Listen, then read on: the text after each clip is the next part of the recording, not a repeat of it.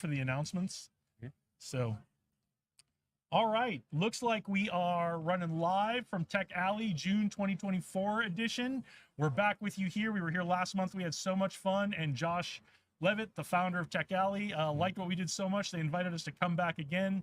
So we're here. I'm Jason LeDuc. I'm one of your hosts for the day. There's going to be a bunch of hosts cycling in and out. We're going to have a bunch of guests, a bunch of the great people who are here at this meetup with startup ideas, startup companies, ideas for tech demos, drone stuff, crypto stuff, AI stuff. But we're going to be here. We're going to bringing it to you as long as we can. It's supposed to be 110 degrees today. So we have ice packs for our cameras and equipment. We're going to go as long as we can until our equipment overheats. And we're having a great day here at Taverna Costera in downtown Las Vegas. They're hosting us. They're providing all the food and the drinks for this event today. But most importantly, right now, I want to talk to Josh Levitt, founder of Tech Alley. Josh, thanks for having us back again. Thanks for letting us do this.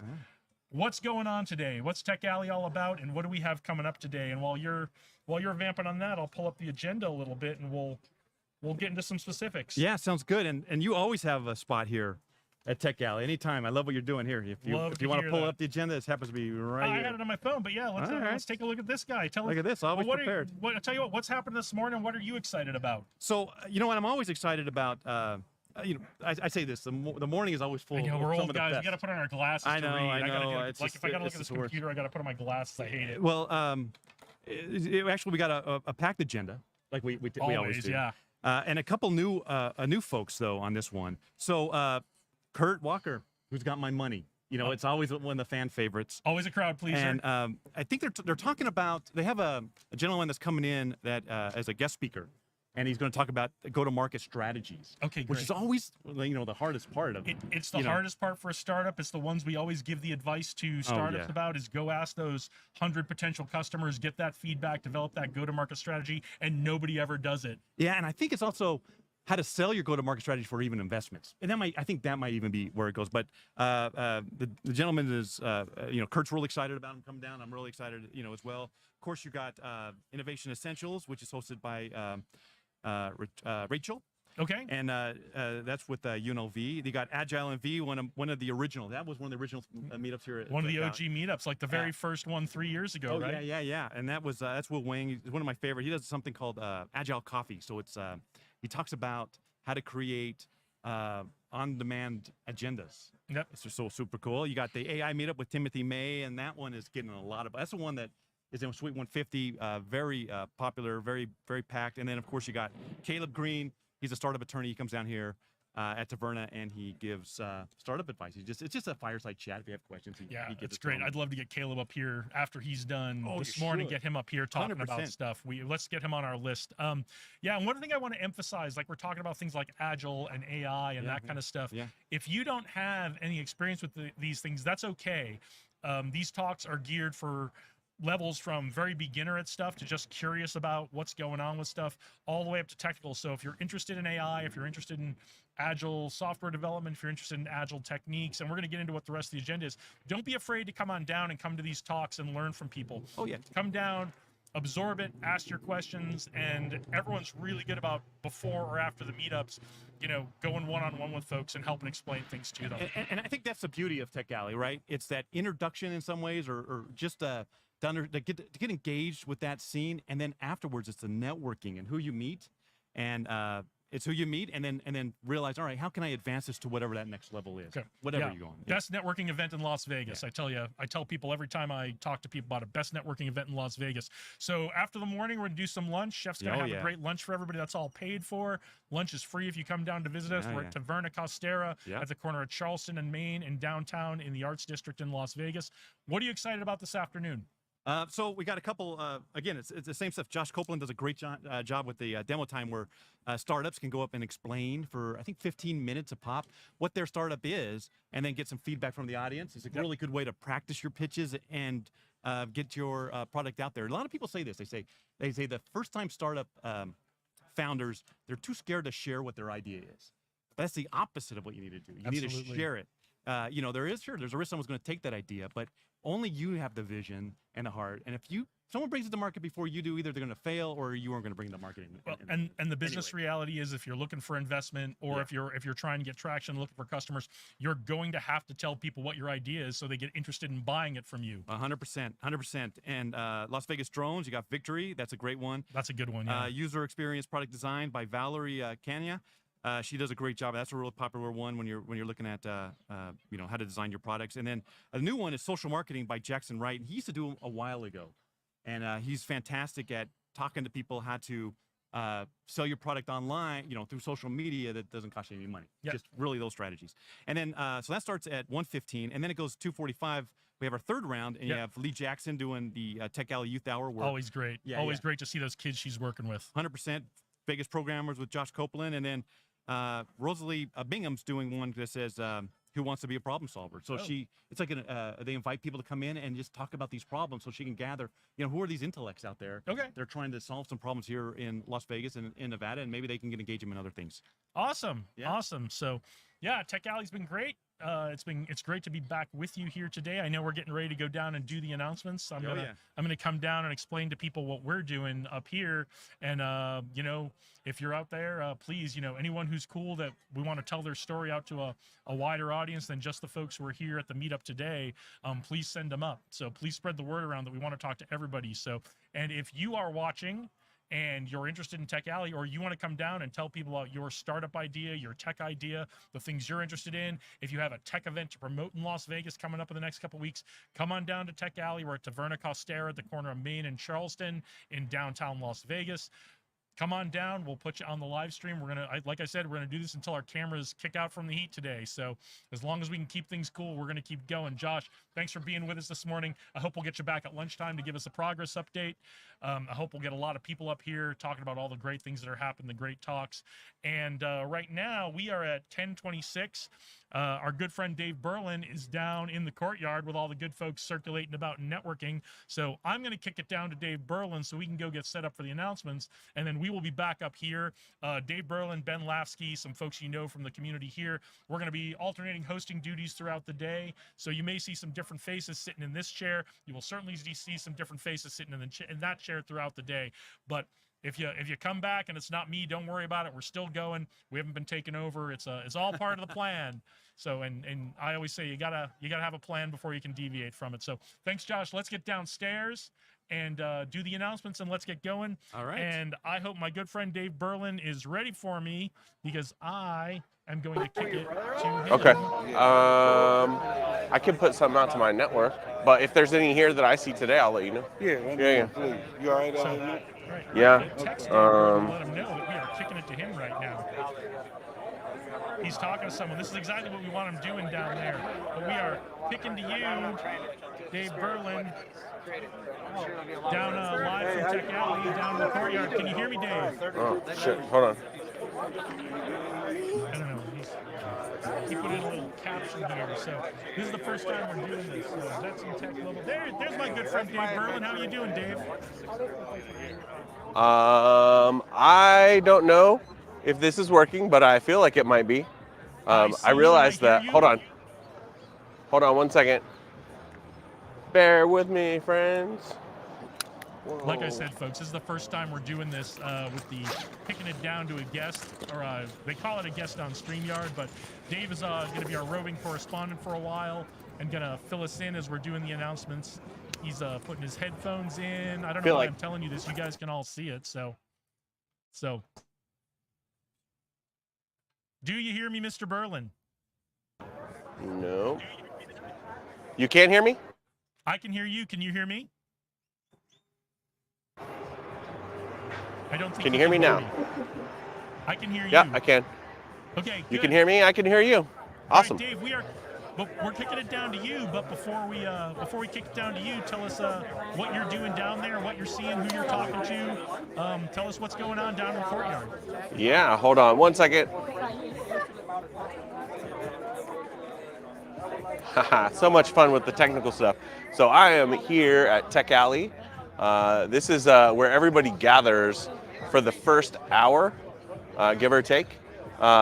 People are just grabbing some coffee, grabbing some refreshments, And then what we're going to do is everyone's going to be making just a few announcements here in just a few minutes. So if you do have anything that's coming up in the community, in the tech community, really anything in the entrepreneur space, Josh Levitt is so gracious to open up the first set of announcements to let people know what's going on. So we'll be letting everybody know about some of the sessions going on here at Tech Alley, as well as other things that are going on in the community.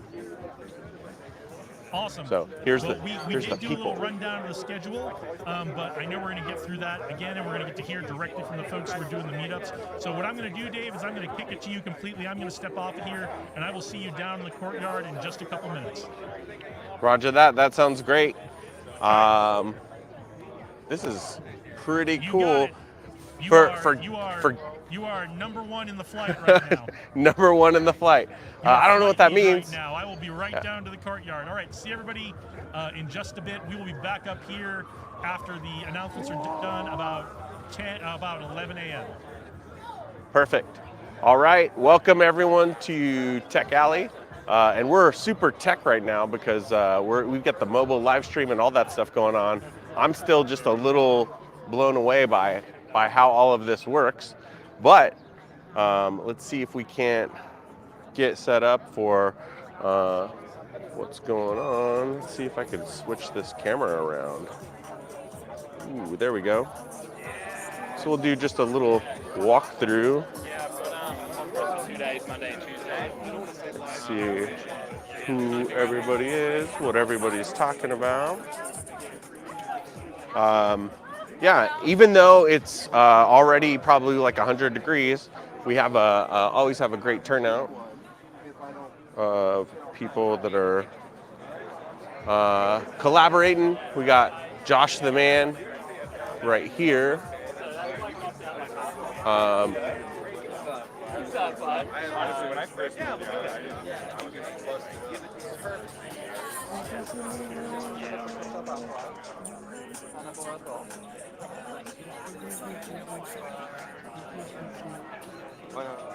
We're live right here at Taverna Castera. This has been kind of the central hub for so many things.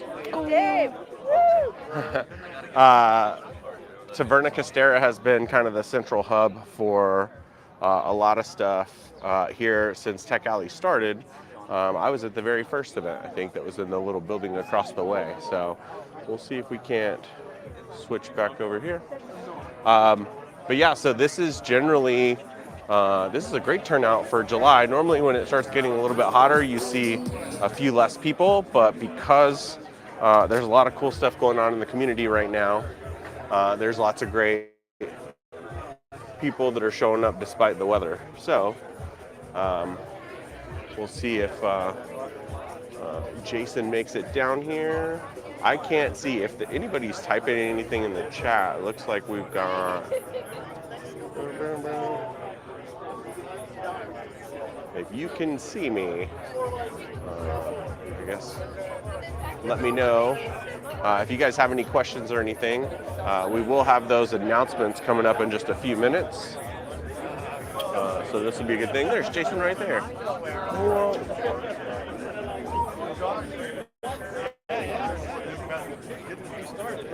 Yeah, can you check your camera horizontal? Oh, horizontal? No. It'll be matching. Oh, look at that. Yeah, look at that. Wow. All right, I'll let you chat it up what we're doing here. Okay. Let's get started. All right. Did you want some time? I asked the... What's that? the bar, and then- Yeah, that'd be great. I can pull off for 5 minutes. What's up? Are you looking to chat to people now, or I can hold off Sorry. for 5 minutes to chat if you're looking to do it? Oh, no, to chat with me? Or no. Oh, yeah. Did you want to go interview people for like 5 minutes before I kick it off? Or? Yeah, I don't know what to interview people on. I don't know what he wanted to do. I know he was going to have people do the interviews upstairs. Okay, so I'm going to go ahead and get started then. Okay. I'm going to set this guy right here, so sorry. Get halfway.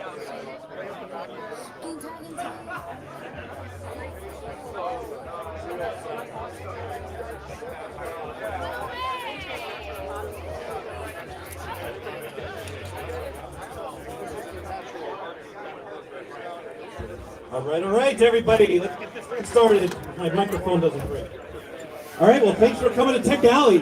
Jeez, a hot day like this, we'll get these fans up and running. We'll get things cool, get a lot of shade around here. But I'm always excited for people to come to Tech Alley. It's every third Saturday of the month, and you might be saying, hey, you're not James Roop. What the heck, Josh? Well, James is a little on the mend, so I'm going to be covering things for today. But anyway, we have a fantastic lineup, as always. Let me ask this. Who's here for the first time today? Thank you for coming out. Yeah, that's huge. Thank you so much. I'm eager to hear what you guys think about Tech Alley. And just so you have an idea, for those that might not know, how Tech Alley runs is we're just the meetup of meetups. So it's all about bringing the tech and startup community together to make sharing knowledge very simple, to help with the network and engaging the Vegas entrepreneur ecosystem. So what we do is we secure venue spaces throughout the Arts District here, and I invite meetups to take over those spots so that people don't have to travel around the city all week or all month looking for meetups. They can go to one spot for that. So you have meetups that are covering investments and fundraising and technology and marketing, AI, drones. It's just a tremendous amount of knowledge to be shared. Take advantage of the networking opportunities because that's where the real value, I say, comes with Tech Alley, is really getting to know the people that are here in Las Vegas and picking their brains and ideally bringing ideas to market. So I'm really, really excited that you're here. So just so you know, there is a QR code for check-in. It's all over, I think, some of these doors. Do me a favor, scan that. And check in, and it'll give you the agenda and where everybody's going. We are a nonprofit, so we are a 501c3, and understanding where people are coming from, why they're here, really helps us when we're telling people we're doing good for the community. So it's a big help, and I definitely want to thank Locono for providing us with that information. So let me tell you what's going on with the agenda. I am going to have to put my glasses on. So let me do this first. Kick off speakers. This is why James Roop does this and I don't. Let me start off with Jason. Yeah. Yeah. I didn't expect to be first. Hey everybody, Jason LeDuc. I run a couple podcasts here in town. We are trying to do some more promoting of Tech Alley and the tech community in general. We are live streaming from the roof deck while all this great stuff is going on today. We want to get all of you coming up and talk to us. So if you're a startup founder, if you're one of our meetup speakers today, if you have a tech event coming up in the future in the next month before Tech Alley, Dave and I are going to talk about vets in tech in a little bit if you guys are curious about that. We want to hear all your great stories. We want to put them out to our live stream. We're recording this. We're going to cut it up into clips. We're really doing a lot to try to promote Tech Alley when Tech Alley's not going on the off weeks and the off days of the month. So please come talk to us. Josh, Stacy, I need to get you this month up on the live stream. I see a couple other folks I need to get, but Dave Berlin, Ben Lasky, they're going to be running around. We're going to be sharing hosting duties today, but we're going to be, if we see you, we talk to you, we'll say, hey, come on up on the live stream. But if you've got something to promote, you've got a startup, you've got a cool tech demo, anything you've got related to Tech Alley or the tech community in Las Vegas, we want to talk to you upstairs. These stairs are locked, so don't go that way. Go through the other door and come up to the top. And I'm just realizing maybe none of you heard what I just said. Did you guys hear what I said? All right, great. I'm climbing the fence. You're climbing the fence? All right. Climbing the side of the building. Have the EMTs on standby. Right. All right, thank you so much. I'm going to get off of here. Who's next? All right, thank you. Thank you. And take advantage of that because they have a really good show going up there. Kurt Walker, you're up next. Come on. Alrighty. How many of you guys believe that funders, investors, have secret weapons they like to bring into projects? Of course they do. How many of you believe that? All right, well, I want to introduce you to one of our secret weapons. He's just like a ninja right now. I just got back from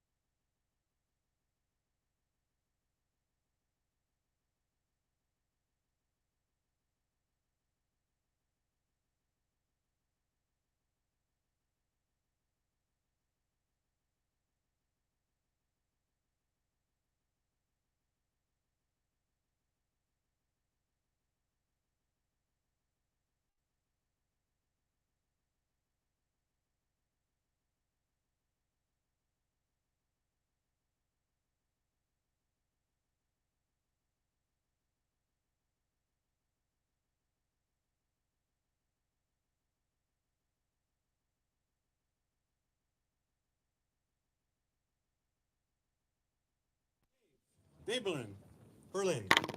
What up? There you are. Technical difficulties. Good morning, everybody. My name's Dave. I am the program manager for Vets in Tech. So our job is to help veterans get tech and coding jobs, certifications. I don't know if I'm check. Tech and coding certifications, and then we match them with our partners because we're based out of Silicon Valley. A lot of those partners are like Google, Meta, Oracle, some of the big tech companies that maybe you've heard of if you're at a thing like Tech Alley. But I actually help manage several of the chapters all across the country. So New York City, DC, this is a fairly new role to me, but my passion for veteran entrepreneurship and veteran programs is not new to me. So a lot of you guys know I've done stuff like Bunker Labs and all that. We have a big event coming up. I'm also the state coordinator for Global Entrepreneurship Week. You've heard me talk about that here at Tech Alley. That's happening in November, but to kind of get the whole community ready for that, we're hosting a couple of events coming up July 6th through the 13th. And if you guys want more info, just come get me and I'll send you guys to the article. But we're hosting 7 events all across veteran entrepreneurship the week after 4th of July, and it's just called Freedom Week. So we'll be doing stuff at DraftKings with JP Morgan Chase. We'll be doing some stuff at Nevada Partners, Promise Startups. We've got some stuff going on at the Leatherneck Club. So this is open to the whole community. So it's not just for veterans, but if you know any veterans, please connect them to me. If you're looking for any thing that you guys want to help out with or volunteer, we're always looking for volunteers. And the whole idea of Freedom Week is we're going to get the whole community ready for Global Entrepreneurship Week. We have the governor signing a proclamation to declare Global Entrepreneurship Week for the whole state of Nevada in November. Because guess what? It's the same week as F1 again. So not my fault. This is not my plan. This is not my idea. It's happening in 500 other cities around the world that does not have F1. So if you guys want more information on that, come see me. Come see Jason Leduc. He's the chapter president for Vets in Tech here. And then anything that we can do to make a dent in the universe, I just want to connect the people of Las Vegas and show the world who we really are. Always a pleasure, Dave. Thanks so much, man. I don't know where you sleep or when you sleep because you're always involved in. It's a whole bunch of naps. Is that what it is? Is that the secret? All right. So I want to say this. Lunch starts at 12:15 right here. So what's going to happen is at 11 you're going to go into your meetups, or you can hang out here. You can do whatever you want. We got coffee over here, and then at 12:15 come over here for lunch. Now these guys here at Taverna Casera, they put on a heck of a meal. So don't miss it. I think they were talking about pasta salad, and Jeff used to come out and talk about it, but I'm telling you, it's not just it's not pizza. It's actually a great lunch meal, and definitely take advantage of that. So here's the agenda. Starting at 11 o'clock, we have Who's Got My Money with Kurt Walker, Innovation Essentials, that's going to be in Suite 150, Agile NV with Will Wayne, that's Suite 145. We got the Las Vegas AI Meetup with Tim, that's in Suite 155. And then we have Caleb Green, he's a startup attorney. Caleb, you here? Not yet? He's a startup attorney. He'll be sitting over here, and he'll just, it's just a fireside chat. If you have any questions, he's just here to give advice and help you through them. He's a fantastic guy, and you definitely need to take advantage of opportunities to talk to him. Then lunch here at 12:15, and 1:15 is the second round of meetups. There you have a demo time with Josh Copeland. That's where startups and developers demonstrate their products, and you get a chance to hear and share ideas with them. You have Las Vegas Drones with Victory. That's in Suite 145. User Experience and Product Designs with Valerie in Suite 150. Social Marketing, we talked with Jackson. That's in Suite 155. And then at 2:45, we have Tech Alley Youth Hour with Lee Jackson. Vegas Programmers with Josh Copeland in the theater. And then Who Wants to Be a Problem Solver with Rosalie Bingham. And Rosalie, do you want to come over and tell people about this? Because this is a new one. Yeah. Oh, you guys, I know, I'm so excited. And I hope you guys are okay with being videotaped, because we're going to do a documentary. And I've just talked to the people with Netflix that do some documentaries a while back. And then they said, when you're ready to do this, let me know. So I've kind of been dragging my feet because I wanted to make sure as an investor myself, so those people that don't know a little bit about me, as I'm a 4th generation Nevadan, and I grew up with a mob, a Mormon, and a political family that I watched as a 5-year-old. I mean, it's funny, it is. I thought everybody did. I thought everybody had an Uncle Mario Marino. I had no idea that we all didn't, because that's how I grew up. You don't know what you don't know, so you think this isn't normal. And as I grew up, I learned that the fence is in when we start solving problems, and the more that you collaborate with people, you can get problems solved real quick. But I also found out that there's a freezer that you can end up in our mine shaft too. And so I want to make sure that we just stay on the positive. And so as Josh knows, I mean, there's some dysfunction going on, and we don't really we want to spend about 10% on the dysfunction and 90% on the solution. So we're going to do a documentary. We've talked to some film. We've got a couple film directors that are talking to us about this right now, and we also have some producers that produce documentaries for Netflix. And we want to just show what happens when, you know, Tech Alley gets together. And so we're going to start with some auditions to start with, but how it will be is that we're going to have, you know, like a table dinner of 8, and everyone's going to come, and it's going to be more of a social hour. We want to have this as entertainment because there's things happening behind the scene that people just don't know what they don't know, and the only way to catch their attention is going to be entertainment. And so that we're not going to do this like a reality TV show where it's fabricated. We are going to do live stream. And I've been working on this since, I know this sounds so weird, but in the year 2000, I started off with something that said, now for the good news. And we tried to get that funded, and people said, you can't fund something like that because only people want to watch this drama.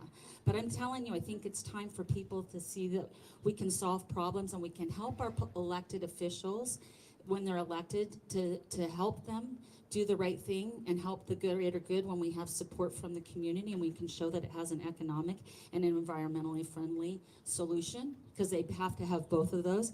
And then we can start getting officials that are elected that know how to solve problems, because they're going to watch us do this. And we're going to just help that system instead of fighting. We're going to render it obsolete by building better business models, so we no longer have to deal with things that don't work. We're going to empower the people to give them the voice, but they're going to have to be authentic, and you're going to have to be okay with being transparent. So it takes a little bit of guts.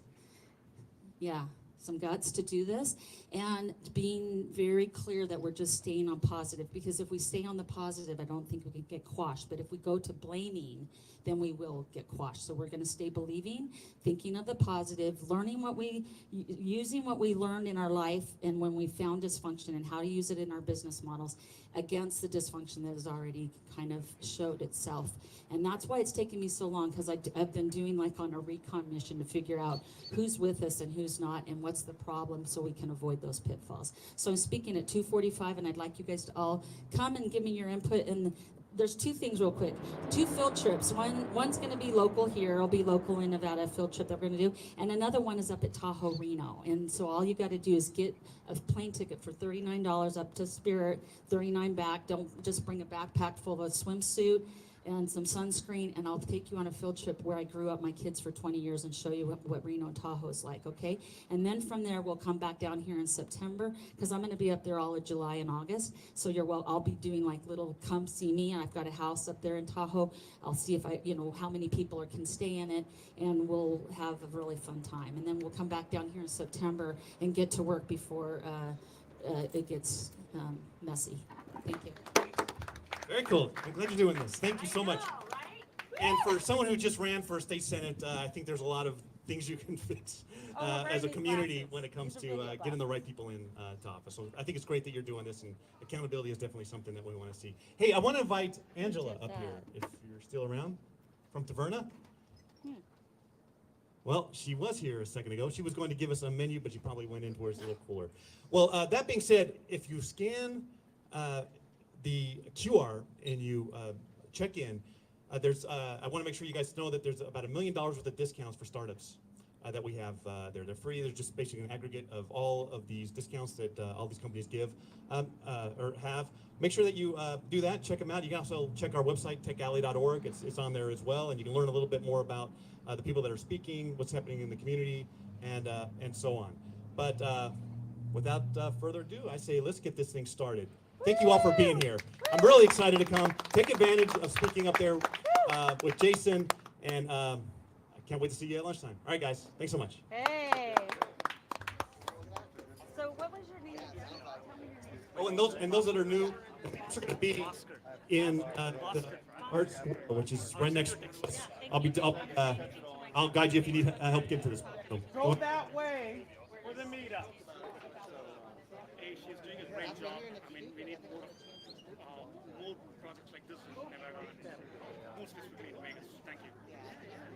All right, Dave, I love that you're doing your, the All right, I'm podcast. going to I pull wanna it back see up what here we for a can few do to minutes. help. Dave, how are things going down there?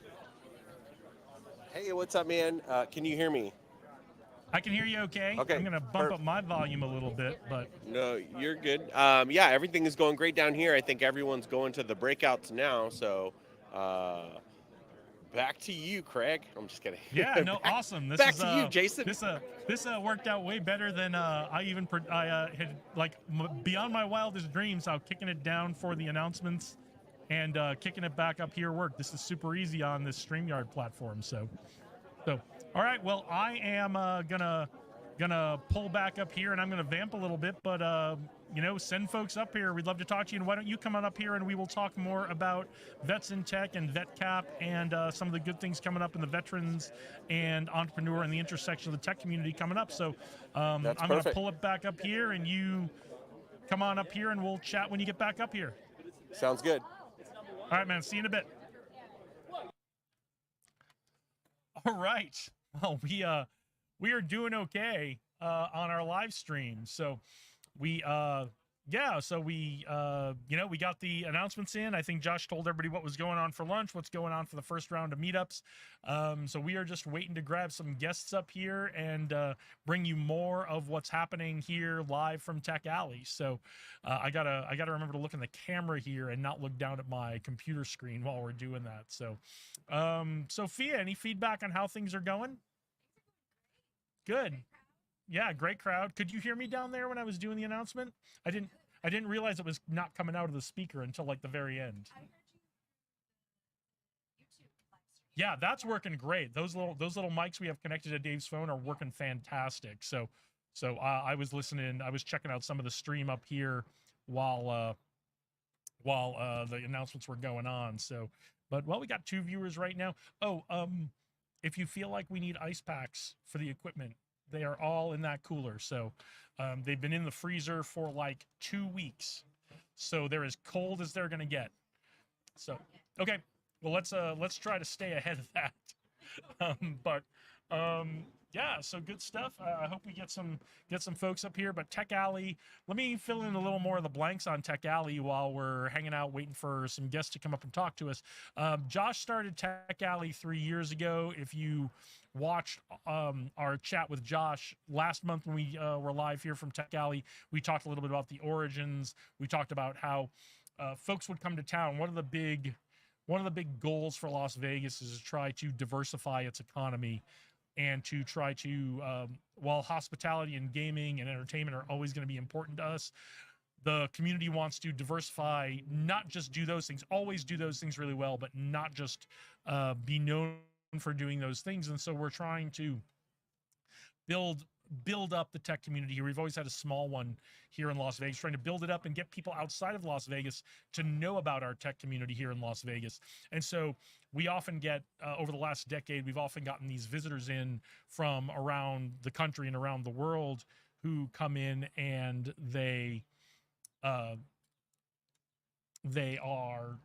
coming in to visit and they're coming in to talk to our tech founders and our investors and that kind of thing. And one of the things we always hear that unlike other tech communities out there in the country, unlike Silicon Valley or Austin or Boulder, Colorado, or how does that look with and without the light? With the light, yeah, I kind of figured it's definitely different. Hey, can you crank? I don't know how it looks on your end. Can you crank that polarization filter one direction or the other and try to pull a little more? Oh, that's the zoom. It's the very, very front. I'm just trying to see if we can get the yeah, that's probably about as good as we're gonna do. I think it looks probably coming a little flatter on what I'm seeing in the screen than it is in what the camera's actually picking up. I think that's just a Riverside artifact. Let me pull it up as well. Let's see how it looks on. Yeah, it looks pretty good on YouTube. It's yeah, something to experiment with, but we're definitely getting a little more color in that than we were last month. So all right, looks like we've got a guest here. So I'll give you guys more of the history of Tech Alley later, but why don't we have our guest come in and have a seat?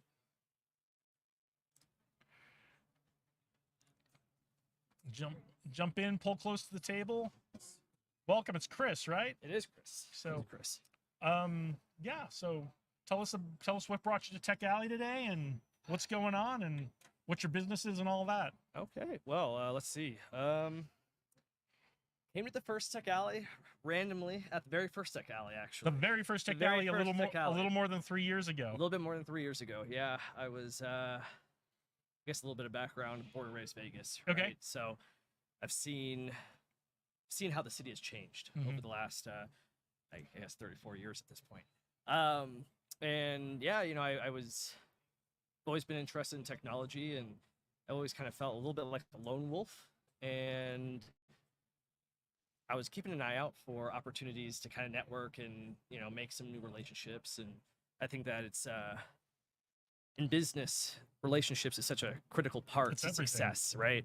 So being able to find people who are of a similar mindset, and, you know, being able to come and, I mean, I love the downtown area, so it's like location was right where I wanted to be. The topic was what I wanted to talk about.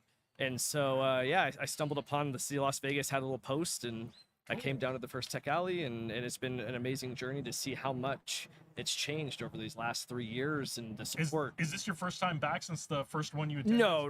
It's been the last few months. I've been they've kind of fallen, you know, different things have kind of come up at the same time.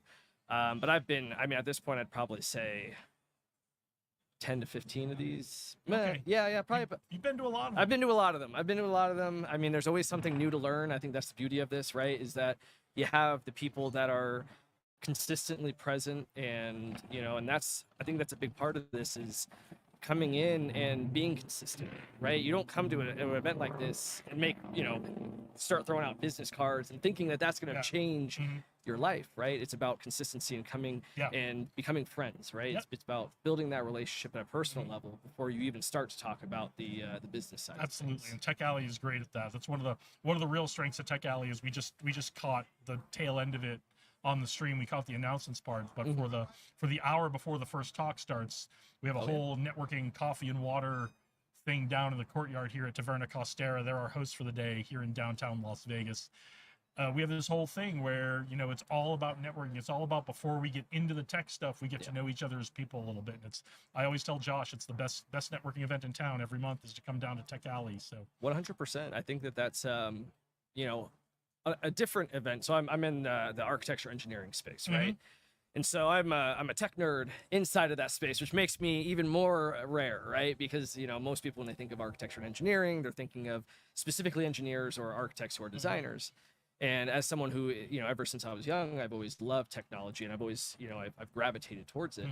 And it's places like this where you can really, you know, finding those, like, I mean, it's important to find people of all different focus, right? A lot of my really close friends are, you know, they have nothing to do with tech, and there's value in being friends with them. But coming to something like this, where you get to have these specific conversations and find that you're not alone, right? That is, and I think I was kind of hanging out when Josh was on here earlier talking, and I think one of the things that I've always thought about is the fact that, you know, these kinds of places are the catalyst for the names that you all know, right? Just like with Silicon Valley or any of these other hubs, everybody had to start out somewhere, and you never know who you're going to be friends with here that in the next 10 years are going to be the movers and shakers of an entire industry. Yeah, well, while we were waiting for people to kind of start filtering up from the courtyard, I was kind of filling time, giving a little bit of the background to Tech Alley, and we're just getting into the part of, we would have all these Silicon Valley folks and Austin folks and Boulder, Colorado folks, you know, New York, all the big investor hubs, all the big money hubs, all the big tech hubs. They would come to visit because we're trying to promote our community here, and they always said, what you guys do here is cool, but where's that one place that I go, like the Cafe Centro in Silicon Valley, or what, you know, every tech community has a couple of those places where you go and you meet people and you talk about, like, the cool, the nerdy stuff that's going on, the tech stuff. What am I having a challenge with? Or, you know, you just have a coffee or a drink or a beer, and you talk about what's going on in your lives. And that's what Josh designed Tech Alley to be. And I think he's been really successful with that. 100%. I think that is, there's something beautiful here. And I, again, as being someone who's born and raised, it's been interesting to see how much of community has been built that I think for a lot of people, you know, I mean, when I was younger and we used to travel out of state, the question was, what hotel do you live in, right? Yeah. Like nobody saw Vegas beyond the Strip. And over these last, you know, these last few years, there's really like Vegas is standing on its own two legs as a hub for things other than just gaming, other than, you know, these other. And what's great is we finally have kind of the powers that be and all like the centralized decision making understands that's necessary now. Yeah. I think COVID did a lot for that. There were always fits and starts with that before COVID, but now people are really serious, and the city of Las Vegas, the LVGEA, the LVCVA, all these big alphabet soup tourism and development agencies, they all have entrepreneurship functions in them now, and they're trying to help with that. Yeah. And so now everybody's kind of pulling in one direction to try to help this community build organically to be what it can be. 100%. I think that's gonna, you know, that organic aspect of it, this grassroots idea of just getting people together who, you know, all have a similar vision. That is what's so crucial. And, you know, again, one of the other things that I thought was very powerful was seeing that the city was behind it, right? Having, you know, representatives from the city of Las Vegas and Henderson and things like that. That shows that they're willing to put the effort into building this community the way it should be, right? I mean, we can build it as a grassroots by ourselves, but it never hurts to have more support. Absolutely. So what are you excited about seeing at Tech Alley today? Were there any talks that brought you down here? Or? You know, there's always some really cool stuff. I mean, you know, one of my really good friends, Victory, he has the drone class, and now I'm not a huge drone. I've always found it interesting. I don't own a drone, but it's always cool to talk to see what they're kind of going through and what problems they're solving, because he actually is in the AEC space as well as me. So I met him prior to the Tech Alley event. So I always like to come and say hi and just kind of see what they got going on. Awesome. His company is all about that. So they're movers and shakers. Yeah, if you run into him, send him up here because I want to get him. Oh, I don't want to explain it, but it's more than just drones. It's it's like drones for a purpose. And they do some really Victory's company does some really good stuff with the data they gather from drones. Yeah, they are a full platform too. They're not just about capture, but about displaying and sharing this data, which is a critical part in our industry, right? I mean, that's what my company is called Built Smart. We have a product called Maestro, and we're currently developing it. We're just at the threshold of we have a few clients signed up. We're in talks with some really exciting, you know, opportunities. And I think that's the reality, at least for our industry, is that there's so many, you know, we call it innovation silo, because you have this innovation that's occurring, but how do you make sure that your colleagues are all getting access to this as well to help make their lives easier, right? So, yeah, they're doing some amazing stuff. I love talking to him and just kind of hanging out with him. He's just a brilliant person I feel very fortunate to know. Yeah, he's great. And then Kurt Walker, I always enjoy going to see, you know, just learn a little bit. I mean, we're not specifically looking to have investors, but I think, you know, one of the things that Kurt has talked about in the past is if you're looking to find an investor now, if you haven't done the legwork prior, then that's the last time, that's the wrong time to be looking to do that, right? It's all about building those relationships that we talked about earlier, and you never know when that need is going to come up, so you want to make sure that you're in the know and have the right connections, so that when you get to the point where you're like, hey, you know what, I need some outside funding, who do I talk to? You've already built a network to help with that. But you guys have consciously chosen to bootstrap your company. Correct. Yeah. What was behind that decision? Well, so I think there's a lot of things that come along with bringing in investors, and you know, one of the big things is that if you have other voices, you know, and I will say this is that from my understanding, when choosing an investor, you know, you always want to make sure that their vision is in alignment with yours, right? You don't want someone who doesn't understand what it is that you're trying to solve coming in and trying to dictate things. So that being said, you know, our specific reasoning isn't just because, you know, we don't want conflict in direction, but my business partner and I just really, you know, we know to our core what it is that we're trying to solve. We're both industry people, and so, you know, it was a conscious decision. I guess I'd say it's we just want to see how far we can take it without having to unnecessarily bring in outside resources. Yeah, I think a lot of companies don't think about that. You know, they think, okay, I have a startup idea, I have a tech idea, and I immediately need to go find investors. And the market's different right now. Investors aren't looking at things the way they were 10 years ago. So traction's really important right now. and that's a big thing too, right? I mean, because we've already built out a product, and I mean, okay, let me give a little bit of background, which allowed us to be able to do this. I started my company in 2018. Now, what we do as a service has changed over those 5 years, but through that period, we did a lot of consulting and professional services, and through that, we built relationships with clients. Now, because of that foundation of having all those clients that we had, because of the other work that we were doing, when we had this idea for this actual SaaS model, at the SaaS product, I already had like 20, 30 people that I called up and said, hey, I have this idea. Let's sit down, let's talk about this, and let's show you what we're doing. And I was able to get those meetings like that. Right. And that foundation, just like when doing an investor, right?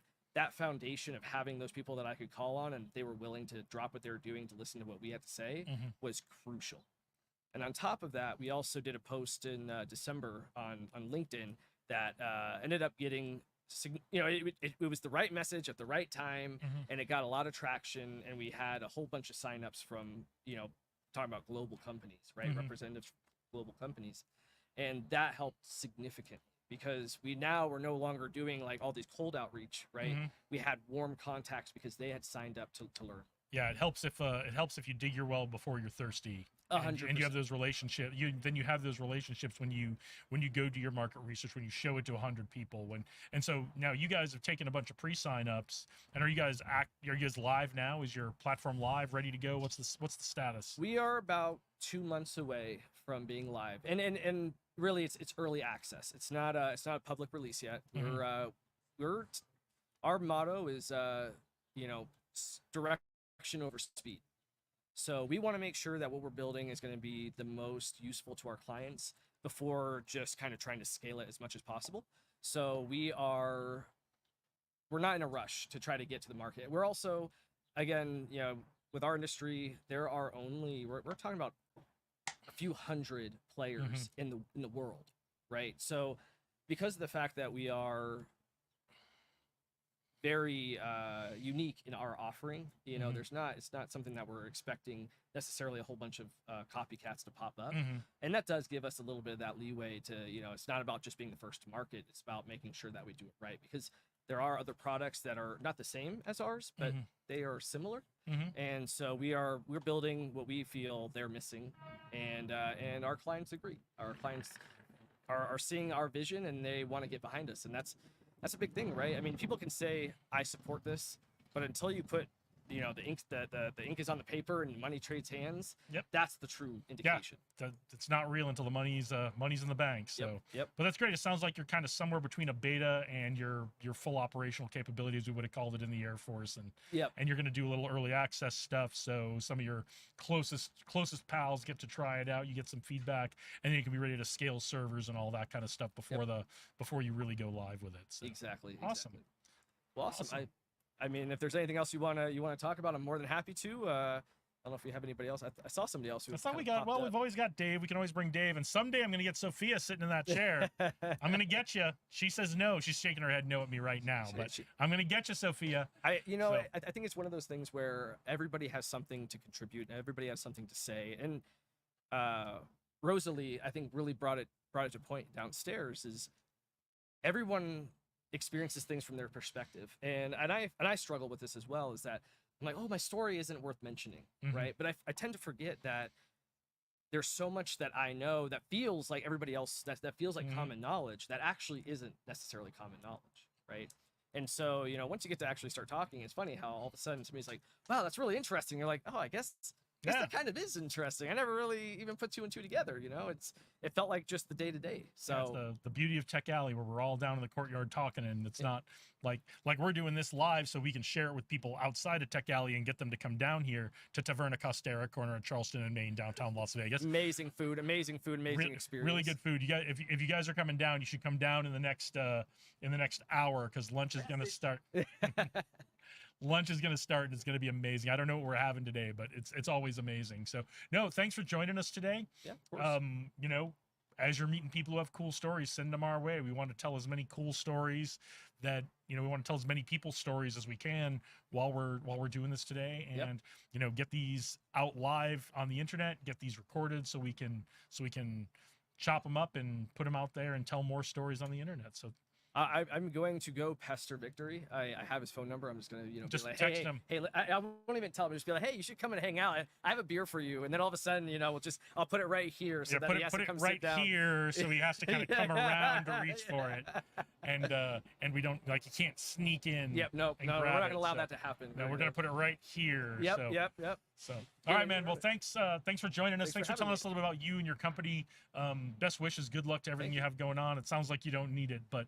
I mean, I'll always take good wishes. I think it never hurts, right? I'm not a religious person, but I'm a spiritual person. I think that putting out that good energy is what moves things forward. Well, and that's what we're all about here at Tech Alley is good energy, sharing our knowledge, sharing our network, sharing our expertise, and helping each other achieve each other's goals. So, awesome. Sounds good. All Well, right, thank you so much. man. Thanks again. We'll see you. We'll Have see you in a little bit. Dave Berlin, put your butt in this seat. Do we have other folks, Sophia? Not yet? Okay, I saw somebody out of the corner of my eye and... Oh, okay. He was lost. It was like somebody That's just all right. wanders into a live. That's all right. There was four locked doors between downstairs and here, and he just wandered into this one. Yeah, that's weird. So next time that happens, Sophia, tell them that you will tell them where they need to go. Yeah. After we sit them down in this chair and talk for a few minutes. There it is. All right, Dave Berlin. What's up, man? Dave Berlin, it's good to see you again this month. It's good to see you. It's sir. good to see you. I mean, this is like the 7th day this week I think I've seen you, but that's yeah. okay. Well, this is the first time that we've seen each other offline. That is true. It's been we're a little on bit. Zoom calls sometimes. So it's great. Very cool. All right, so you have a bunch of stuff going on. Where do you want to start? Let's start with, gosh, you know what? Let's start with the here and now. First of all, it is remarkable to see the community not only grow through this event here at Tech Alley, but I got a little teary-eyed earlier, and I cry every day. Everybody knows that. But this morning it was because it's like what? It's probably like 105 already. And like, I don't know. My watch says 99, but 99. We're supposed to be 110 by the hottest part of the day. So yeah. Probably about the time we're wrapping up today, if our equipment holds, it'll be almost 110. But I posted on a story, it's like, not even a little heat can stop this community from building and growing. So it's really fascinating to see everyone show up and show up with the right kind of enthusiasm it's just like everyone's excited to connect and see what's going to happen. And so that's where I always love showing up too, to talk about all the cool stuff that we have coming up. So yeah, and we do have a ton of cool stuff coming up.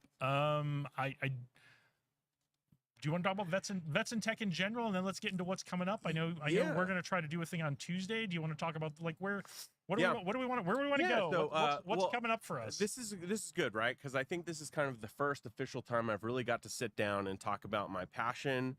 Well, it's not the first time we've talked about my passion for veterans in transition. It's also, this is a new role for me, right? Mm-hmm. So fairly new role. It's been within the last couple of months. I've been volunteering with Vets in Tech for quite some time. But the people may not know. My background goes all the way back over 10 years, right? 10 years ago, I did the TED Talk for veteran transition. And I thought I would get bonus points for alliteration. So it was bringing the battlefield leadership to the boardroom and beyond.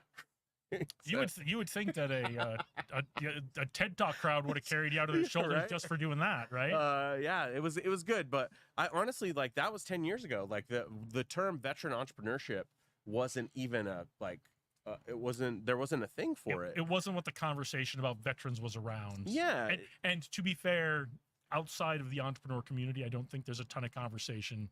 Yeah. About veterans beyond what most people hear about veterans. Yeah, and for that I'll go on the platform here. It's like I feel like there's two sides of veteran transition. There's Thanks, Chris. There's post-traumatic stress, which it's a very important conversation. But then on the other side of that, there's post-traumatic growth, right? So if I had the ability to redo that TED Talk, like this is what I would do now, and who knows, we might do a second one. But so I've spent a lot of my time and energy on the post-traumatic growth side, right? That being education, employment, entrepreneurship, engagement, all those things. So a lot of the alignment that I found in organizations are things that align with that. So Bunker Labs, it's really funny. Like this is the weekend. Like this is 5 years ago. like today, I think, that we launched the chapter. The first Bunker Labs the cohort. Bunker Labs chapter. We launched the actual chapter because Mario Mitchell and I actually were in Seattle this week in 2019, and we were going to learn like how to bring it to Las Vegas. So it's been really fascinating to see that grow. Now, as I get into, I left Bunker Labs a couple year or so ago. I started doing a lot of stuff with Vets in Tech, and the reason why is I love veteran entrepreneurship, but it's such a holistic conversation that there's also employment and education. Now, I didn't use any of my GI Bill. I don't have a degree. I don't even have a high school diploma, so I'm like a real entrepreneur. But for me, seeing the full grasp of what that program does, I definitely wanted to be a part of it. I had referred you to them. You'd asked about them when I met them in Austin. I want to say it was 2 years ago this weekend. Yeah. 2 years ago this weekend, where you had just come back from your Austin trip, and you were like, "Dude, I got to tell you about something." Yeah, and that's the thing. Like, it's so funny. Like, here we are, right in the vortex of this. I don't know what it is about this week, but here we are. It's all the things. It's all the things we were just talking with Chris about. It's the networking. It's the ideas. It's you're doing a cool thing. I'm doing a cool thing. Like we add those together, but it really multiplies into multiple, like even more cool stuff. Yeah, well, the interesting thing is I looked on Facebook memories, and it was like 5 years ago. It was the memories of being in Seattle, getting ready for Bunker Labs. But then 2 years ago, I was actually in Austin, Texas, at the Capitol Factory, and I'm gonna try not to go on that big vision painting thing. But like we might have time to fill, but let's stick to Vets in Tech right now. So on the Vets in Tech side of it, like it's funny because how that went down. I introduced you.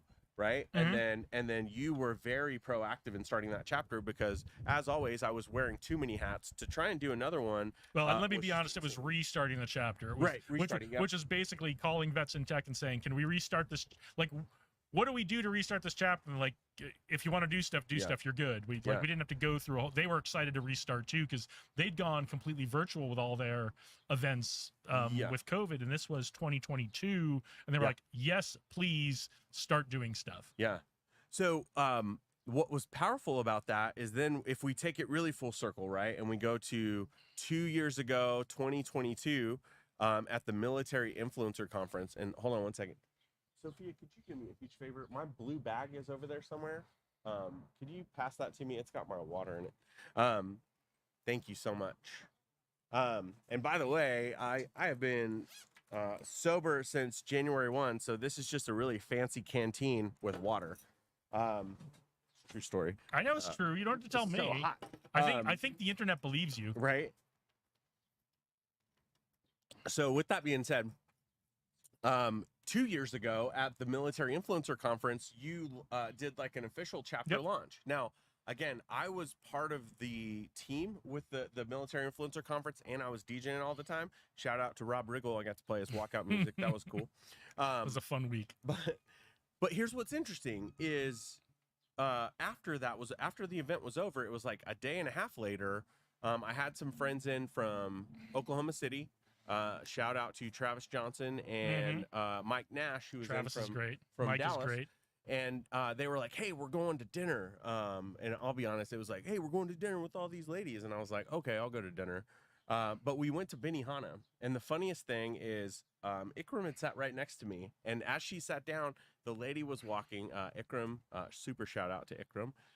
She's my boss now. Yeah. But she's with she's the CEO. And not just why that's a super shout out. Yeah, it's a super shout out for so many reasons. But this is the funniest thing is the lady was like, "Are we celebrating anything?" And I just looked at Ikram, barely knowing her. I think we had met virtually, but when you meet so many people, it didn't quite click who I was sitting next to. I know you'd been on some of our planning Zoom calls for the chapter relaunch event and that kind of stuff, but I don't think you guys connected in person during that week. We didn't. So when I sat next to her, it was kind of like the lady asked that question, and I go, "Yeah, we're twins, and it's our birthday." And the lady bought it, and not only that, like they made a whole to-do out of it. They brought us the little desserts. They took our photo and brought us photos out. I think the restaurant statute of limitations on birthday fraud is passed. It has, and now I'm giving myself away. But the funniest thing is, like in the next 5 times we went to restaurants, we said that and did that every time. Yep. So that just became a fun thing. I've been there, and that's what's hilarious about how that really started, because I just in that friendship, I started to really learn and understand the mission of Vets in Tech. And in that's where I'm just like, you know what, I've got to, really put a lot of my effort in that. So now here we are. I accepted the role a couple months ago. So as the program manager for entrepreneurship, my big responsibility is not only to support the existing pillars of education, employment, and entrepreneurship, but it's really to focus on the Vets in Tech startup network, so VIT Sun. And this is to catalyze some accelerators to help grow some communities in some of the cities that we're already making an impact. So New York City, I have a trip up there later this month.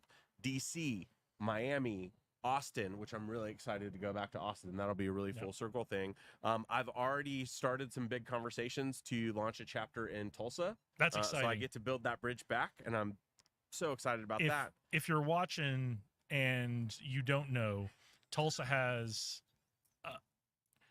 an amazing tech startup community and a tech startup community that's growing amazingly fast at the same time, and they have a lot of investment going into their tech startups right now. So Tulsa is I know a lot of folks would say this is a weird thing to say, but Tulsa in my mind is like kind of one of the models we should be trying to follow. Yeah, and it does, and I find more and more people that are saying that every day. For the longest time, it was a biased opinion.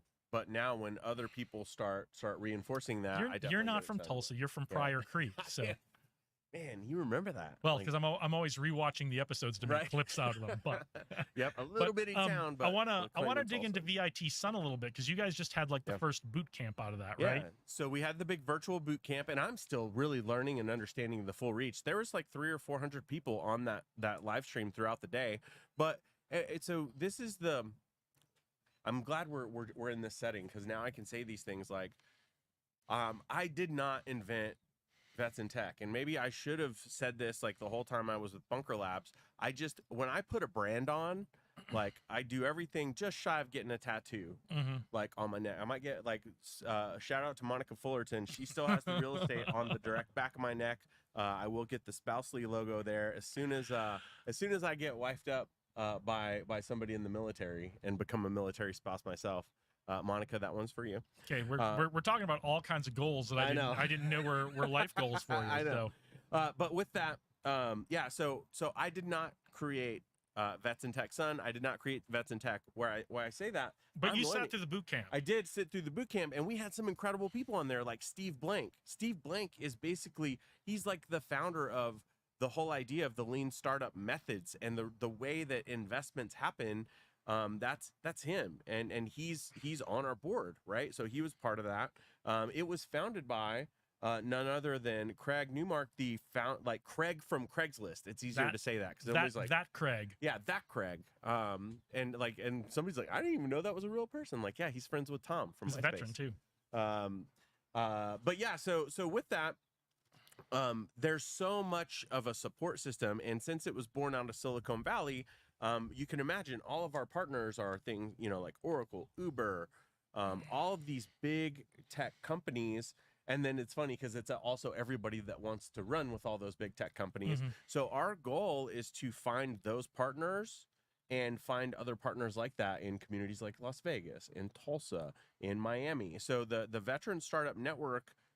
What I envision that is to not only create good partnerships that support the tech ecosystem or the startup ecosystem, but also how do we take and create accelerators in those communities? I have a vision that I believe that, and my coach David Meltzer, he's really big in the sports world. We took a look at there's some stuff where it's like sports teams have accelerator programs and incubator programs. So we're looking at some viable ideas to where we can perhaps do that with like the Golden Knights or maybe any one of the sports teams that are in town or coming to Vegas. Yeah, so. And this isn't like Dave's idea that no one's ever done before. There's at least 24 other programs that have something similar. I'm just trying to look at how can we duplicate something like that in the communities that we already have an impact in. And the most important thing, and I believe in building communities no matter what, there's just a certain passion and what I feel a responsibility to make sure that it's veteran led. because if we lead this charge as veterans, but also as entrepreneurs, then hopefully that inspires other veterans to say, you know what, I have an idea, or you know what, I want to help, or hopefully they come to an event and they get connected to a resource that helps them get a certification and get a cool new job. Yeah, all the stars are kind of aligning. We're getting the support from Vets in Tech and the Vets in Tech partners. We've had a couple conversations with folks who are really interested in kind of being mentors and shepherding an effort like that along. So it's a really exciting time in Las Vegas, a time to kind of rubber meets the road on stuff and say, okay, let's get something like an incubator or an accelerator going, where we're putting out companies that are really ready for investment. Yep. So Absolutely. I'm excited about that. So speaking of investment, whether it's in veteran-owned startups or other startups, you've got a big thing coming up in a little less than a month. We've got a Vet Cap event sponsored by Vets in Tech and DraftKings, right? And we have and that is one event in a larger thing you're pulling together for the community called Freedom Week. So tell us about that. Yeah, so, and it's fun because there's always a story, right? Freedom Week actually goes back to 2016 in Tulsa, Oklahoma, and it's very similar in stories. So there was a guy coming from Bunker Labs who was coming to speak at one event at a Cultivate 918 thing there. And this is the first time I've ever heard of Bunker Labs, and they said the term veteran entrepreneurship. And I was like, I got to know this guy. Well, I also kind of wanted to show off our community. And I was like, if he's coming for one event, what if I hosted like a couple of events during the week that all had to do with veteran entrepreneurship? So we did one of the co-working spaces doubled as an art gallery. So we took the paintings off the wall and released the Freedom Gallery by veteran entrepreneurs. 1 Million Cups, which is another national program. You can always set your clock to, if there's 1 million cups in your community, it's Wednesday morning at 9 a.m. and there's always 2 presenters. I just asked if we can make those 2 presenters veteran entrepreneurs, and they were happy to do it. Awesome. So I tried to get the support of the city, and it's funny because they all looked at me and they're like, Dave, you always do this. Like, there's like no time. We can't help you. No time. We got 48 hours. What are you talking about? 48 months. No offense, government, but you guys need too many months. So I've planned entire flight tests in 24 hours. I know. That's why we're veterans, right? But so it was interesting because they politely declined and said, Dave, we can't officially support your event, blah, blah, blah. It's funny because the mayor showed up at almost all of them. Now, that's a win. Well, he was the new mayor, and he's also the guy that's transformed a lot of Tulsa since then. So it was really powerful because I took that, we did make a video out of it, and we created that video to showcase it in case we ever did it again. It comes in handy now because it started with one event that we're doing at VetCap, right? This is going to be at DraftKings. Mark your calendars for July 11th at 5 p.m. So at DraftKings, we're going to have an insane panel discussion. And they can sign up for that on Eventbrite, right? Yep. So follow me. Just keep looking. Freedom Week. We'll put some links and stuff. I'm sure. Yeah, I'll try to get some links when we do the replay of this, and we'll try to get some links out there. But find me on, if you're watching this on YouTube, put something in the comments. We'll get you the info. Or just if you're watching this on LinkedIn, hit me up on LinkedIn. If you're watching this, you might be watching this on the Pursue Vegas YouTube channel. So, but that's coming up. What else can we expect to see in Freedom Week? Yeah, so that event is going to be a big one with panel discussion about how veterans can get funded. So we did create the series out of it. It happened to be over at Promise Startups, Nevada Partners. They didn't really have a curated thing because that is a holiday weekend. But again, holiday weekend and a little heat ain't going to stop us from building community. So I think we're teaching a couple classes. Yeah, you're teaching a class on. Did we confirm that with Elias? We did. Yeah. Okay. We did. Yeah. So you're teaching a class, I think, negotiation skills. We got Edgar Rodriguez talking about some networking. I'll be talking about some basic overall strategic planning. But the whole idea of that is it's just showcasing a few veterans. Mike Fox, big shout out to Mike Fox. He jumped in. He's going to be teaching some video and social media. Then Tuesday, we're taking something that's becoming a recurring event. It's over at the Leatherneck Club. It's called Office Hours, and it's just really a way to collaborate. It's a good excuse for any veteran entrepreneurs that are out there that maybe you want to take like an early day on Tuesdays. Come over. It's Taco Tuesday, so eat some tacos and just be around like-minded business people. Again, it's not exclusive to veterans. Anyone can come to the restaurant, and anyone that wants to connect the dots with some veteran service organizations is great. And then later that night, this one I'm really excited about. We have a new program coming to Las Vegas. It's called Warrior Rising. Now, it's very similar in ways to Bunker Labs. There's some big differences, and if you want to learn what those are, we'll just say that they rhyme with money. They rhyme with money, so you want to come check that out. Frank Manto, who happens to be my roommate right now, we live 302 paces away. And the owner of Mill Treats, correct? Yeah, we're 302 paces away from Leatherneck Club, and he's the founder of Mill Treats. So, fun story, if you know Marines are known as crayon eaters, right? Because we're stupid. I don't get it, but we're also like cavemen, and we'll kill anything. But so the joke is that Marines eat crayons. He made the world's first colorable chocolate crayon that you can color with and eat, which is more important. And fun fact, they're made in Tulsa, Oklahoma at Glacier Chocolate. So that was just a super fun callback. So he's going to be talking about bringing Warrior Rising here. They have several chapters. This is a phenomenal program that actually runs people through cohorts, but they actually get qualified to get some serious dollars in their bank account as a grant from the academy. So really cool stuff. That's on Tuesday.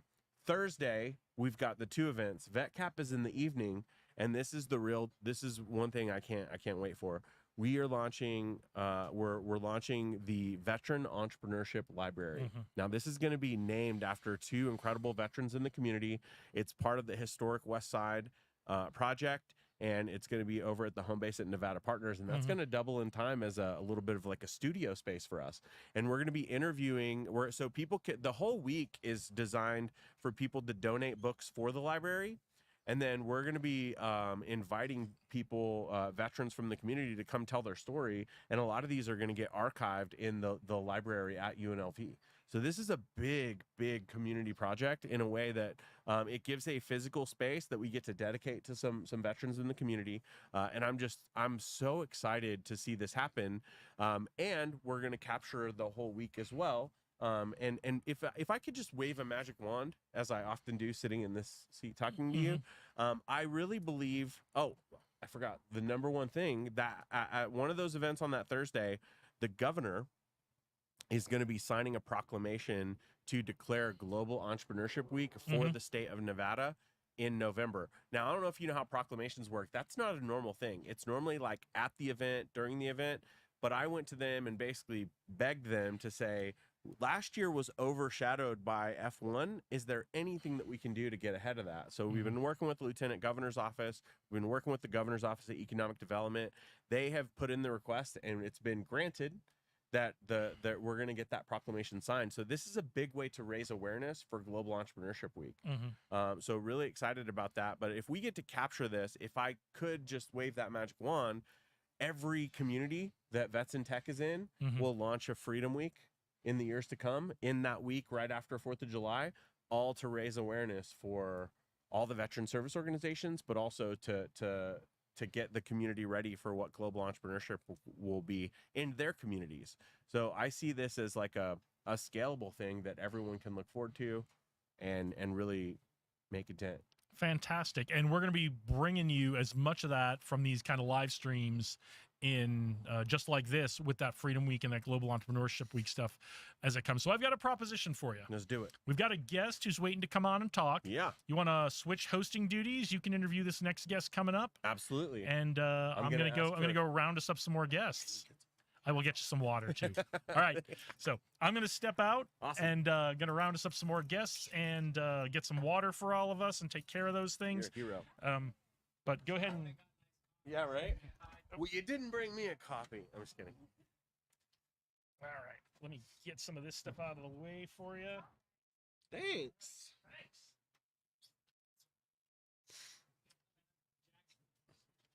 Jackson, come on up, my friend. Grab a seat. In the meantime, I would like to give a shout out to who are some of our sponsors. Oh, you know what? These are unofficial sponsors, but I'm just going to give a shout out to Lowtail. Lowtail. Corinne, I know you're out there somewhere. Absolutely delicious mocktails to quench anyone's thirst. All right. What's up, man? Jackson, how are you? Doing good, man. All right. I heard you speak downstairs. Remind me your last name. Right. Right. Right Brothers. Like the Wright brothers. Yeah. Okay. Are you any relation? I'll say yes. Okay, I perfect. have no idea, but I'm gonna take it. All right, ladies and gentlemen, this is Jackson Wright. Now, I heard him talk downstairs, and there's a lot of stuff that we can nerd out on, I'm sure. Yeah. I love when you talk about helping amplify other businesses. Yeah. So tell me, my favorite question to ask, just to kick things off. Yeah. What are you excited about, my friend? In regards to what I'm up to? Yeah. It's a loaded question that Yeah, you can answer in every direction. Yeah, so a little background on myself. I started off as a content creator, initially in the music industry. I built one of the top music marketing channels on TikTok. At my peak, I was doing about 15 million views a month on that channel, and was able to leverage that to tour the world as an artist, being a tour manager / performer. Toured all across Europe, all across the United States, and then basically realized there's no money in music, and realized my talents would be better spent in businesses. So my channel at the time, I transitioned from being about the music industry to really just about the creator economy in general. Cool. And every video I put out was studying, the most successful brands and what they did to get there. And it opened me up to really understanding this disconnect between like the Fortune 500 world and small businesses and, kind of the Fortune, I don't know if it's Fortune 5,000, if that's a term, but like companies from that range down, right? Sure. Which is, they're stuck in old media. They're stuck in TV commercials and billboards and all these archaic means of marketing. And in my opinion, the reason why is because the people making the decisions, they aren't in the trenches with the new world, right? They're busy running the business, right? And so guys like me who are seeing, wow, I'm in my bedroom. I just put out an iPhone video, a video on my iPhone that I made on my friend's couch, and I got 8 million views. Yeah. That's a lot of opportunity, right? It is. And so really, to me, the most exciting world for anyone looking to market themselves is short form media. And the reason why is the way these algorithms work is they start by showing your content to a small group of people. If it performs well with them, they show it to a bigger group and a bigger group and so on and so forth. So what's happened is the way content gets pushed is no longer based off of you having an audience. It's based off of how good the content is. So someone could have 5 million followers and get less views on a video than someone with 5 followers if their content is better. And so because of that, there's now an opportunity for people to come in, and if you learn these platforms, really build something special without needing some large investment capital. Yeah.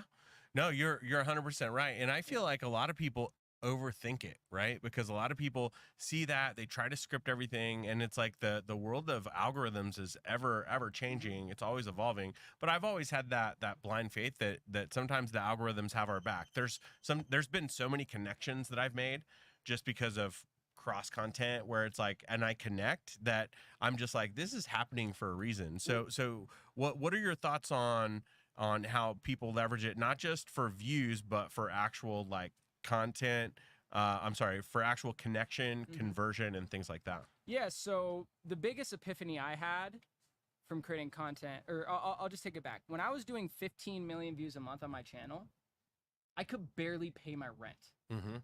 I was making like $2,500 a month, right? And the reason why is broad attention typically isn't the type of content that does lead generation, right? Lead generation content is more likely speaking to a specific enough pain point that it drives someone to take action. Yeah. And that, by almost definition, isn't going to be for the masses, right? Because if it's for the masses, it's not going to be specific enough to drive you to want to reach out to that person to solve that pain point.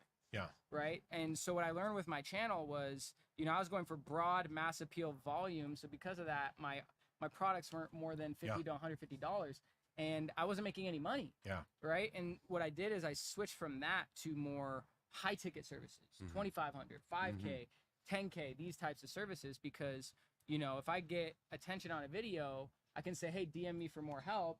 I could maybe get 50 DMs, get 20 of them on a call, and then close 3 of them on a deal that's worth 5K. And now I made 15 grand from a video. I love that. Right? That it's funny that you say all this because now I feel like since I switched chairs, I get to switch hats again. Like this is a secret that a lot of people don't know. Like I actually run a whole 6-figure plus mastermind with a very big influencer in the world of restaurants. We have about 80 people 80 people in our mastermind group. And this is all semi-high ticket items. Yeah. But this guy runs 14 restaurants. We've been juggling with this because like right now he's just now growing his YouTube channel. Yeah. He's just now growing his TikTok and things like that. And like I'm over here like, bro, like what if we create this viral thing where he's like, I don't want 20,000 people. He goes like, and this kind of goes to even something we heard like on the Hermosi podcast the other day. There's a woman that has like 2,500 Instagram followers, 5,800, and she's making crazy, $1 million a year because all of those people are invested in her content, and all of those people are people that will or do pay her for her high ticket stuff. So can you talk to like what is the value of big reach versus keeping it tight to your niche? So I think it's really important to always start by reverse engineering the outcome that you're optimizing. Right? So if hypothetically we were looking to get, I don't know, 80 more independent restaurant owners to be part of our course where we teach them everything to become the least important person in their business, what would you say we do? I'll give you the entire marketing. I'll give you the entire marketing plan right now. Okay, let's do it. Quick question: do you guys have all this equipment? Is yours? Do you have a studio, or do you have all the equipment already? Yeah, we have access to do all that stuff. Okay. He's pushing out all the reels and stuff every single day. I know the answer. Yep. Do a podcast in his restaurant, interviewing restaurant owners, talking about what they did to build their restaurant. Okay. It's a way better lead magnet. You get them in, they talk about what they did to build their restaurant, and then you might ask them 10 to 20 questions, and now you're creating what we call pillar content. Love so that. every single one of those clips is a video. Every question we're asking right here, I'm going to get a copy of this. I'm going to turn into short form media. I love it. Right? That's great. And so because of that, you do one episode, you get the long form YouTube video that's also a podcast that can go out on LinkedIn, Facebook, YouTube, right? And Spotify and Apple for the audio, right? But then you get a 10-minute clip where I'm explaining to you how to market your restaurant business. I love it. And now I put out a video, here's how to take your restaurant business from this to this, right? I love it. And then guess what I do? I take that 10-minute video and I summarize it as a 45-second TikTok that gets the broad attention on Instagram, LinkedIn, Reels. Every platform has their own short form media. Yeah. And then that gets the attention that points them back to the long form. Interesting. But more importantly, regardless of if any of that attention ever gets you a single sale, you're going to get that client as a sale. Yeah. The person you interview. Yeah, and I'll say that. Thank you for that, because it's interesting that little change. Originally, we were going to do more of like a me and him podcast. I love introducing the guest to it. And then we even thought about like we could just interview like all the people that we already have in our thing if we did that virtually. But I love what you're saying, because just by having people come into that, if for those of you that don't know, and this isn't to be like a pistol on the table salesperson, there's a lot of power. I've worked in some really powerful podcast studios with some big influencers before, and there's something captive about the energy in a podcast studio that people come and there's just all of this opportunity to connect, opportunity to do all these things.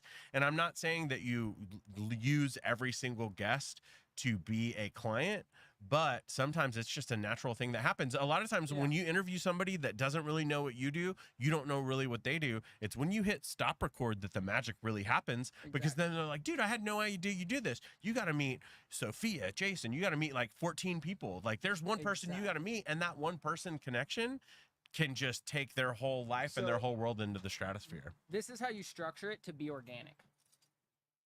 You interview them to tell their story. You go through everything they did. And then at the end, you ask them, so what are your biggest challenges now? Right? Whatever their answer is, you behind the scene have already negotiated the solution and you're split for referring them to that person. Yeah. And so now, if you tell me, hey, we're promoting these restaurants, we're struggling to get more restaurant owners, we're trying to figure out what to do with content, I'd be like, talk to my friend Dylan. He runs a podcast studio here. He's the guy you need to speak to. And it's not something where I'm trying to sell you. It's I'm legitimately trying to I'm a mechanic. Yeah. You're bringing your car into the shop. Yeah. You have things that are wrong Don't with use the mechanic analogy, Yeah. bro. I'm just kidding. But you I'm get, kidding. you get what I'm saying, right? It's about having those already predetermined. Yeah, And then you're it 100% doesn't have right. to be like yeah. trying to sell everyone blindly some service. It's Yeah. just like I've Keep already connecting the negotiated dots. solutions in the back end that Yeah. I know when I ask you that question, there's going to be one of 5 things you say. Yeah, and just so this is the funny thing about that. Don't overthink it. Don't go into it. Like I did a podcast back during COVID, the Dave Means Business podcast, shameless plug. What's funny about that is it's a closed container of about 22 episodes. I had zero agenda. I had nothing to sell at the time. Yeah. But I'll just say this. It's really funny that person that I'm talking about was one of the people I interviewed on that podcast. Here we are years later, and we're running a 6-figure plus mastermind, helping all these business owners around the world. We booked somebody in Spain. We booked somebody. We've got some people coming in from Egypt, all kinds of stuff that keep finding this guy. And it's just, we're helping a lot of people, but you never know where those dots are going to connect. So, so to help connect the dots for you, because I don't believe we've met before. I heard you speak downstairs, and bro, like there's, my brain Josh is literally firing invited right me now. this morning to speak, and I'm like, I got Yeah. give me a chance to talk about marketing. I'll nerd out. You're for like me. 10 Is it hours. just one mic or is there 2? Because I'm down. Let's go. So here's the question. So you're here in Vegas. It's two parts. Are you from here, or what brought you to Vegas? That's part 1. Yeah. And then the second part. Well, let's start with that, because then the next part will really anchor into that. So why Vegas? I'll give the short version. It was on accident. Okay. Right? So at the time when I was running, You were trying to go to Las Vegas, New Mexico. No, well, so at the time when I was running my channel, I had a channel, I had about 130,000 subscribers. I was living off of brand deals, the occasional services I would sell. I launched a series I was doing where I took a RV and I renovated it into a mobile recording studio. And I was doing a series where I was traveling across the state, and I was going to make a song with an artist in every single state. Well, the mistake I made was I bought a really shitty RV. And it broke, and I don't know anything about cars. Okay. Right. So, and at the time I was kind of naive. I was like, it was after the pandemic. I was like just stir crazy and ready I was like, I don't even care if it breaks down. It's better content. Right. Until you're stranded in the middle of nowhere and you don't know what to do. Right. So, got about 7-8 states done, was starting to edit and put out the videos. And then by the time I got to Vegas, it had broken down on me for like the 11th time in like 2 weeks, right? I'd been traveling for a couple months. And at the time I was doing the video with my Las Vegas artist, which was like a DJ here. Turns out that he already was touring. He already had opportunities. It's this guy Knowledge. Okay. But basically from that, he's like, hey, you want to come on tour with me? And I was like, sure, why not? And then we started touring. And then next thing you know, a year later, I'm like in Europe, in Amsterdam, in front of 20,000 people, opening up for the Backstreet Boys that I didn't even know were like a thing anymore, right? And I'm like, this is crazy how quick things can change. And then after that, just like, this is fun, but I'm not making any money. I want to start my own business now. And then what I really got my eyes open to is the ecosystem here in Vegas, and it's got the influence of like an LA or a Miami, but it's way smaller.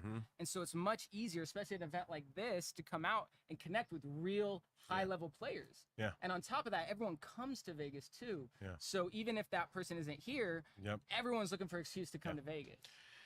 I love that. I'm going to throw out a little prediction because you mentioned kind of the influence and all that stuff. We've talked about this before. I'm going to start getting really loud about it right now. I have a prediction that this city is becoming 3 HBO hit television programs all at once. All at once. We're in the middle of becoming Entourage, Silicon Valley, and Ballers all at the same time. Right? You have all these people that are coming here for the fun, the flash of Hollywood, but this isn't Hollywood, but they still want it to be their Hollywood. And there's better taxes here. The taxes part, that's great. But then you also have the Silicon Valley, the TV show. You have these startups, the startup community, and that was really good. So you could see it from like the founder's perspective, like all of the really good stuff that can happen in just these miracle opportunities, but all the dumb stuff that happens with just like an ecosystem of being in Vegas. It's just funny. And then Ballers, obviously, with all the sports and all that stuff coming, it's like all 3 of these things are kind of happening all at once. So my next question with that, so you're here in Vegas now, like how can we help? Like, who are the ideal people to connect you with? Is it people that are here local that you want to shine a big spotlight on? Is it people that are coming through? Like, what's the best way to get somebody connected with what you're working on right now? Yeah, so basically where I'm at right now, I run an agency. We work mainly with high ticket B2B businesses. We also work with coaches to just build out their entire sales systems.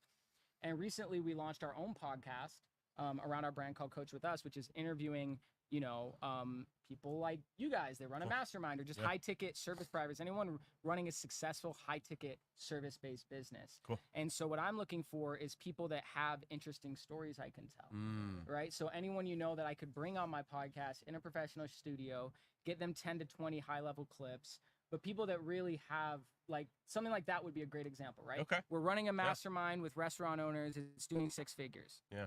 Telling that story. Yeah. Right? Because all my content is about helping these businesses get more leads, get more opportunities to sell their high ticket stuff. Very so cool. I'm looking to connect with people that would be a good fit for that, and I can get them a lot of content. And you have your own studio. Yeah, your own space for that. So people that are passing through, I can connect them to you, or people right here in the community. Exactly. And that's one thing I would say for anyone thinking about starting an own podcast. Invest $1,000 and go to a studio, because it's $1,000 a month for 1 episode a week. And it's just a different experience when you have a professional studio setup than versus like they're coming to your house or you're on Zoom.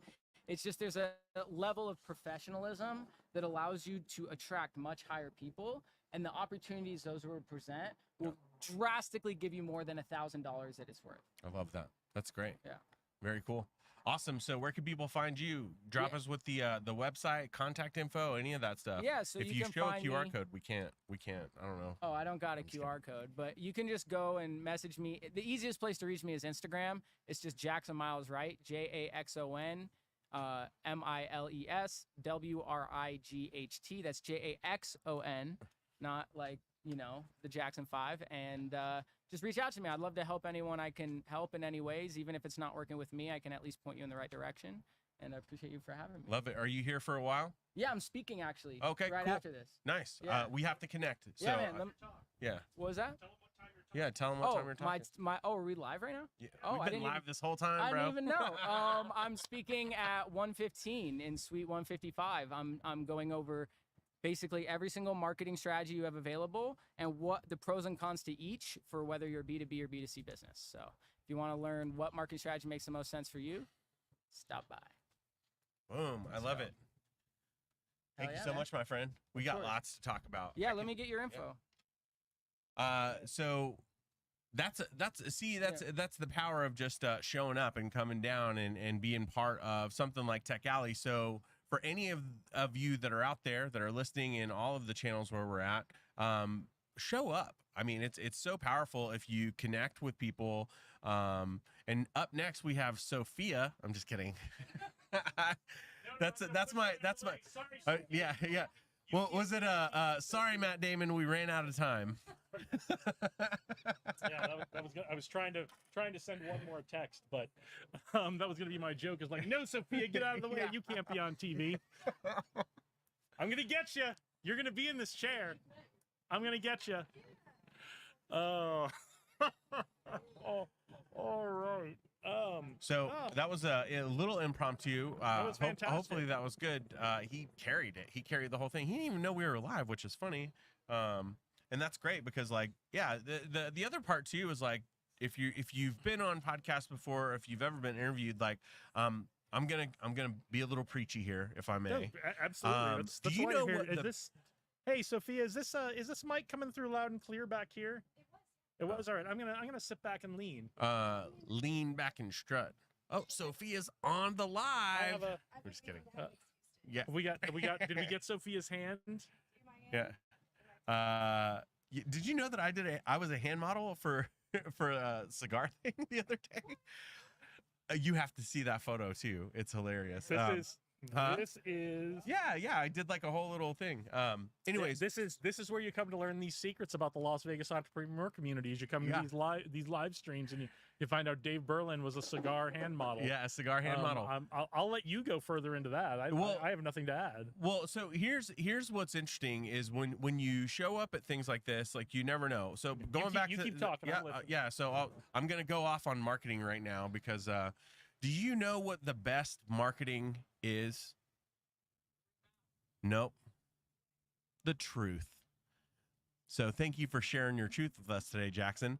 That was just a little preachy, but so many times people are like, I'm gonna write this whole thing, or I'm gonna have ChatGPT do this whole thing. Where if you just answer authentically what you're excited about, what you're working on, and how you can help, and how you have helped other people, a lot of times that goes a really long ways. So yeah, just be really mindful of that. Don't overthink it. Like if I could give any advice to anybody out there that's not showing up to stuff or whatever, it's just like, don't overthink it, right? Just be yourself, and tell the truth. And if you're really trying to help people, you're going to help a lot more people.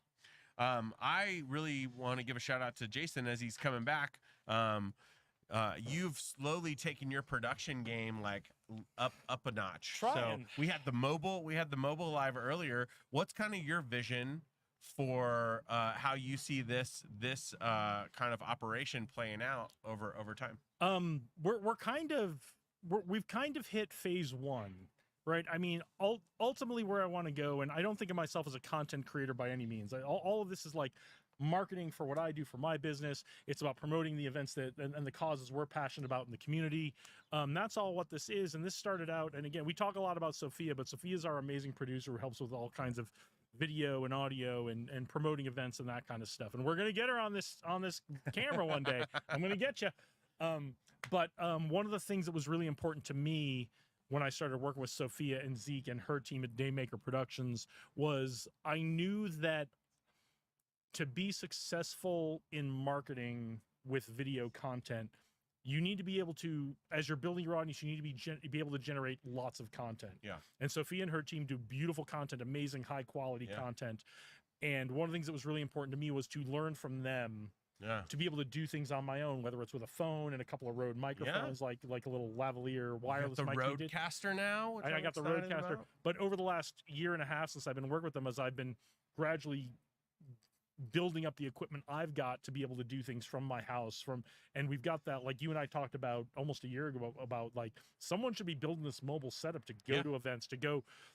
And the whole thing about wanting to be able to do this was to be able to do it from my home. If I wanted to be able to go interview for my podcast, to be able to go interview a startup founder or a business owner or someone at a nonprofit or a leader somewhere, to be able to go into their world and shoot from where they were comfortable. That was where I really where I really started with this. And so like what you guys are seeing are pretty much the equipment I have. There's a couple pieces sitting over there, but like we're at phase one. Like I think this one light that we're using today that I don't have is probably the last piece of phase one. And then, that is quite the light, by other the way. than picking up like a microphone or two here or there to be able to do like a panel discussion or something like that. Like it all fits in a couple cases. And it was all about being able to learn from Sophia and her team, learn about to kind of create the same, I won't say at the same level, but approaching the same level of really beautiful content that they produce, and to be able to do that on my own so that I could do lots of content, things like this, and then work with Sophia and Zeke and their team on bigger projects, right? So we always talk about like teach a man to fish. Yeah. And that's what Sophia and her team have been really great with me on, is that was important to me, to be the man who gets taught to fish, not just be given a fish. And they've been so gracious in not just with their time and their energy, but teaching me as well on how to do a few things. And so I know just enough to be dangerous, right?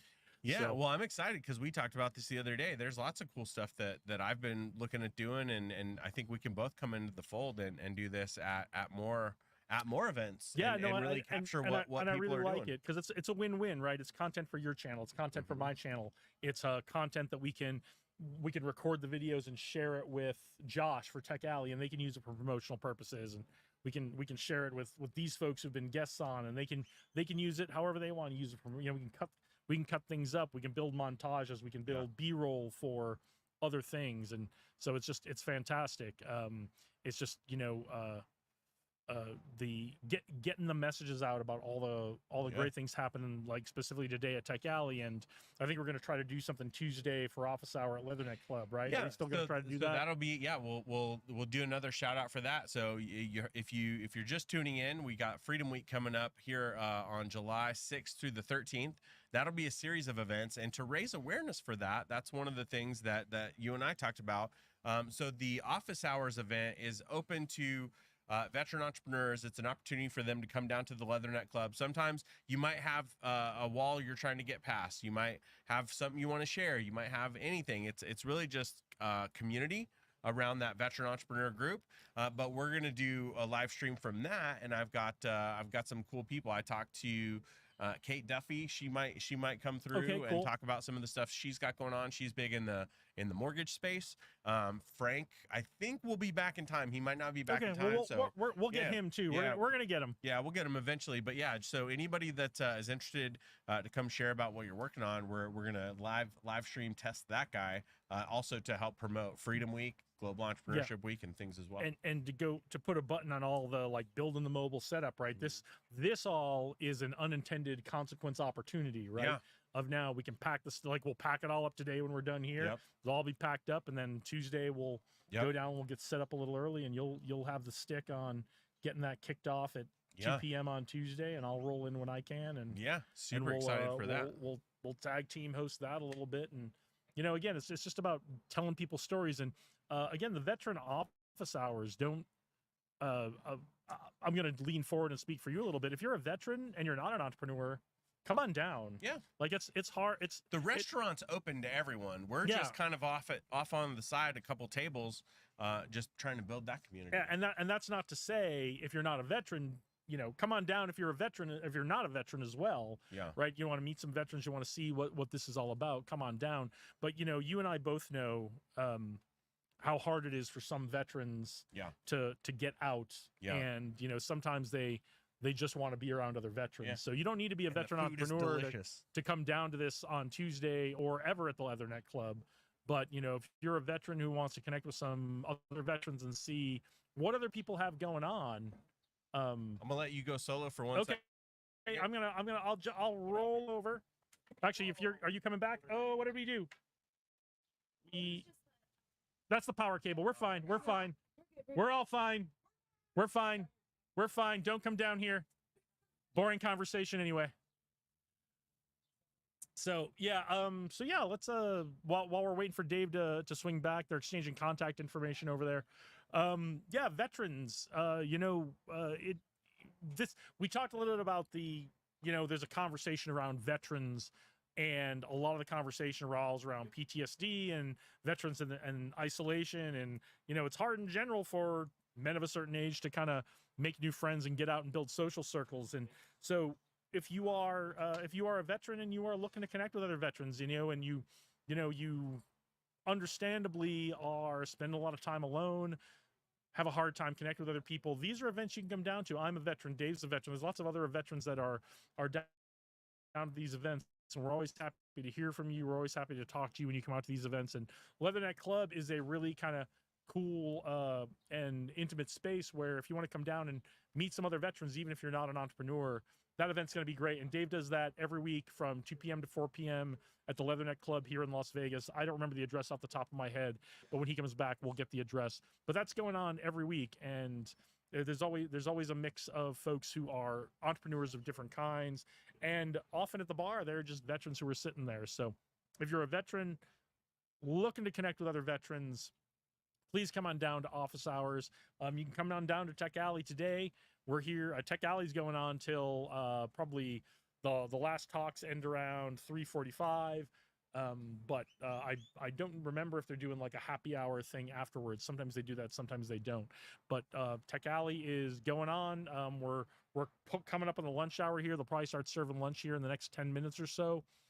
And there's 2 more rounds of talks. There's a 1:15 round of talk and a 2:45 round of talks. So there's plenty going on down here. We ran through the agenda earlier. But they were talking. The marketing talk is going on at 1:15. The drones talk, I believe, I think the drones talk is wrapping up right now. But plenty of cool stuff going on. Plenty of cool folks down here. Lots of things. What else do we have coming up? We're doing the Leatherneck Club thing on Tuesday, so we'll be coming live to you for that. Probably a different mix of channels. Certainly still my channel and Dave's channel, but we're trying to put these out to as broad an audience as we can. So, and Dave's setting up for some behind the scenes shots. You're going live. Are you? Might as well trick some people into coming down here. So. Yeah, it's a. I don't know if we Sophia? need. I mean, trick is such a dirty word, but it is the right word. So. Yeah. So I thought I'd go live on there. Let me make sure. Are you? I don't know if you're. Yeah, it's good. On. Is that, Yeah, I think so. I'll tell you what. Yeah, if you'll just click on that road, you should see if it's check 1 2, check 1 2. So, welcome to everybody to my live Instagram as well. No, I figured I'd go live on there too because there may be some people more in proximity. If you're interested, we've got people. There's sessions going on all downstairs right now. There's some cool sessions going on talking about investing. There's some coding stuff going on. Mm-hmm. But for anybody that's also just here close to the community, because we say come on down. It's a beautiful Saturday. It's not too hot just yet. Not yet. It's night. It's much more pleasant than I expected. Me it to too. be. Me too. But yeah, we're right here on the roof of Taverna Castera, which has some delicious beverages and food as well. But yeah, come on up, and if we can fit you in the schedule, we'd love to hear about what you're working on in the community. But also, there's lunch is coming up, as I heard you mention. I can smell it. I think they're putting it out right now. So dude, the lunch here is so good. Fantastic. Yeah, and don't feel like you need to have a business. Don't feel like you need to be a tech guy. If you've got something coming up in the community, especially if you've got an event coming up that we could talk about and promote, and talk about what your event is and who your event is for and all that kind of stuff. Come on down here. We'll put you up here. We're up on the roof deck at Taverna Costera, corner of Charleston and Main, and the downtown Las Vegas Arts District. We just asked that it not be multi-level marketing, and the only multi-level marketing that is allowed is Pampered Chef. So it's not multi-level marketing. It's Pampered Chef. I'm totally kidding. That's a little bit of inside baseball for anybody who doesn't know what that is, but that's okay. If you don't know, Google it. Google. It's not. When I get really nervous, I start a comedy routine. Yeah, he just talks about Pampered Chef when he gets really nervous. It's actually kind of weird and annoying. Yeah. But yeah, so okay. When it comes to Tech Alley, what are some of the powerful connections and people that you've met through this group? Awesome. Eric's here. I tell you what, let's put a pin in that. We'll put a pin in it. Yeah, because what I want to do, Eric Lacasse, Marine Corps veteran. What? Yeah. Marine Corps veteran. No way. Yeah. So before you guys fight, I feel bad. We're gonna arm wrestle. Before you guys fight, Indian leg wrestle. Before you guys fight, I want to. Eric is part of the company that is my marketing team, and he is also. Are you jumping over here? An SEO expert. So yeah, I'm gonna jump over there. Why don't you go grab some lunch? And then Eric and I'll talk. And when you're done eating lunch, come on back up, and we'll talk some more about me.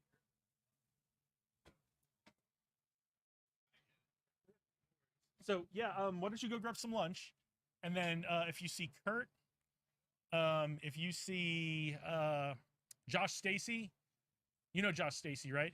Yeah, if you see him, Kurt, Josh Stacy, and anyone else you think should come on up and talk, and if you're running to Ben, have him come up too, and we'll just kind of start as people get done eating lunch, we'll start cycling through and getting some more people on the stream.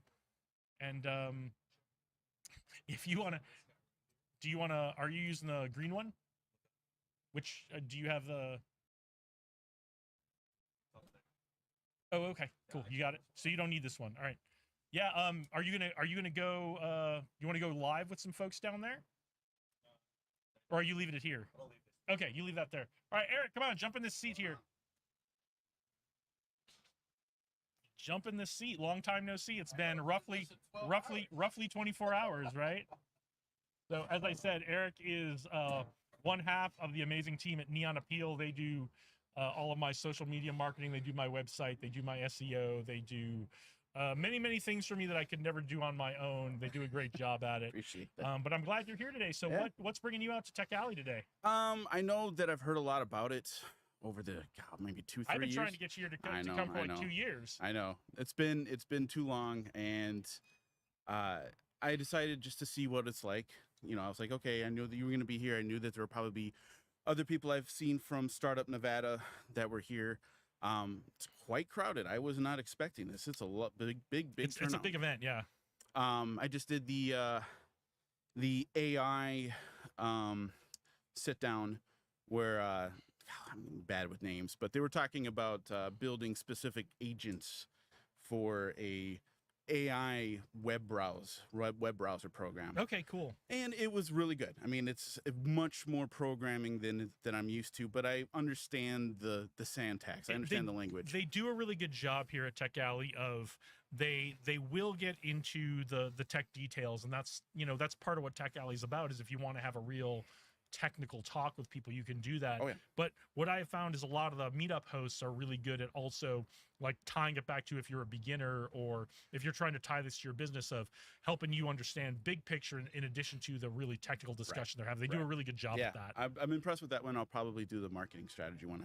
We just had the host of the marketing strategy up here. Yep. So, and he was on, and he and Dave talked for probably a good 20 or 30 minutes about some amazing stuff. I'm gonna have to go watch the replay to see what it was all about. That'll be interesting. But we are gonna have this replay up. This will be out on YouTube on my channel, on the Pursue Vegas channel, and we'll probably be cutting some of these up into shorter conversations. Absolutely. And putting them out on at least my YouTube channel. So what else are you excited about to see today? The marketing talk? Marketing talk, just to see what it's like. This is obviously the first one. I knew that you were going to be here, so I know I had to get prepared for this. Yeah. So. But no, it's been good so far.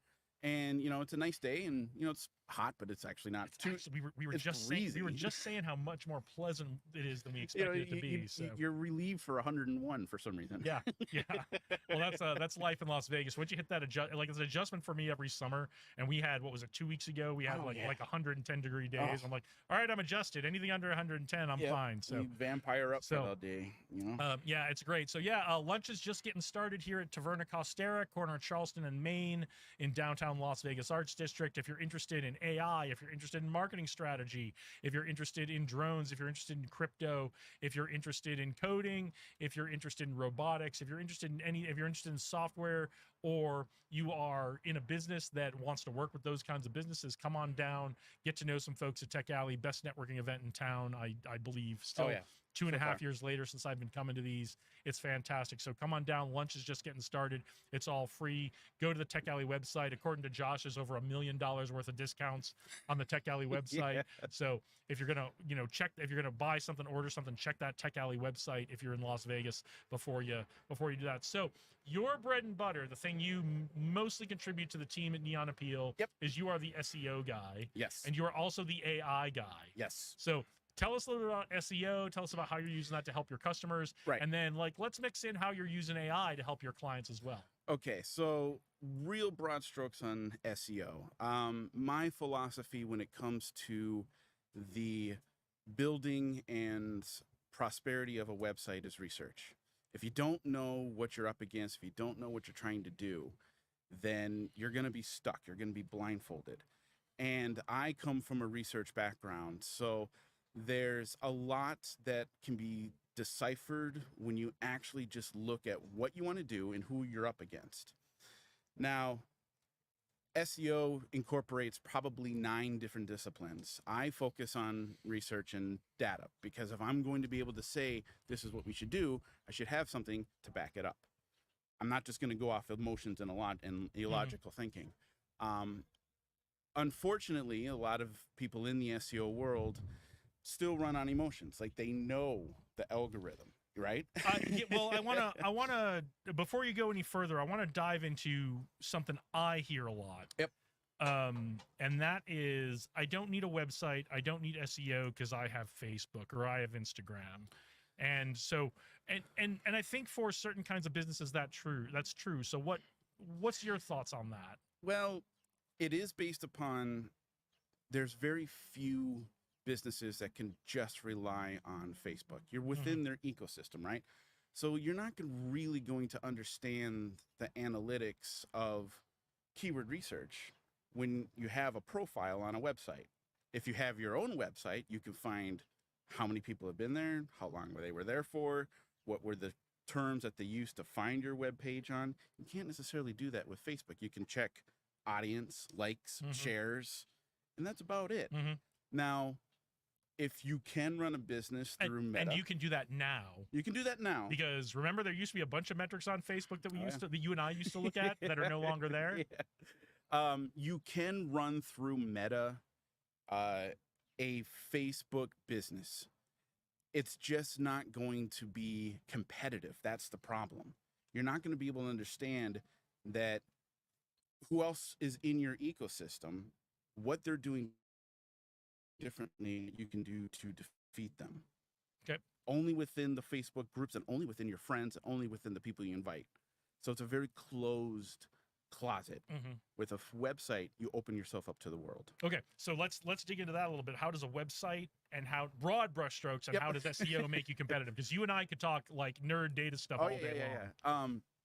So a website basically is your best paid employee that tells you everything that you do, why you do it, where you do it, when they can contact you, and it sets up terms for you to be searched.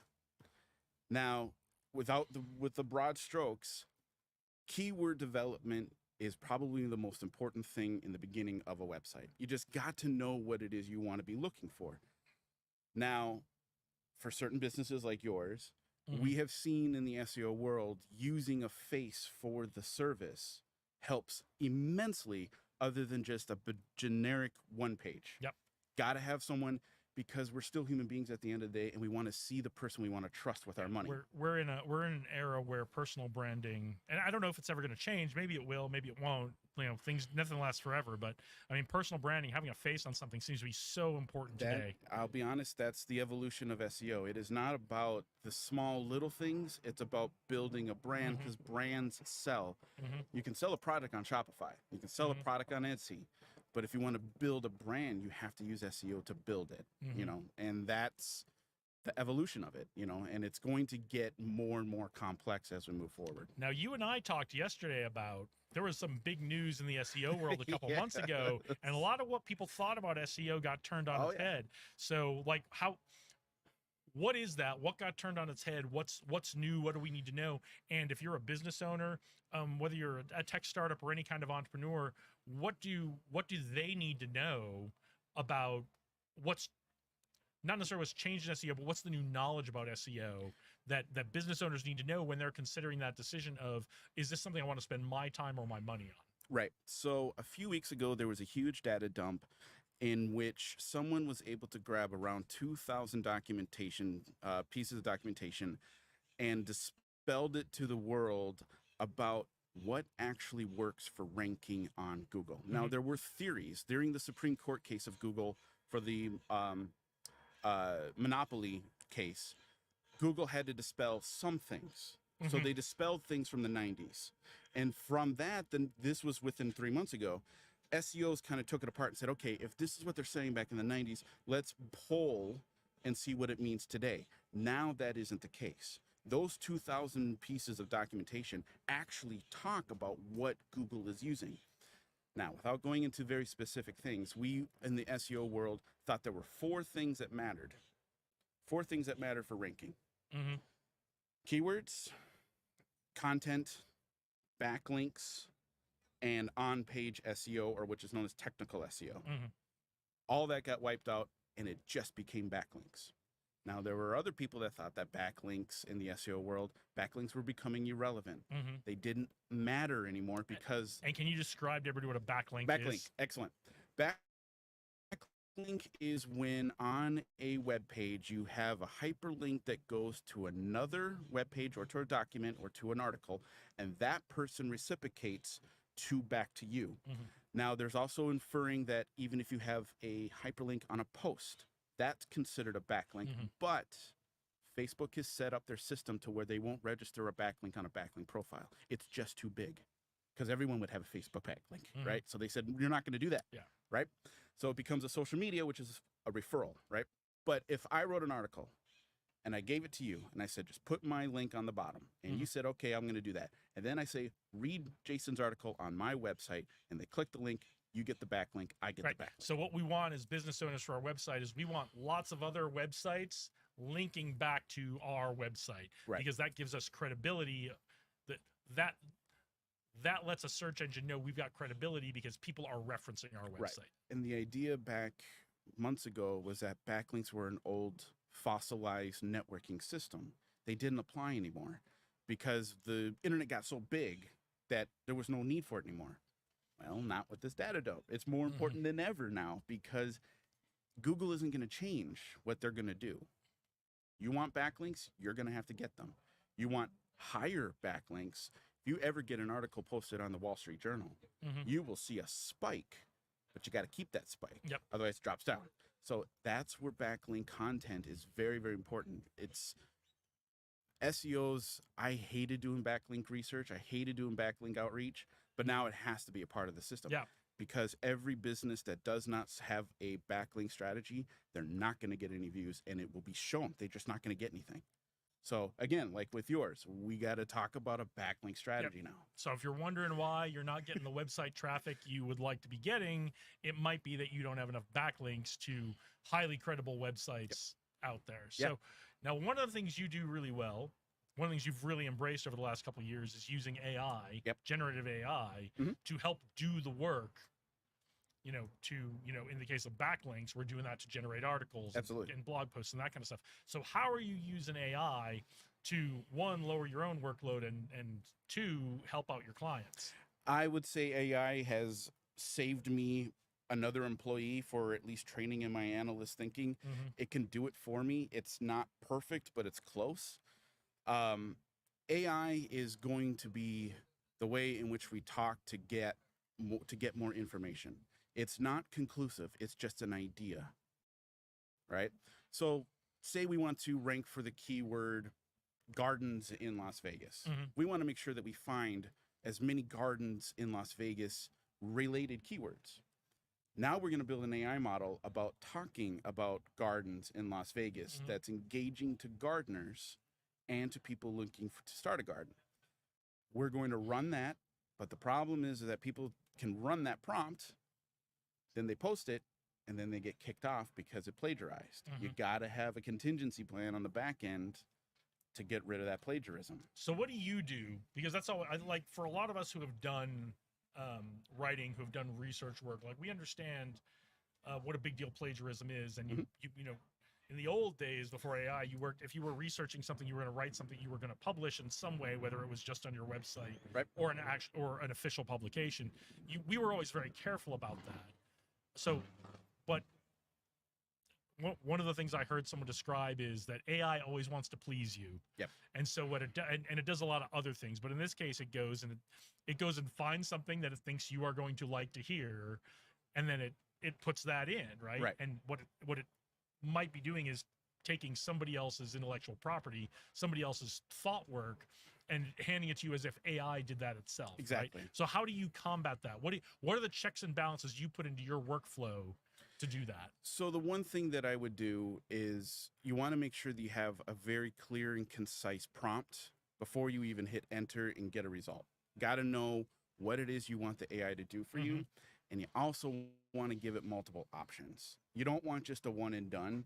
You want 3, 4, 5 different options. That way you can still use your human mind to say, that's good, that's not good, that's better, that's best, right?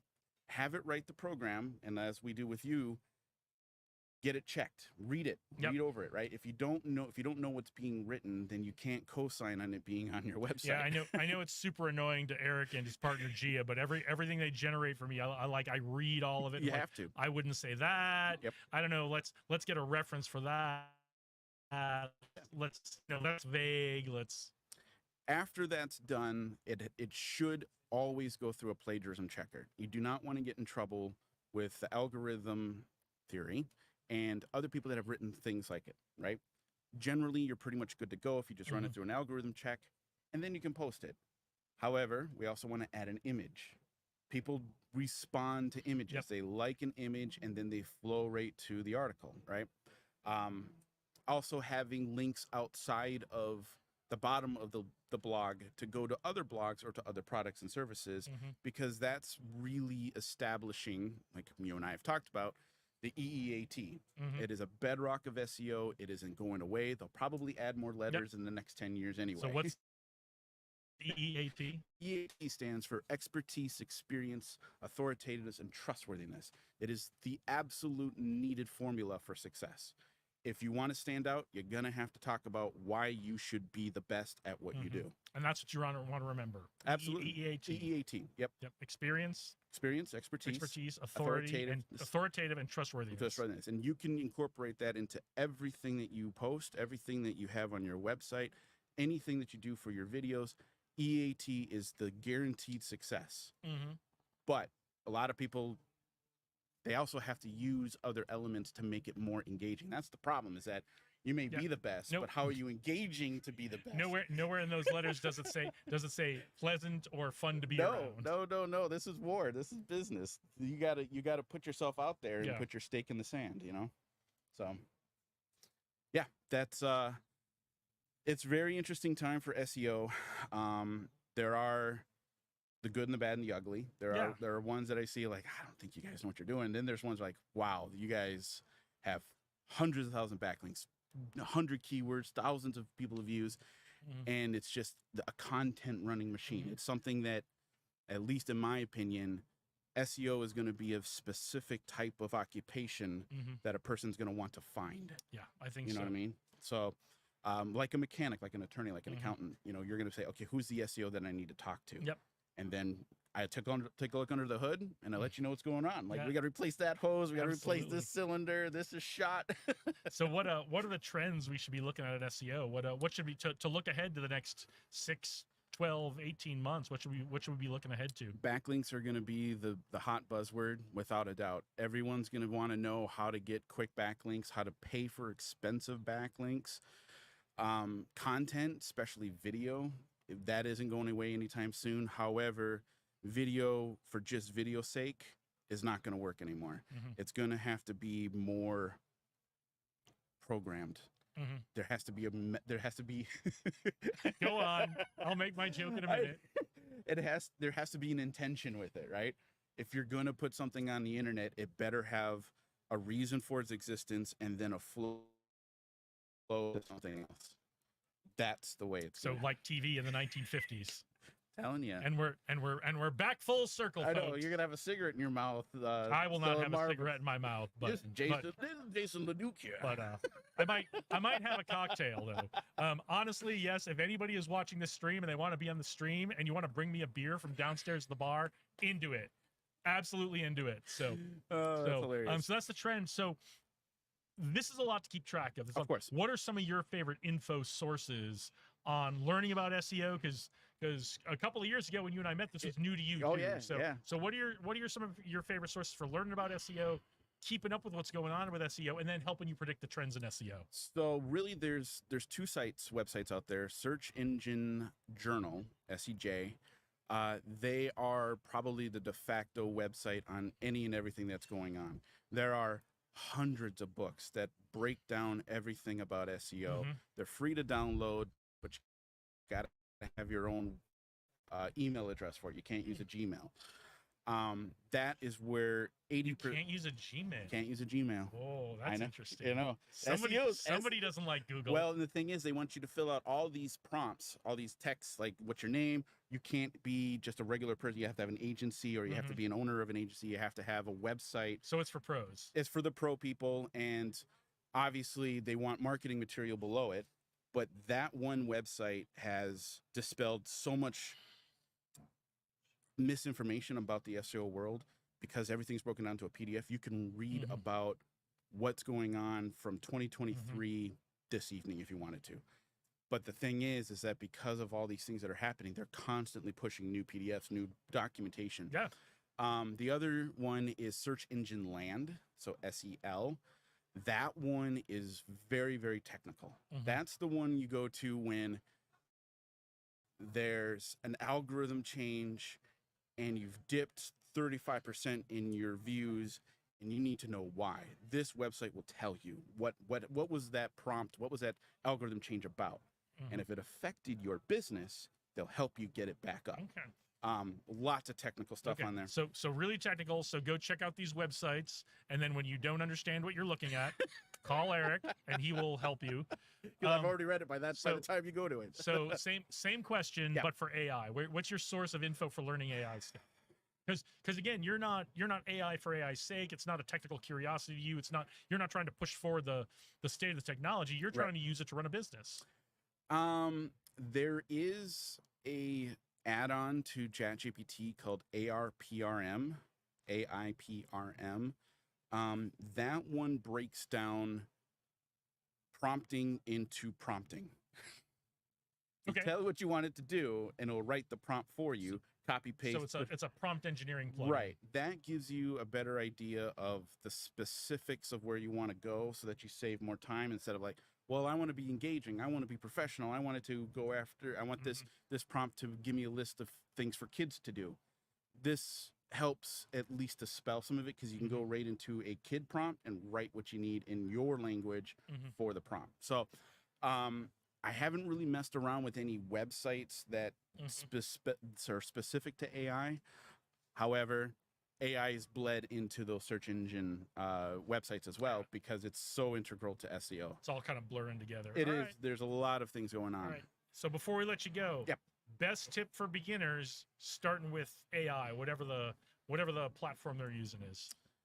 Write a prompt. If you're starting a business, write a prompt for the audiences that this product or service could go to. Number one, you got to know what the bucket is that you're going into before you even make a bucket.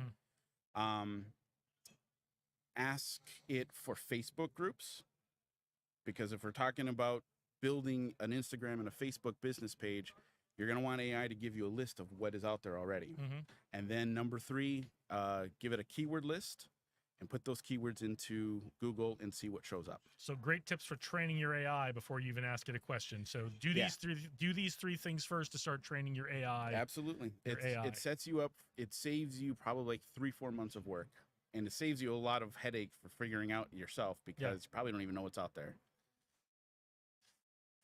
Awesome. Well, look in that camera. Tell everyone where they can find you. Anyway, my website is SEOexpertLasVegas.com. I'm Eric Lacasse. I also am the co-owner of NeonAppeal.com. I am on all the platforms. My YouTube channel, SEO Expert Las Vegas. I don't have as many videos as you, Jason. I'm trying to catch up, but you probably have more followers and more traffic, though. So I haven't used AI for it yet, but I'm getting there. So anyway, follow my socials, follow my YouTube channel. If you have any questions about SEO related stuff, I'm sure you can contact Jason, and Jason will give it to me. Yeah, hit me up. We'll connect you guys. Yeah. Anyway, so awesome. We'll go get some lunch. I can smell it from here. It smells really good. So go get some lunch and some water too. And some water, yeah, for sure. It's getting warm. So. Yeah, Dave, you want to jump into this chair for a second? Can you vamp for a second? I want to check our internet connection to make sure it's not getting too hot. I think I'm going to put one of those ice packs under our router.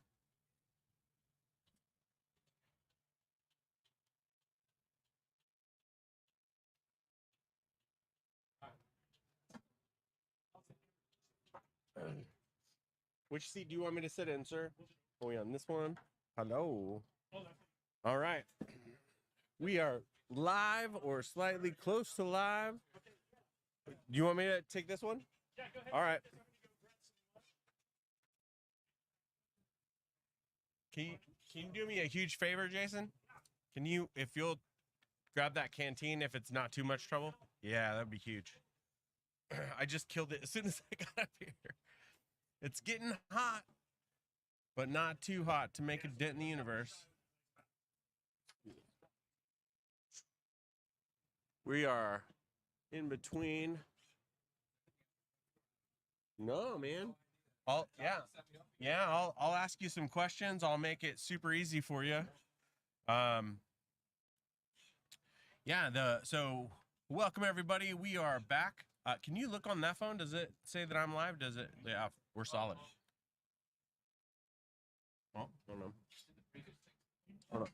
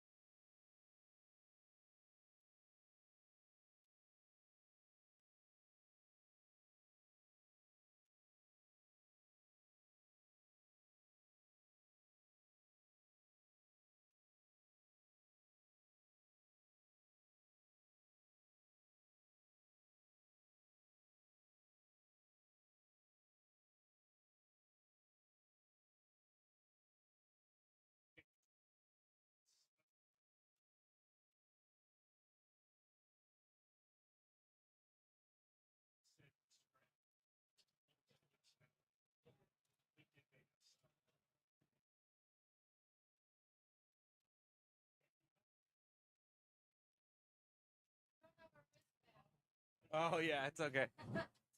It's okay. You'll be up next right after him. Does it look like it's going now?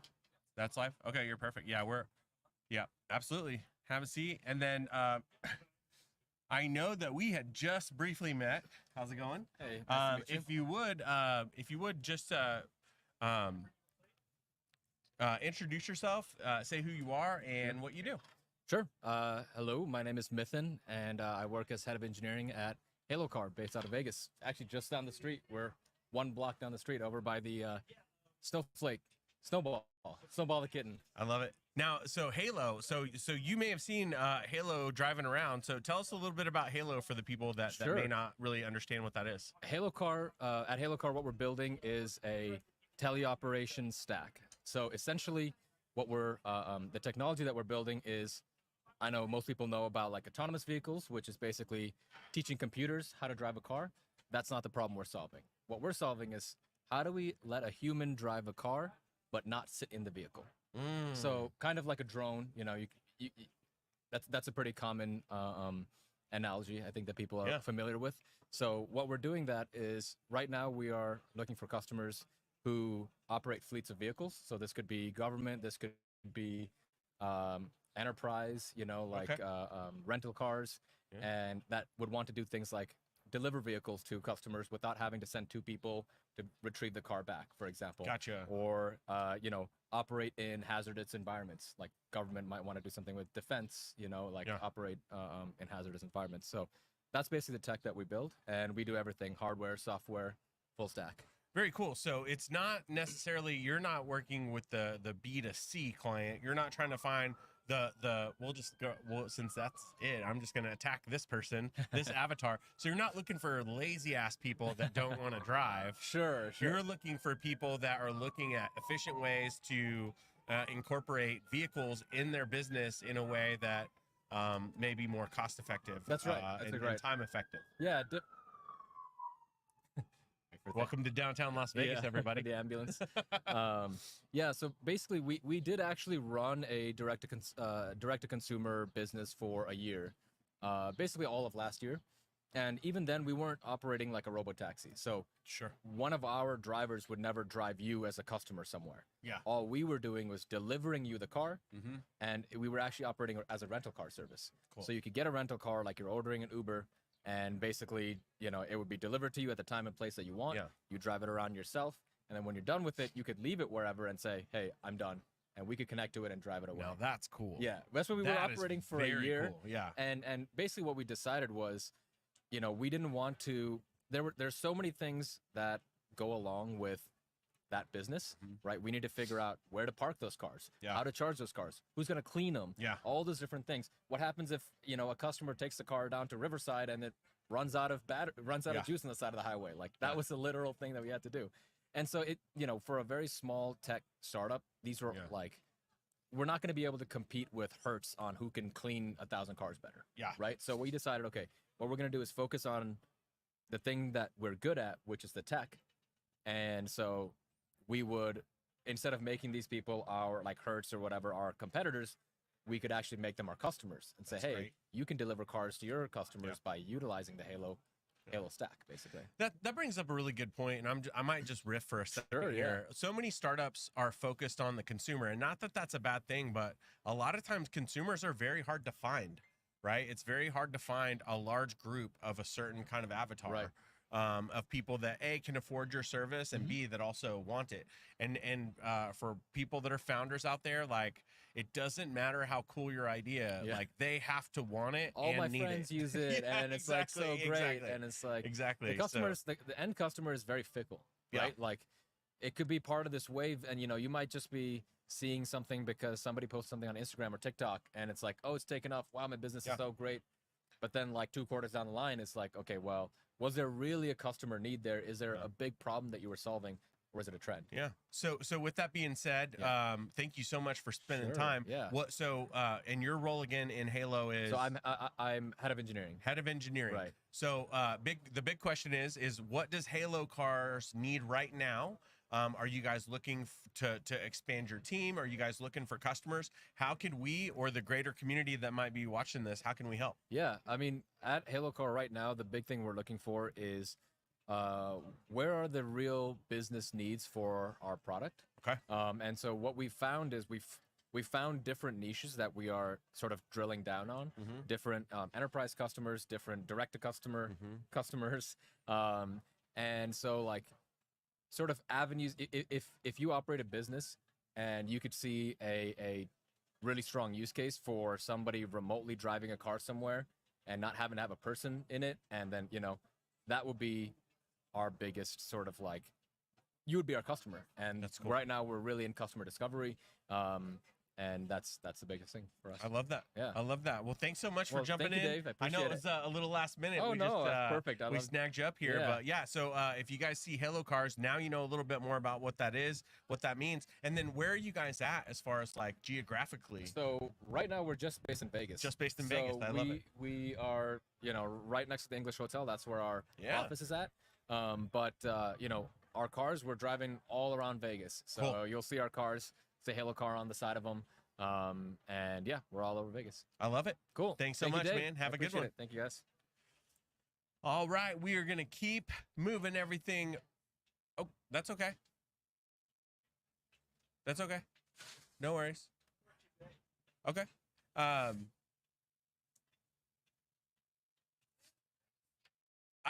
I'm live right now. I can talk to you about it after. I have no idea.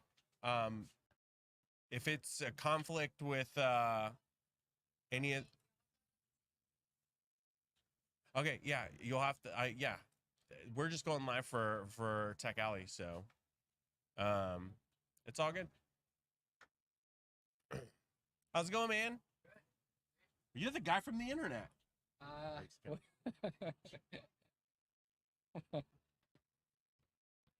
Oh, good day today. How's it going, man? Doing well, doing well. How are you? Good, good. So welcome to Tech Alley. And then if you would, if you don't mind, introduce yourself, say your name and who you are and what you're excited about. Yeah, happy to, happy to. Yep. You might have to. Okay, does that work? Yep. All right. My name is Bei. I moved to Vegas about a year ago. What I do, I used to run the growth and data science in-house in a few tech companies in Silicon Valley. And right now I work on a few things, but one of the main hobby project or passion project I do is that I co-manage a group called Exponential X. It is a growth collective. Basically, me and my partner Holly, we assemble a team of about 20 senior operators who have scaled the company from a 0 to 1 to 10 to 100 multiple times. And we got a group of people who are passionate about getting involved in a startup, right? Helping the earlier stage, the brave founders to scale the company very, very efficiently with the hands-on experience, right? Not as just a theory person, but with more practical knowledge, right? We bring the resources, bring the know-how, to say, hey, how to grow your business from a 1 to 10 to 100 a lot faster with a lot less money. So that's where we are. And recently, I'm helping out with Fusion 42, right? I'm getting involved into a few early startup myself, and also helping build out a group. Hope to be more helpful to the startup community. I love that. And you said you moved here about a year ago. Is that right? That's correct. And then where did you come from, and what brought you to Vegas? I was living in South Bay, Northern California. I came to here for a few reasons, just because one is for the family. It's more, it's a great place for a family. I got a kid, I got a wife. They love here after traveling. They love the community. They love the environment. And also for me, it's just a peaceful environment where I can get access to so many things. It's not too far away. Right now, basically, things are a lot more flatter, right? I don't have to be in the center of Silicon Valley to do what I do. I can be wherever I want to live, where I can get closer to things I want to be close to do my work. I love that. I love that. And then for you, what are the ideal people to connect with you as far as like, what's the kind of customer or partner that you're looking for in your business right now? Yeah, multiple fronts. So I'm always a life learner. So I always like to make friends with the founders who are actively building their business, to have a conversation where I learn a ton from them, right? By having the real hands-on experience. So, and also every once in a while, if I can find places where I can add value as either a friend or official advisor, or as more of an engagement relationship, I'd be more than happy to. So I love that. That's number one. Number two is my colleagues, right? Colleagues in the marketing, in the growth space, like Ben, right? Who I learn a ton from, right? There is definitely unlimited areas to absorb the knowledge. So definitely want to keep expanding the universe to learn, hey, what else I can do to become a better person, right? And then in addition to that is I do love to meet with the the persons on the investment side, because in addition to the group, I'm also actively working on my own project with a few partners. So at some point, I need to go on my own fundraising journey. So that's a whole new experience for me. So I'm definitely a rookie in that space. I'm eager to get into the investor talk and learn how to navigate in that space. That's very cool. That's very cool. So when you say lifelong learner, I'm just curious, are you a fan of like reading books or anything like that? Is there anything cool that you're reading or listening to right now? All the time. There are just too many. So I probably read a little bit of less books now, but I do extensive reading on the case study, on the blogs, and I learn by doing. Okay. Right. I learned the most by watching a few person I follow either on the LinkedIn and read in depth of their blogs. They're talking about blogs about what they learned yesterday. So those are more timely materials for me to take in. Also, I learned by actually getting plugged into the real challenges with either friends or people we work officially with. And then just having a problem, looking for the solution is best learner, because I ended up always having to ask for help from a lot of people. So that's where I get the most info from. I love that. And the podcast for sure, right? Yeah. Any good podcasts that you're jamming on right now? I definitely, so in addition to this one, right, I definitely learned from the prior Tech Valley sessions. I'm a loyal listener to the Reforge. They are not about more of a YouTube channel, right? Yeah. And the Lenny's podcast, that's a product manager in the Silicon Valley, ex Airbnb. Yeah. I'm a loyal listener to his podcast and the YouTube channels. I love that. And on top of that, it just everything comes to the shelf because there are so many, right? I try not to watch way too many without thinking. It's easier when I have a problem when I go look for the solution instead of just trying to listen to everything I can find. Yeah, I think it's always good to have a lot of stuff that you're listening to, but there's so many people that listen and never take action.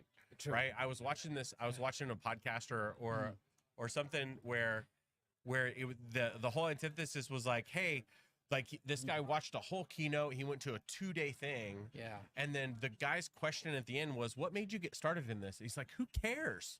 Who cares what made me get started? I just gave you all the answers to everything. like go use them. So I think application is a big piece of that. Right. The big question I'm asking you, because you've in what you do, you've helped companies scale and grow. That's right. What do you think is what have you seen to be the number one thing that holds people back from growing? Actions. Yeah. Yeah, actions. So what's holding me? Just do it, right? Just do it. Like you said, you can, there are unlimited materials and videos to watch, but if you don't do anything, you don't actually hit the block. Yeah. There's no learning. And I personally definitely learn the most when people throw me a very challenging questions. Then I learn how to solve that. It's not from, I definitely made a mistake at some point. Hey, by studying very hard to get a certificate, right, which could take years. But then you ask what I learned, I'm not sure, right? I might forget everything. Well, if you could give one piece of advice to a founder or somebody out there that's struggling in their own growth, what piece of advice would you give them? Find other people who share the pain. Yeah, talk. Chances are that situation is very common. So myself is always the most helpful to talk to other people and to listen to their pain point. And then sometimes I feel, things are not so hard, right? Chances are probably other people have done it, so there's nothing to be worried about. And also what I learned is by unveil what I feel painful about, people are incredibly generous and kind, right? To lend a hand. So you're not wrong there. You'd be surprised what happens when you ask for help. And I'll just say this, like, if you want to learn from your own mistakes, that's good. But if you can learn from other people's mistakes, even better. Do that, even better. It won't cost you nearly as much. Exactly. So, thank you so much for coming on today. I know it was a little short notice, but thanks for contributing. And man, it's great to meet you. Yeah, likewise. Yeah, have a good one. All right, take care. All right, we're gonna keep things rolling. Are you? Yeah, absolutely. Hold on one second. Are you coming? All right, we're gonna keep this whole train rolling. I want to give everyone on the production team a little shout out because this is quite the experience, right? We have people that are very excited, very engaged, but we do have a little bit of a studio atmosphere on a rooftop. And it's kind of like a green room and a rooftop and all that stuff all in one. I asked the cars to be quiet as they went by, and they've been very good about that. Except for the cop car that went by earlier. But we are in downtown. Just a reminder, we are live in downtown Las Vegas, the Las Vegas, Nevada, not the one in New Mexico. So if you hear gunshots or cop cars, that's a good thing. That means they're on it. They're on it. Well, I'm very excited to bring up the next guest. Hold on. Hey, if you guys could step back just a little bit, it just gets a little weird. I don't know if it'll pick it up. So excited to bring up the next guest. He wears a couple of different hats. He's actually wearing one of the hats right now, a physical hat. So Ben is an incredible human. I'll let him introduce himself in a second, but I'm gonna say some good things about you first. Ben has been absolutely dedicated to this community and helping connect the people of our city so we can show the world who we really are. And it only made sense that he fit into the mission that I'm trying to push with Global Entrepreneurship Week, with all the things that I'm doing, that we join forces. Ben is on the committee for Global Entrepreneurship Week. He's helping out with a lot of the website, but he's also done a lot of things in finding all of the events that are going on and trying to get them into a central calendar and space like that. And with that, I'm going to turn it over. Ben, tell him who you are, what you do, and what you're excited about, my friend. Well, thank you. My name is Ben Lavsky. My company is Hunter Marketing. My partner Autumn Hood and I have been in business for 11 years as of May. And we help companies of all sizes to find and grow their audiences and find more leads and grow their business. In the last couple of years, we've started some community projects. One is called Network.Vegas. One is called Tech.Vegas. And these are places where we've created directories of local organizations. Network.Vegas has 100 associations and chambers that are local on it. Tech.Vegas has a directory of local resources for technology and founders. And we also have calendars that we populate. We make these sites free for people to join and free to add your event if we don't already have it. That is very true. And you said one of my favorite words right there, free. Why do you do that stuff for free? We love the community. My partner's third generation Las Vegas. This is my 25th year in Las Vegas. And this is just something we wanted to do. Also, from somebody that's made a business going out and networking, it's hard to find what you're looking for. And it's easy to find it after it happened if you missed it.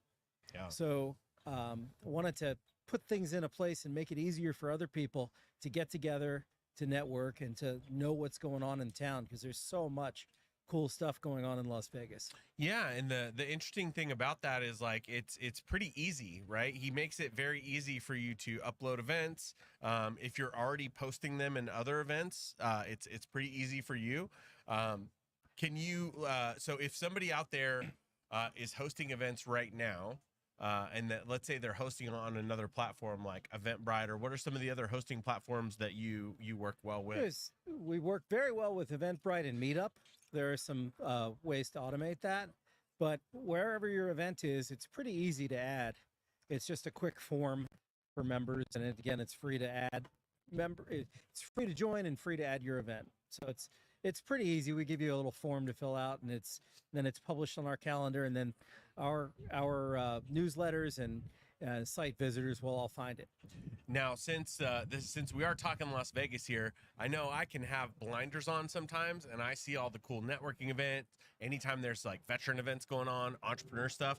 What's the weirdest event that you've seen that's like happening anytime soon? Not weird in a bad way, but like you're just like, huh, I didn't even know that was a thing.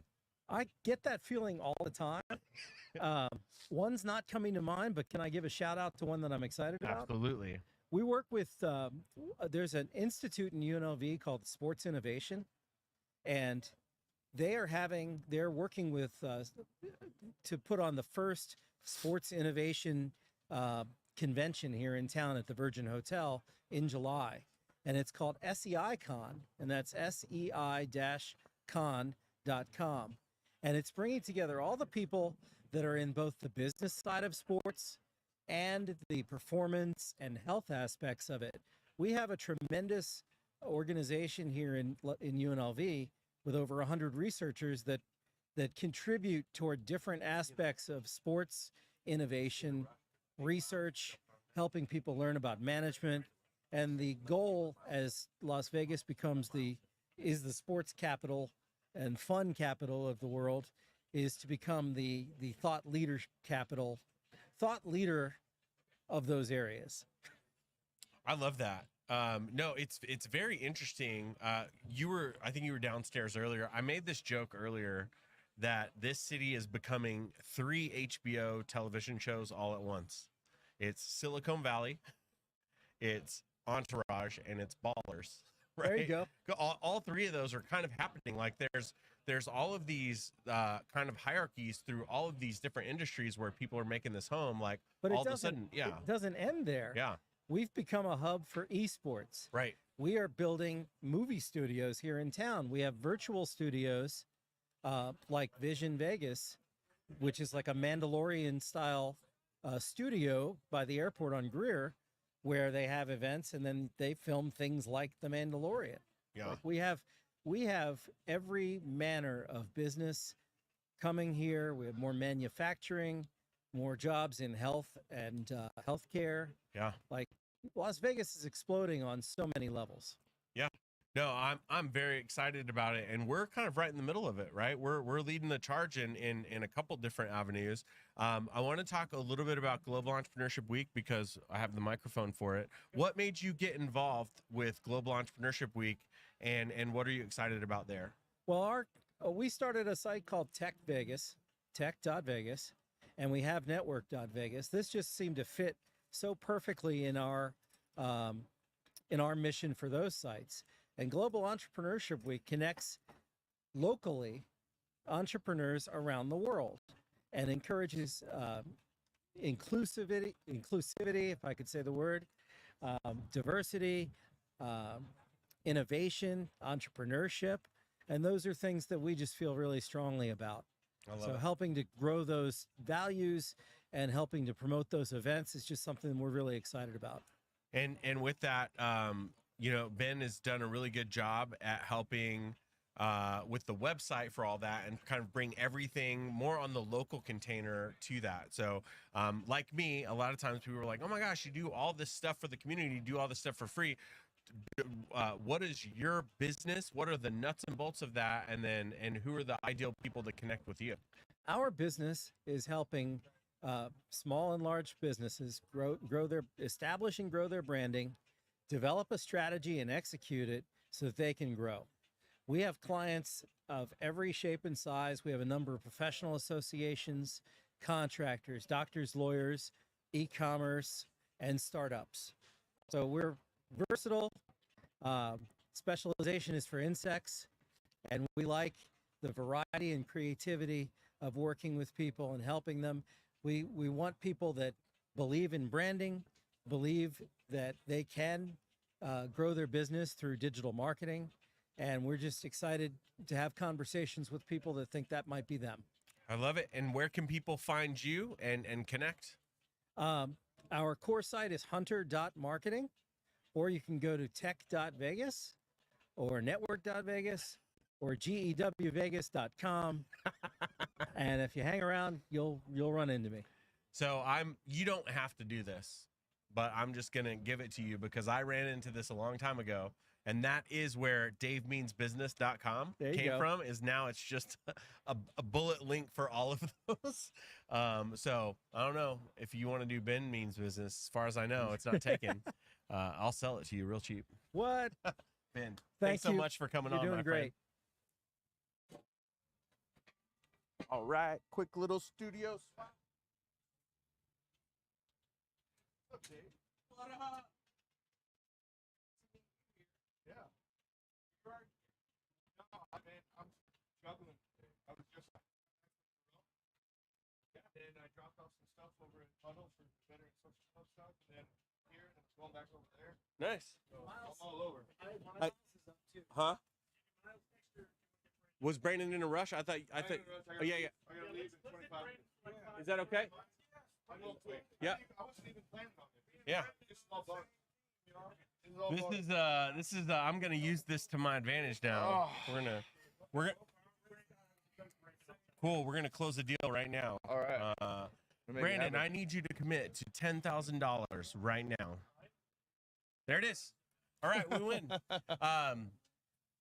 Guys, I'm very excited to introduce our next guest because one, I didn't even know he was here.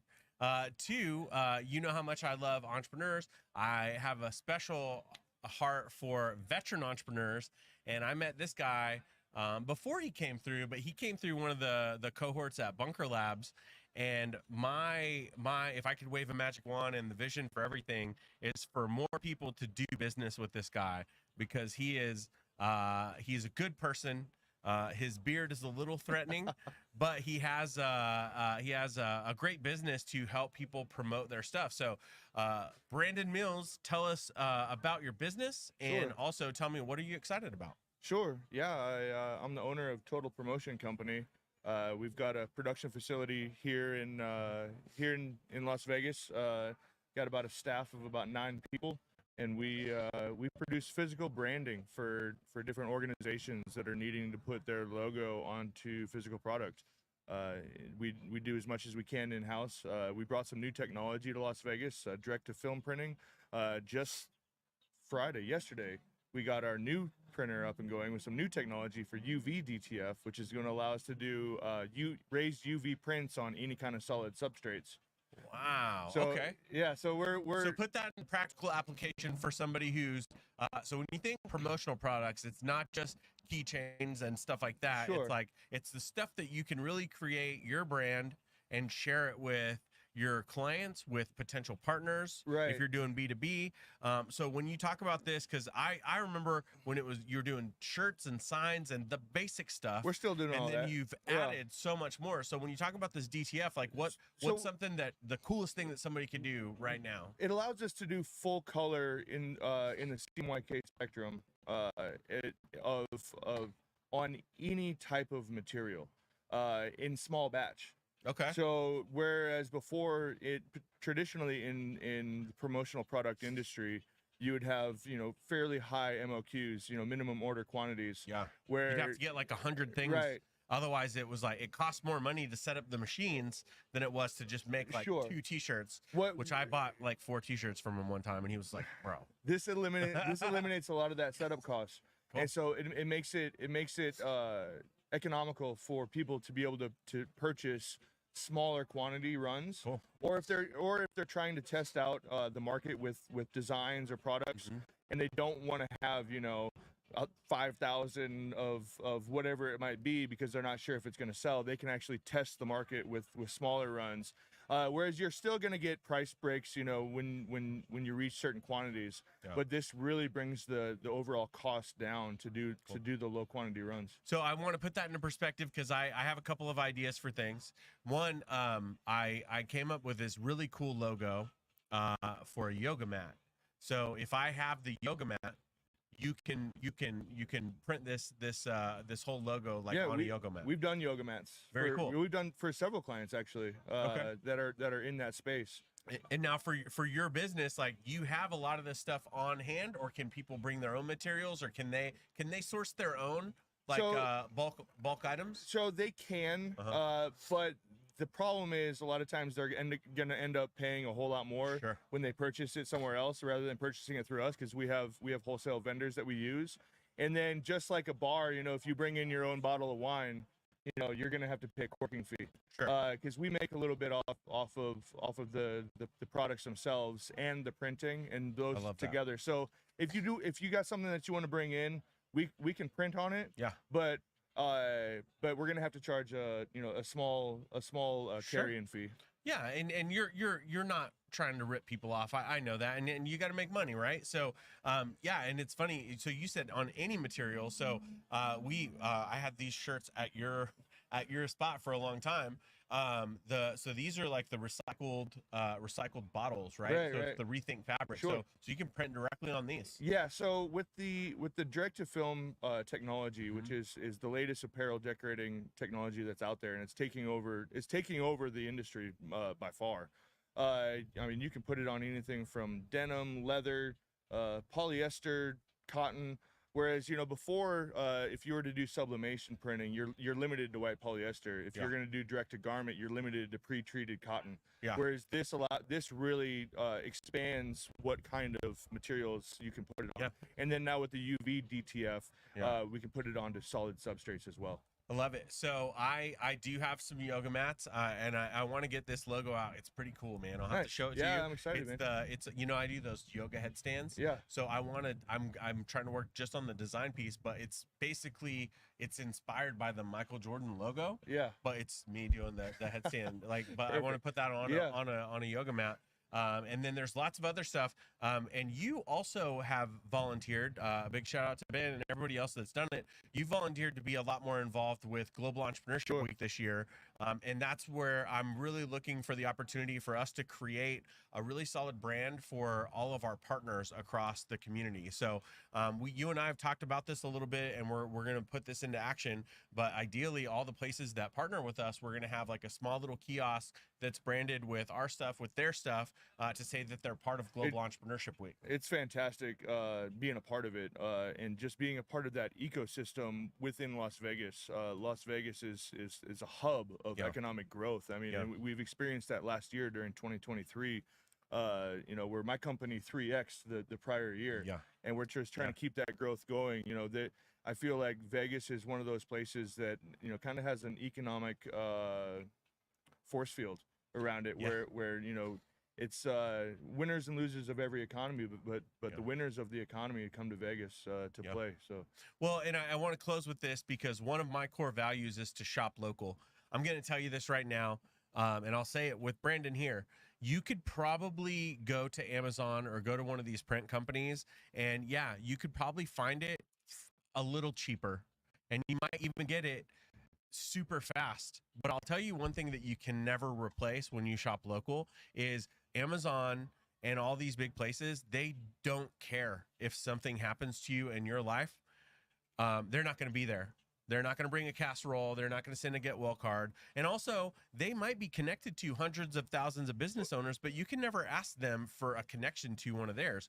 How many business owners do you work with in your business? Oh, all sorts. I mean, there's so many Hundreds. overlap. Like, So if I asked yeah. you for a recommendation right now for a lawyer or for any of those things, he probably works with somebody who is doing well, and they're trying to get their brand out there so they can help more people. You support that community. You support the community, and yeah. by working within your community, and it's one of the greatest things. Another thing that's unique about our business is that especially for things that we don't produce in house that we're distributors for. We have trusted vendors that we've vetted over the course of years. Yeah. Whereas you can go out and try to find these products and take a gamble, to see if you might save a little bit, maybe not. Actually, we have pretty good pricing. So, for the most part, I think you're gonna probably have a better experience, going through a local vendor than you would, just trying to source it yourself. I love it. I love it. Well, thanks again, man, for all you do. And I say that to say this. I haven't even got a chance to talk to you. I was going to call you the other day, and I saw some jerks I know, man. They broke into your spot, man. Yeah. Somebody broke our window and stole the laptop that runs our laser engraver and vinyl cutter. I know. And because the damage was less than $5,000, the police didn't even bother to come out. They said they wouldn't. Well, with that being said, that's just another reason why we should keep it local and support local business. So if you've got a message or something that you're trying to do to increase your brand awareness, to let people know what you've got going on, go see Brandon Mills and tell him Dave sent you. Thank you, Dave. Yeah, cool, man. Yeah, appreciate you. You got awesome. It. All right. I'm passing this mic over to the host with the most, Mr. Jason LeDuc. All right. Thank you, Dave. Thank you for sharing the hosting duty, Dave. Thank you, Ben. Ben's been rounding up folks for us to talk to. So thank you so much for helping out, Ben. Next month, we'll get you on here doing some hosting as well. Next we're going to have on Miles. I don't know much about what Miles is doing, but he's going to tell us all about it. So hello, Jason. How you doing? Good. How are you, Miles? All Jump in that seat. All right. Get close to the microphone. Can you hear me well? I have no idea, but you should be good there. So these microphones are really good. So awesome. So go ahead. Tell me all about you and what you have going on. What Well, brings you to Tech Alley today? Well, I come here a lot, every month. But my name is Miles Lee. Thank you for having me, Las Vegas. And I'm the CEO and co-founder of Official Whistle. What we do is we help sports bettors win bets. We do this by providing them with insights on the officials, the referees in professional and collegiate sports. Okay. Yes, that's what we do. Okay. And are you guys a tech platform? How are you pulling all this together? How are you helping people? Well, we're solving the problem by subscription. Okay. So we're a SaaS, and we're solving the problem also by, if you will, gathering all the information on referees and putting it together in a package and then putting it out there for our customers. Okay, so you have a website, an app. How do people connect with you? Just go to www.officialwhistles.com and you can see what's to come as far as our app, as far as referees' names, many years they've been in that profession, whether it's NBA, NFL, whether it's baseball, just to top. So it helps bettors make an informed decision about their bet based on who the officials for a game are going to be. You could say that. Yes, okay. Yes, that's correct. I hope I can say that. Yes, because we're and I'm careful about saying this because we want to just put the information out there for our subscribers and let them do it. Okay. If they feel like it's helping them, more power to them. Okay. We are providing them with insights. So it's basically providing information to the subscription service. Correct. And how long have you been doing this? Well, we just started. Okay. I've had the concept for about 3 years. I got with Joshua Stacy, who's a co-founder of mine. Yep. We built the app to where we're trying to start off initially where we're providing just for the first time to customers all around the world the names of officials. Okay. You know, how many years they've been in that profession, if you will, they have a history of. I can give you an example of Scott Foster. He has an issue with Chris Paul. That's something we would have in our insights. And so this is like fully caveated. This is all for entertainment and informational purposes only. It's right, all disclaimered out and all That's that. correct. Not just for your customers' protection, but for your own protection, right? Correct. Correct. So, that's true. Very cool. So how did you get connected up with Josh? Josh is really great. I've known Josh for a while now. He's here in Tech Alley. Yeah. He's been here a while, and like I said, I've had that concept for like 3 years now. I'm a first-time founder. I needed help, so I'm so glad you said that, because so many first-time founders don't recognize that they need that until it's kind of too late. So it's great that you got connected up with Josh and said, "Hey, I'm kind of new to this. Can I get some help?" So that's correct. And when I say new, I'm like literally like green. You know? But I do understand if you're in the room with smart people that's smarter than you, you can learn on the go, learn on the quick. And that's what I'm basically, I'm against all that. Yeah. So how have you guys divided it up? Is Josh mainly an advisor to you? Does he get in the tech side of things? How do you guys run the company together? He's a co-founder and he's fractional CEO and he's a developer. Okay. For our, our app. So that keeps me on the right path as long as we're making milestones every, week and moving forward. And are you focused on the marketing and the selling of it and that kind of thing? What are you focused on? Well, that right now we have a monetization, which is monthly. Okay. And we're trying to figure that out, the price as far as that, and we're dealing with affiliate programs as well. Yeah, to generate more money. Very cool. So what is your background? How did you come to be doing this? Well, growing up in sports, huge sports fan, got to Las Vegas, love this beautiful city, and started sports betting. And then I noticed that there's no information on the referees, none. And it's been like that for decades, even before sports betting was allowed. Oh yeah, absolutely. So, very cool. So where are you taking the company? What's next? Well, what's next is to launch our beta MVP version. Okay.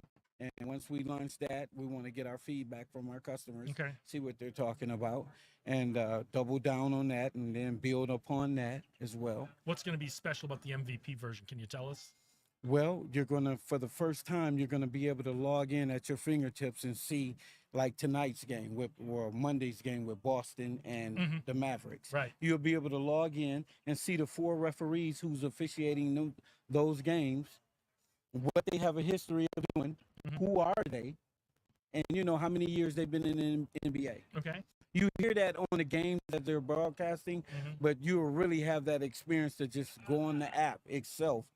How did you, and I'm not looking for you to get into the secret sauce or anything, but how did you assemble all this information? I mean, was it just a lot of research, just a lot of like digging into stuff? And a lot of research, great help with my mentors, James Ritchie, Andy Abramson. Okay, those are Andy's two great. those are 2 mentors of mine. We did a live from the robotics meetup a couple weeks ago, and Andy sat down with us and gave us a nice little interview back then. So yes, Andy's great. They're great people, and they brought me under their wings here under Tech Alley, and the rest has been pretty much history. Fantastic. I'm learning. Like I say, I am new, but I got a lot of gumption with me. What's your biggest lesson as a startup founder? My biggest lesson as a startup founder is just be you. You're gonna run into so many things where you think that you got this situated, and then the next day it's falling down over here, and you have to get this situated. Awesome. But the main thing is to stay calm. You got mentors. You can ask questions, which is I do a lot. I call Andy. I call Joshua. I'll call James. I'll call anybody here at Tech Alley and get help. That's awesome. So, so you got the MVP beta coming up? Yes. What else is coming up? Any big events or milestones coming up for your company in the next couple of months?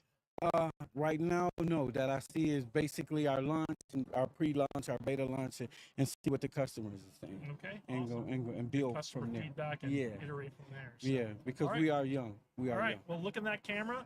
Tell everybody where they can find you and how they can find your app and your service. Okay, guys, Las Vegas, thanks for having me. I know I'm new, but you can go to www.officialwhistles.com and you can get a taste of what's to come. What we do is we help sports bettors win bets. We do that by providing insight on the referees to them. Thank you.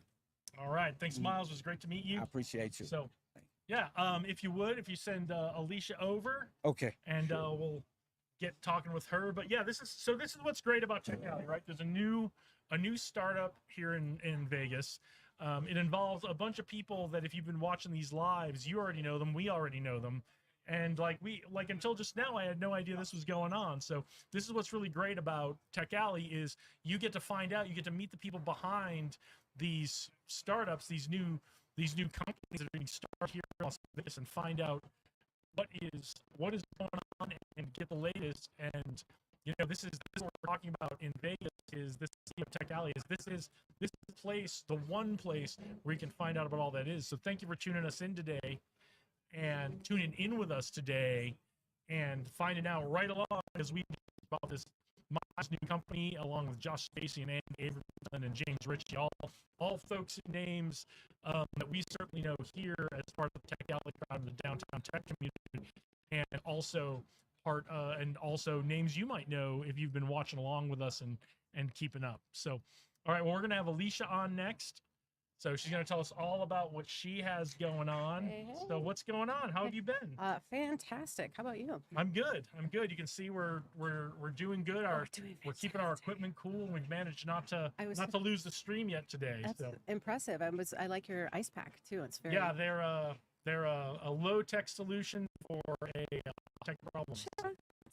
So what's going on? Awesome. Yeah, I'm so happy to be here. So happy to be back at Tech Alley and see all the things that you want up to.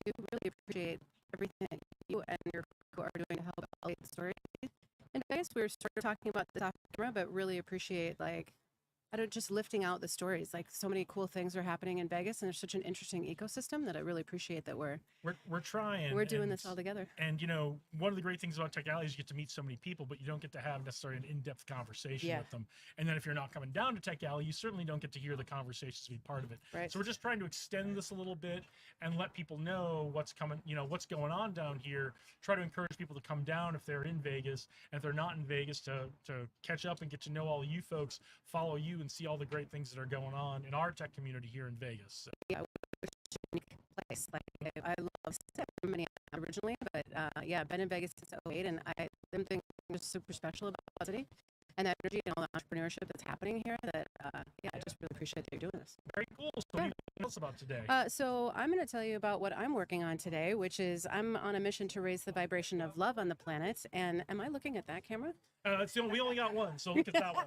Okay. If you see Camera one, camera two. If you see a camera, look at it. Camera one, camera two. Yeah. So I am working on a project called the Worldwide Love Story. We're on a mission to raise the vibration of love on the planet. It was an idea that was actually founded here in Vegas because I went through the worst breakup of my life while I was working in the wedding industry out here, and I was actually, ironically, surrounded by love. And all these people who seemed to have it figured out, and I couldn't seem to get it right. So that's evolved into what is the Worldwide Love Story, which is a social platform of location-based love stories. So we're in the process of collecting real stories of real people in love who've been through some SHIT and still chose love in whatever capacity that happens to look like. So you're in the phase of collecting the stories right now. Yes. Yep. So when does the tech platform come? The website, the platform that people can go and read these stories or see these stories at their videos, and like what's the media gonna what's the vision of this? What's this gonna look like when people can go to it? I love that question. So if you can imagine Humans of New York, the blog Humans of New York meets, let's say, Google Maps. If those two things had a love child, that's what we're envisioning, is this map where instead of borders and divisions, we've co-created this place where you can see all these little points of light all over the world come in and interact with their stories. Yeah, just keep talking. So what we're doing is, I don't know, right? What? So it's going to be a social platform. We're in the process of collecting what I like to call the road to 5,000. So we're collecting 5,000 stories. How many have you got? All around the world. We're about 200 right now. 200. Yep, we're almost there. Everybody who's watching, send in your in your love story. We need 4,800 more. Yeah, exactly. So that's what we're looking for. We're also looking for ambassadors of love. So if you're a person that says that, for example, grandma or grandpa has a really great love story, but they're never going to get on this app or like sit down and take the time. If you want to be a person that's an ambassador and helps us collect these love stories, that's another way to get involved. So this is cool because there's a map function to this, Yeah, a map absolutely. component to this. So like if you had a really bad day with your partner and you're kind of down on love, you can pull this app out. You can look for like, what's a good love story near me? Yes. Right, and maybe that's someone you know and you didn't know about a hard time they had and then how Yeah, things got exactly. better. Or you can, if you're looking to go to a place that shares lots of love, you can look for lots of little pins on the map 100%. where there's lots of love stories. Yes, right. So Vegas, one of the reasons that I love Vegas is that it happens to be the wedding capital of the world. So there's tons of love stories that either originated here or there's a significant occurrence that happened here. A lot of times people will get married here. So yeah, it's just there's so many love stories to be shared with and found like all around the world. And ultimately, to your point of like the larger vision, if you don't have a love story, the longer down the line is that we're actually going to start also dropping pins on the map for love landmarks. So if say you come to Vegas and you just want to do like a photo tour of the like let's say love art that happens to be in Vegas, of which there's a lot, then you can also pull up this app and there's a ton of that. Oh, there's so much good stuff. So yeah. So that's coming up sometimes. You're in the story collecting mode now. Yep, When do you think you're going to be launched? We hope by Valentine's Day. The goal is Valentine's Day of 2025. Okay, so yeah. we'll all be on the lookout for that. Yes. Do you have? I don't know if you can share this. Do you have a favorite story that you've collected so far? One of my favorite stories actually of how people met happened to be this couple that was at a party, and she was like walking around doing socializing and whatever. She tripped and fell, and this guy actually like reached out to catch her, and they ended up becoming a couple and getting married. So she literally and figuratively fell in love with this guy. So see, these kinds of things still really do happen, Oh, they folks. It's not just stuff that happened to your grandparents. There's real love stories that happen out there, not just swiping right and swiping left on apps. Yeah, So- right. Exactly. so- We got to talk to Dave because I think Dave's got one. So yeah. Does Dave have a story? That's what I hear. All right. Well, don't tell us here. That's right. That's right. Submit it to her program. Mm-hmm. So Yeah, but in the meantime, yeah, thanks for doing all this. what Totally else? appreciate What it. else do you want us to know before we let you go? Well, you can find me. So if you have a fantastic love story, you want to get involved in any capacity, go to worldwidelovestory.com, and that's obviously online, or you can find us on Instagram, and I'm everywhere at Romance CEO. So if you just Google that or find the website, you will be in great shape. All right. Yeah. Well, thanks for joining Oh, us thanks today. for It's having great me. to see you. I hope you're making good connections at Tech Alley. Oh, always. I hope always. I hope some people are giving you some good stories to add to your repository. Forever and ever. Yeah, it's gonna be great. All right. Well, thanks for joining Yeah. us today. Thanks. All right. Bye.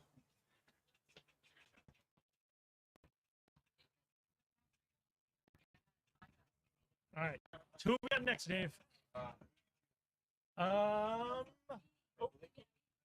Rosalie gonna go next? I think. What? Okay. Okay. Jump into that seat, Rosalie. No. Those might be Alicia's. So what's going on? What are you doing? Jason, I've heard a lot about you, but I think I've left a couple messages, but I haven't heard back. So I was like, oh, I don't know who this guy is. So I'm looking to see who are you, and I wanted to see how I can help you and how I can Well, get let's involved talk. in this wonderful person that I hear so much about. You did a talk here at Tech Alley this morning, Yeah, right? So tell us about your juicy. talk. Oh man, I'm just super excited that we could. Actually, I know this is risky to say on something like this, but when you see all the heavy lifting that's been done, it's enjoyable for me to say that there's a really high probability. And being born in Vegas and seeing the probabilities of when you stack, and you see how things can go good and bad. Like we were always taught, prepare for the worst, but then expect the best. And then Einstein says that we create our reality. So we're going for that solution. And not only did we just think about it, we actually implemented it into a virtual reality. So we had veterans that we got together during 2020 and we did this virtual reality. So we went through and we figured out that everybody agreed we wanted to build affordable a house and grow and sell our food. We wanted to show how we could be resilient. So our group got together and did that. And through that, virtual study and some connections that I have with disabled vets, we built a house that had never been printed by a machine ever on the planet, and with using this non-toxic commercial waste. And so it was really interesting how we could come together on a virtual space and scale it into a physical reality. And so we're talking about it, but we're actually implementing it. Okay, so you're building the house now. The house is the house built? has been done, and so now we're scaling it. So Okay. now we have 2 square miles Okay. in the northern Nevada area that has water, and we have a plan to put our own power system in there. Okay. However, we'll have so much excess power that we can push the power back into the grid if needs be. So we're kind of like an emergency place if we need to, and we have a Faraday cage over our power surges. So if there was a flare or something, we would at least be able to keep this power source on. And it's only to help, and we're using veterans to start with to implement on that piece of property, and we're helping them to increase their skill sets so they have the ability to build these type of microgrids around and help that group, because we believe veterans have already paid a debt. And so we believe that hand ups, which is this is a hand up, helps it so somebody has an opportunity to help themselves up with some little help from some others. And so as we all raise together, instead of this debilitating dependency of the haves and the have-nots, we can create this large middle class with people that have the ability to sustain their own life and then help their neighbors. Awesome. And you say that's up in northern Nevada? Yeah, so we're talking about that at 2:45. So we're getting a podcast, not a podcast, a live streaming that we're doing at 2:45 Okay. in downstairs. And so I wanted to talk to you, and I wanted to bring in Tony, who's my guy, but he's that helps with marketing, and he's helped me in some of my events that we're putting together. Okay, so that's downstairs at 2:45. 2:45. Do you know what room We're it's in? in 155. Okay, room 155. And Yeah. where can people find that podcast Local if they want to tune Sparks. into that? So you need to join Local Sparks YouTube. I hate to do it this way, but it's the most economically feasible way. Join Local Sparks, and when you join, you get other additional videos that other people don't see, and they're the actual game. It's game right now that we're playing. We're playing a virtual game that's showing who is problem solving, and it's a reality show called Who Wants to Be a Problem Solver. And we're actually scaling this game as we're speaking and doing things that showcase our abilities to help the greater good. And when we do, we have equity in the build of that profitability, and then we share in the profit sharing. So you've got to go to the Local Sparks YouTube channel, and then you also have to subscribe or join to that channel to get into the to get into the extra stuff. And then as a subscriber, you'll be able to see the event that's going on at 2:45 Pacific time today. Yeah. And if you want to come see that live and in person, come down to Tech Alley in downtown Las Vegas Arts District. It'll be worth it. We're here at Taverna Costera, corner of Main Street in Charleston. They did our lunch today. They provided the coffee and the water. They provided the space for us to do this podcast. But Rosalie's talk, this event will be a couple buildings over in the Art Square building. And you said, which room is it? 155. 155. I'll be the girl in the pink. It'll be easy if you make it down to the building and you get inside. It'll be easy to find because all the meetup rooms have big glass windows, so you'll be able to see what's going on. So what you're doing is the virtual component of what you've done with the houses. No, we already did the virtual component. So the virtual, we did it virtually. We scaled it in a very small MVP, which was not, more than building a home that I think is exceptional. And we also grew and sold food, which I think is exceptional. Most people just have a concept. We actually delivered the MVP. Now we're scaling that MVP into a larger area so we can get the voices from the community around us of what do they want to see built in those areas. But it's going to be so innovative that the cost of living is going to be very low, but the quality of life is going to be really high there. But we're starting with veterans that want to come together in veterans who fought for the country, and we're not, and this can be done globally because there's veterans globally. So we start with the veterans. They fought for a country, and we bring people together in peacekeeping, problem solving situations, and creating innovation. And then we go out from there. So what can people expect to see if they log into your talk today? Authenticity. Okay. So what kind of authenticity? What will we see when we watch this? What are you guys going to be doing? We're going to be talking about. We're going to be doing a think tank actually, and people are going to be on record what you say you can do, and then are you going to do what you said you're going to do? And then we're going to get back together in these. We call them Local Sparks community action groups, and they're coming together, and we're scaling this opportunity that's actually going to be, it's for a B corporation, so it's for public benefit. That's our first agenda. And then the people that worked on the the set, the people that were involved in the build of it get equity in it. So we get paid after we deliver and help a majority of the people. It's a win-win situation. I mean, I mean, I'm from Vegas. It's a good bet. It's a very good bet. Okay. And so what will happen after the talk today? Well, I would hope that everybody would subscribe and that they want to start communicating through these through these events that we're having, belonging also with you or in helping you get your podcast to a larger source. So there are going to be more events coming up after this. Yeah. So everybody's going to have to be really get comfortable with just going on the record and telling the truth. And we're going to have to tell the truth, and we're going to let the truth set us free. And we're going to just shine light on truth and problem solving and just truth. And if we have to go blame, I don't want to blame, but if we have to go back to blame the past, then we will. But we're just going to focus on the future and upward motion and declare it in that direction.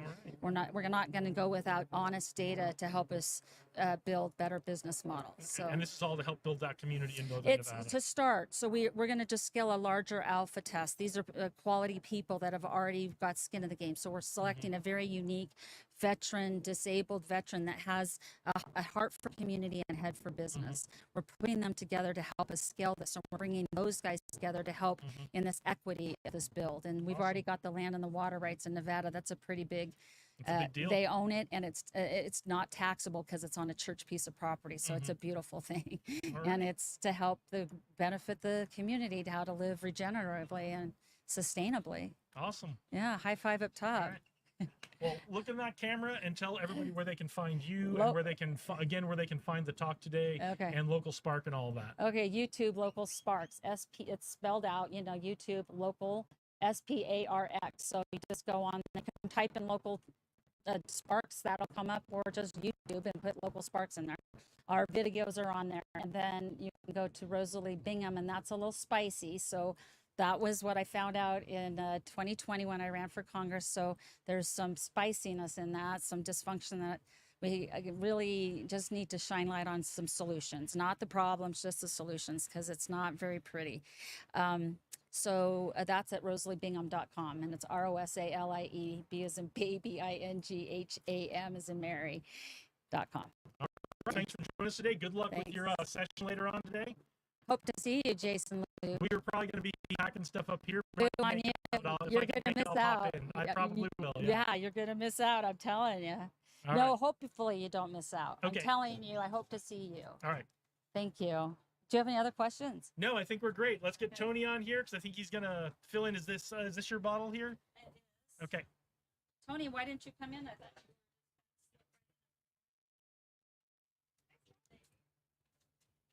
All right, Tony, welcome. Thanks for joining us today. Thank you, sir. It's a pleasure. So what's going on? What are you working on? Yeah, so similar to Rosalie, I mean, we like the technology component essentially to want to make this a better place. I'm sure a lot of people, the big buzzword is AI right now, and a lot of people don't know that actually like 1 in 4 of the responses that are ever generated by AI are completely made up or wrong. And so I just think on a business scale, relying so much on something still that's not there. So our team is filling that gap where you're not getting made up answers. You actually have a truth telling AI, similar to like what Elon's doing, but we're not trying to recreate the wheel. We want to function how humans are interacting with each other better, as well as with the technology. Okay. And so making it like a pro-human approach. So how are you doing that? Really just analyzing how humans are. So like if I'm very analytical at times or somebody might be aggressive, or our AI would match that person based off who they are, right? And so then they know that they're getting that live response based off of kind of mirroring, matching kind of some NLP neural tactics. But we also would have, which is where I believe not a lot of the AI companies are looking at, it would be taking user history. So like, what are your likes? What are your habits? What are your purchasing habits? Like it knows you better than you. And we already have that information that's already out there that the big companies are purchasing from our data. So essentially we just not, you know, access it with our AI so that it's the best AI it Okay. can possibly be, you know? Okay, and so you're basically using this information that's already out there that maybe people don't even realize about themselves to help train the AI to give them better answers. Exactly. Yep. Okay, So then cool. that, because a lot of the time, how often when you put something in Chat GPT or whatever, and it takes you 5 tries to get something you it's wanted. a challenge. Yeah, it's you know, Yeah. one of the things someone taught me is always ask Chat GPT or whatever AI you're using. How can I ask this question to you better? Exactly. And then like the first couple times I did it, I also was doing this on like 3.5. Yeah. 3 point, and you know I'm using the paid version now, which is way Mhm. better.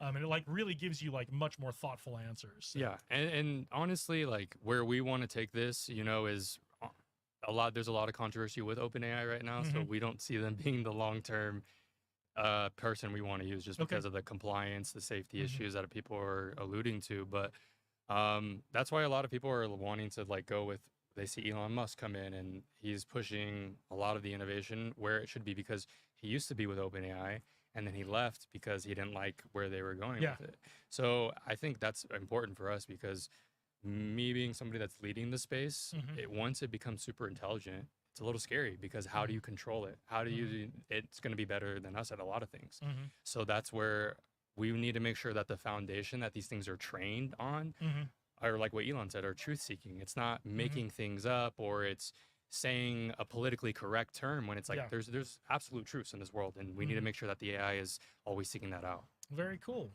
Very cool. And how are you tied into what Rosalie's doing? So essentially, we're the, like I said, the technology portion, because where we want to come in is, as I said, as a pro-human approach. A lot of these technologies are, and as other people are afraid of losing their jobs. So will this happen? Of course, the most, but Mhm. we want to showcase the function of integrating technology with humans, where how Mhm. we can coincide and work together. Because if you look at a company like Amazon, they try to cut all their workforce and switch to robots, Mhm. and then it wasn't working. So there needs to be a perfect hybrid of machine Mhm. with human, right?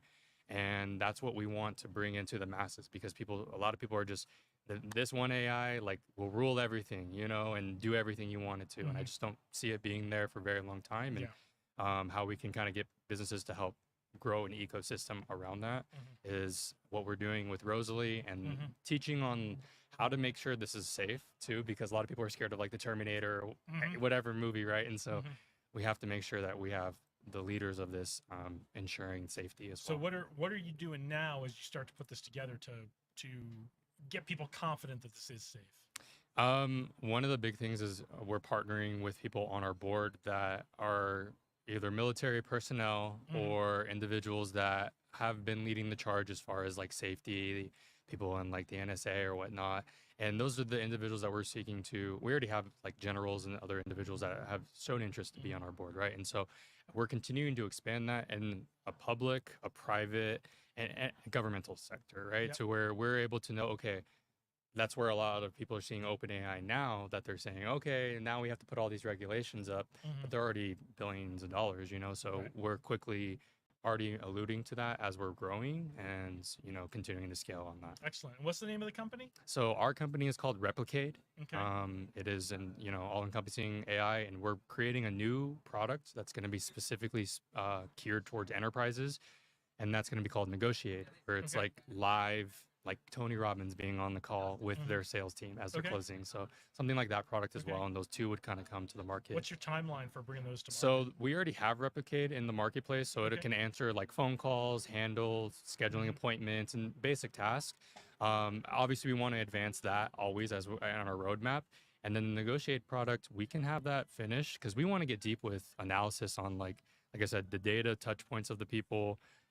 We'll even know if they're lying based off of their history. So a little intrusive, but also we need to know that the AI is not being tricked, you know? So that will only take us about a month, and we're finishing up our pre-seed round right now, going to friends, Okay. family, and saying, hey, if you guys want to get involved on one of these most innovative AI companies, you have access to do that, you know? And so we're asking for funds for people that want to, we don't need it, but hey, if you see what we see and you want to get involved. If you want to put gas on that fire, Exactly. it helps to have Of investor course. money. So Yes, sir. So very cool. All Yes, sir. right. Anything else we should know about you and Replicate? Yeah, you guys can reach me at, again, my name is Tony B. You can reach my website, thetonyb.com. Our company is Replicade, and instead of normal Replicade, it ends in AIDE as like an Okay, aid. Replicade. Yeah. So little Very marketer cool. that kind of goes with that. No, I so. like it. Yeah. I so like it. It was Awesome. a pleasure. Thank you for having us. Yeah, if you guys want to learn more about the amazing things that we're also doing here in the community, not Yeah. just with the AI, but all the stuff that Rosalie shared just recently, please come out to Tech Alley and see our future stuff that we're sharing. So thank you Awesome. guys. Well, thanks for joining It us was a today. pleasure. Thank you, All right. sir. Have a good one. Have a good one. Who have we got next?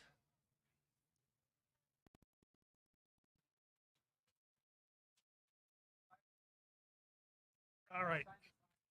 Well, we are going to have a good friend of Tech Alley, friend of the community here, good friend of our startup founders here, Kurt Walker. What's Kurt up? Walker, who's got my money? That's right. That's right. How did the talk go this morning? You'd have to ask the attendees, but I think it was decent. I think we, You had Bay speaking today. put up the college try, Yeah. Yes, we had Bei Zhang, who, in my opinion, is one of the secret weapons of our startup ecosystem here. Mm-hmm. And he was great. Just talking about one of the two, in my opinion, main things that startup founders don't get right or don't take the time to do, which is all the homework that goes into having a great GTM go-to market strategy, Okay. which then informs how they're going to go about their fundraise and how they're going to go about their pitch, because it prepares them. Okay, folks, you heard it here again. I think it's the third time I've mentioned today. Go to market, then go to investors, right? Right. Go to market strategy, then your go to investor Right, strategy. right, Like, right. You can't say it enough. Figure out how you're going to make money. Absolutely. So, any other highlights from the talk today? Just really excited about what we're building at Fusion 42, which is our community front end, machine learning back end. We're working on pairing and matching founders to capital providers and to service organization efforts. Yeah, you guys are doing a really valuable service here in yeah, Las Vegas. we and out of appreciate it. You know, we for years we heard there's no access to capital in Las Vegas, and Right. you will be the first to say that's not true. Yes. But you kind of have to know what you're doing, and you have to do the homework. You have to become fundraising fluent, which is the reason we do Tuesday sessions at 11:30 p.m. a.m. every week, and for an hour, and then we do Pitch Kung Fu on Thursday at 4 p.m. How are every those single. sessions going? I haven't logged into a Pitch Kung Fu yet, but I need will to. say rock solid. We do sessions on what's the difference between fundability, backability, and bankability. Yep. And then we just do sessions on all these topics that need to be demystified for founders when it comes By to the way- GTM, GTC, go to community, go to fundraise, all that stuff. I took that clip of us talking about that last month at Tech Alley when we were talking about fundability, backability, bankability. Took that out and put that up. It's one of our best videos on the channel so far. So Well, you're too kind. Yeah, no, don't thank me, thank the algorithm. Oh, wow, okay. So, Way yeah, to so go, Pitch yeah. Kung Fu, and then you've got the 11:30 in the morning on Tuesday things. What else do you have coming up? What else are you working on? So we have in real life events every month in Vegas and in Dubai, which is our partner city. And we've got Pitch Kung Fu spreading to Europe and the MENA region, which is Middle East, North Africa. Yep.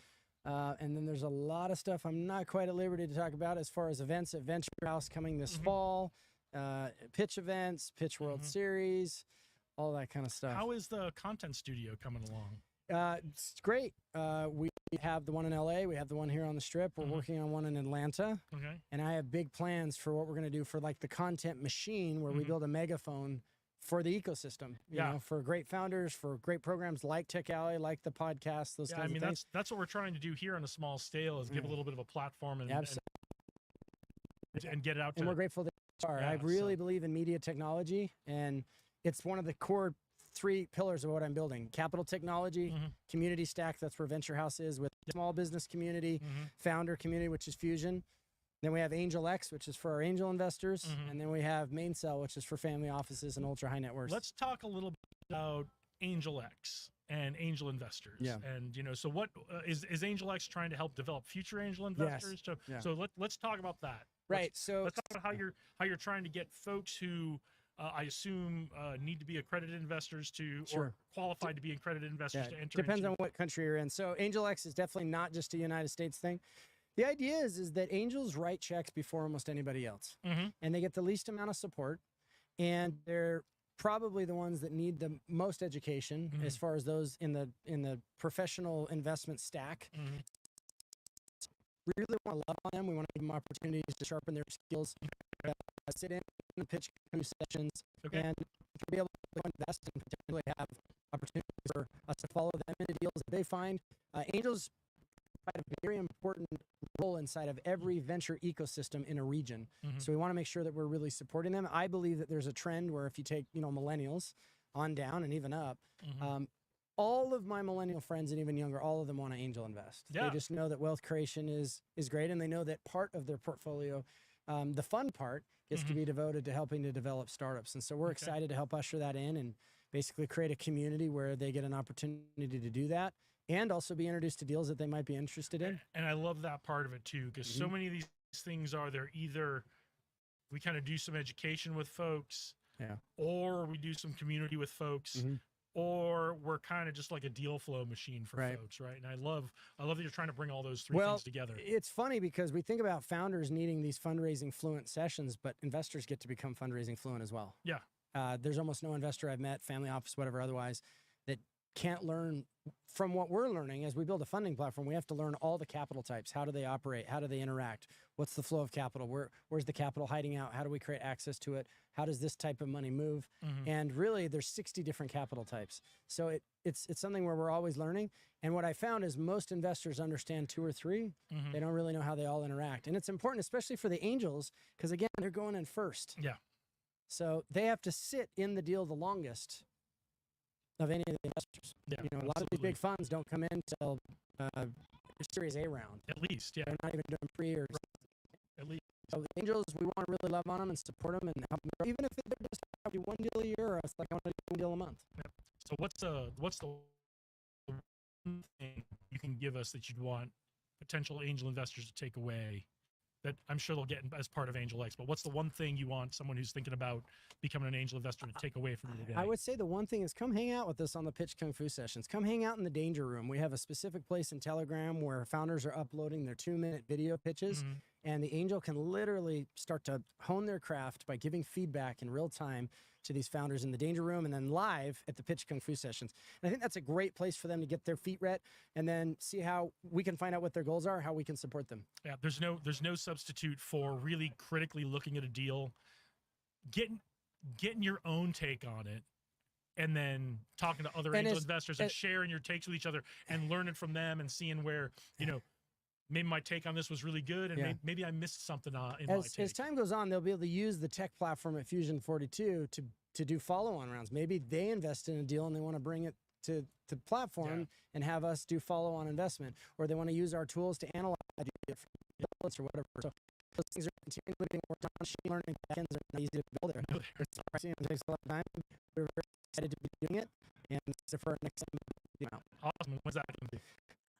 we're probably 30 days, 45 days for that. We're getting close. Nothing. It'll be by the next Tech And then Alley. it'll be time another. That's okay. That's how it is. Progress marches Yes, forward. Anything absolutely. else you want us to know before we let you go for the day? No, just come kick it with us in Telegram and come learn about your GTM. We have channels around wellness. We have channels around AI. We have a bunch of experts. Any topic, startup validation, financials that they want to learn. We've got channel champions that can guide them. Founder or investor. Yep. There's a ton you can learn. Or Come- framer. Framer's our term for the service organization experts. They're valuable too. Investor, founder, or framer, come to Pitch Kung Fu, Yes. come to the 11:30 Tuesday sessions. Yep. Come to Tech Alley every month. Absolutely. Come see Kurt's who's got my money. Who's talk got every my month. money? Who's got my money? The most important question. Kurt, thanks for joining us All right. today.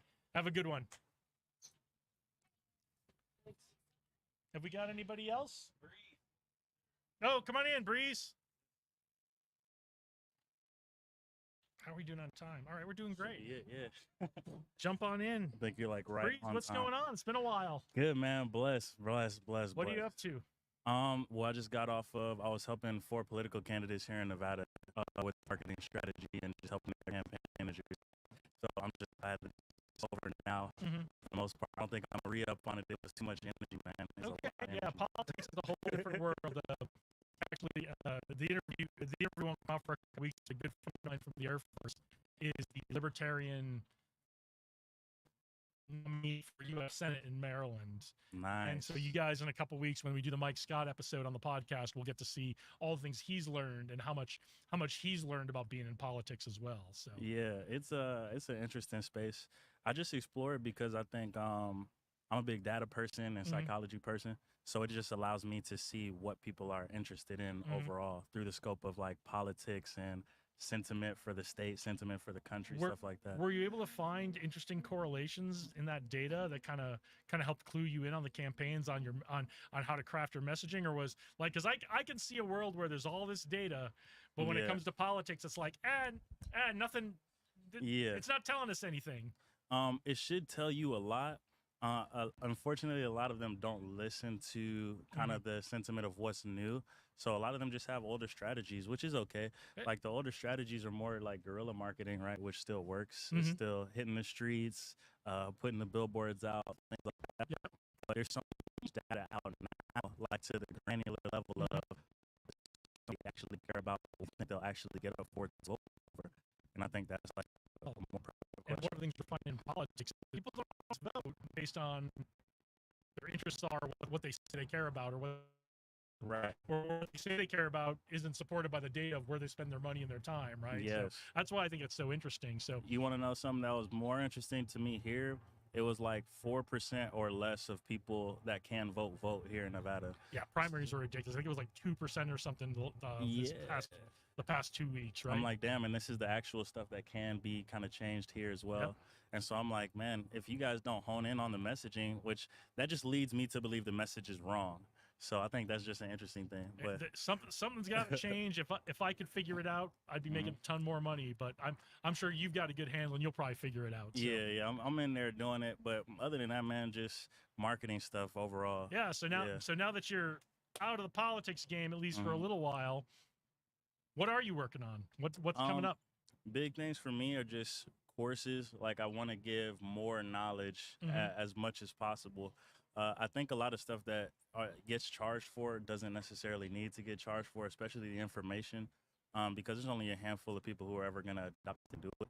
So I'm not like 20 new courses, and I have 8 new courses, 20 new ebooks, 20 new things like that. Starting a podcast here as well. Awesome. So just trying to get as much information as possible out. Keep an eye out on that. Is that podcast marketing and Yeah, overall, just marketing and business, but like, what are the things that people are doing every day to grow their business, right? And what are the things they're most passionate about right now? Awesome. Because I think a lot of us build our businesses on like standard principles that work, but then once we get to the very edge, it's almost like diminishing return. Yeah. So what else are you implementing now that's like intuitive or that's innovative in the space, you know? Cool. So what are you encouraging people to do to innovate with their marketing? Man, AI, man. AI, man. That's I don't think we've had a guest who answer. didn't talk about AI today. That's the short answer. I mean, I had guys here at Tech Alley just talking about creating their AI models for businesses and stuff like that, which is great as well. But on a smaller level, just understanding how most of the platforms work, whether that's ChatGPT or Claude or Bard or anything like that. You have a favorite? Yeah, I just use ChatGPT, man. Yeah, it's kind of what I'm familiar with, so that's what I stick with. Yeah, I stick to the basics. Now Google kind of has Gemini or Bard or whatever built straight in. Gemini, I think it is built straight into the search That's what engine. I've heard, yeah. So I use that for search, and I think that's cool because it'll like scour articles and stuff for us already. We don't have to do that for ourselves. But just understanding how to do the prompt engineering, I think, is like a skill, bro. Yeah. What's your best tip for someone getting started on prompt engineering or training their AI? Because that's like, when we all first started with this a couple years ago, a lot of it was like type in a question or type in something and spit something back and you go, no, not quite that, right? Not quite and now that. we're all focused on, okay, what information do I dump into my AI before I even ask it a question? Right. Yeah, I do. I'm doing a series on this now. I just started, but it's about the features itself in ChatGPT, right? So for one thing, you can talk directly to the phone, right, and it has a conversation back. You can dump the PDFs directly into it. You can dump a bunch of different articles. I think that's the best thing you could do. Get an article that's like the core understanding of the information that you want it to reference all the time, and then start there. And then go to websites like Snack Prompt or any of these other libraries that just have really good prompts. Oh, really? Okay. They have these websites. They just have thousands of prompts for free. That's and awesome. They're already categorized. It's like the old Linux days. Yes. You know, actually still the Linux days, but there's all this code out there to do certain things that's all open source. So and that's somebody awesome. created it. You can just copy it, try it out, and then just change it up. Okay. I've even taught people using AI to train AI. So like you tell it something, and you tell AI to expand this based on the information that you know on the industry, based on what you already heard me say, based on, because now ChatGPT has memory. Yep. So you can say based on previous information that you have from my company. And I think that's really strong, really strong. A couple weeks ago, I started a couple projects, and before I even put anything in, I said, "This is the project I want to do. What do you need to know to help me train you to do this project?" That's crazy. Crazy. And it gave me a huge list of stuff, and so I'm still like. When I have time, I'm like, okay, I'm uploading that. Like, okay, I have a few minutes. Let me upload some stuff. And it keeps track of it, and it like continues to summarize and put stuff together, and then See why I don't know why I didn't think of doing that. Right, asking ChatGPT what it needs to get the best result out of this. Yeah, somebody told me that like after you do a prompt and get an answer, ask that. And this time I just started with that because there's a couple big projects. One of them I'm working on with actually a couple I'm working on with Dave. Yeah, and I just I wanted to. Like with 4.0, I wanted to just start like clean slate on these things and go, okay, how do I set you up for success, right? So that we're not like jumping back and forth on this. And that was the answer it gave me, and it's been really cool. I'm excited about it. So. It's been good, yeah. I feel like the more people that can just get keen to it and understand it, the better. Like if we can have conglomerates of people in a specific business working on it together, that's gonna like 10x the output, 100x the output. Yeah. But I feel like with most businesses that I work with, I'm the first person that's using it and introducing it to the clients that I work with. Yeah. Right. And I show them the process as well of what we're doing, because it's the same stuff that we've always been doing. We've always been building the strategies out now. We utilize AI to get us 75% of the way there, so that way we can have more time to deliver for you. Make the robots do the work and then put your own thought power behind it. Yeah, and I'm a big transparency person, so I'll show you every prompt that I use to get here. If you want to take it and run, by all means do it, but like share it. You know what I'm saying? Each one teach one. Go ahead and share it to the world if you can. What else do you have coming up? Any events? Anything we should know about coming up? Coming up, so I'm gonna be doing a 5-week series and intensive on marketing and social media lead generation. Okay. It's gonna be at Nevada Partners up in North Vegas. Yep. So every Thursday, I think starting next week, I'm gonna be up there teaching different things on that. And then coming up in September, we have another event that we started earlier this year called Caviar Cartel Club. And so that's like 6 to 8 course meals by executive chefs here in Vegas. Great. So at one point we had the chef de cuisine at Hell's Kitchen, had a head chef at Amalfi by Bobby Flay. That's fantastic. So it was really, really dope. We give 30-40% of the proceeds to a nonprofit. And we have donations and stuff that people can do there, live giveaways, everything. Fantastic. So I'm excited for that one. Yeah. I love when we pull classically Vegas stuff together, like celebrity chef stuff with doing something for a nonprofit, having a good time and pushing everybody's business forward. I love that's one great thing we do in this city. Yeah, and it's one that nobody expected me to be a part of in the marketing space. They're like, you always do workshops and stuff. Yeah, so well, now I'm doing dinners. Now I'm doing dinners. Catered events. We're going to have sports events next. Welcome to the new age. All right. Tell everybody where they can find you. Yeah, so you guys can find me at Breeze, BREEZE from Raw, RAW, on all social media platforms. You can check me out at breezefromraw.com or rawmarketinggroup.com. Fantastic. Well, thanks for joining us today. Man. Enjoy the rest of Tech Alley. Yes. And we will catch up with you soon. Thank y'all for having me. All right. Have we got any more?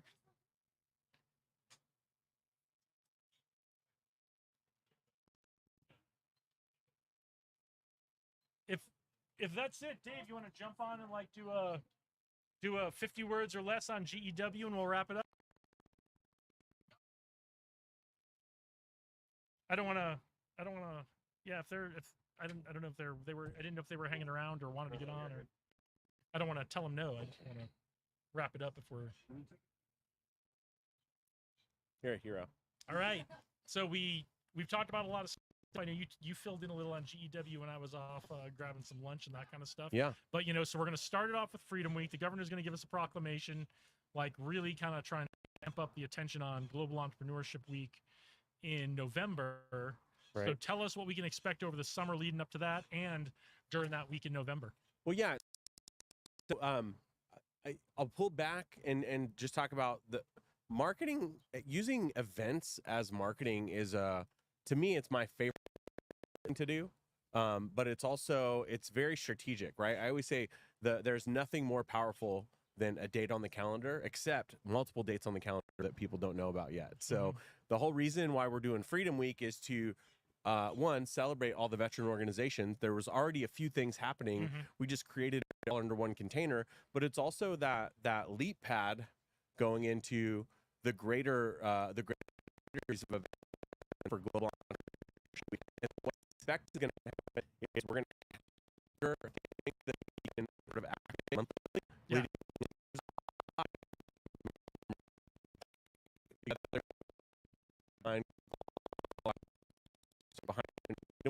I'm excited to see really show that it's on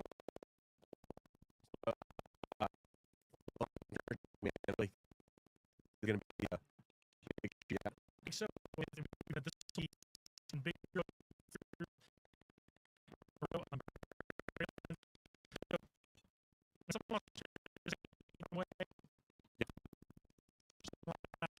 they want to do an November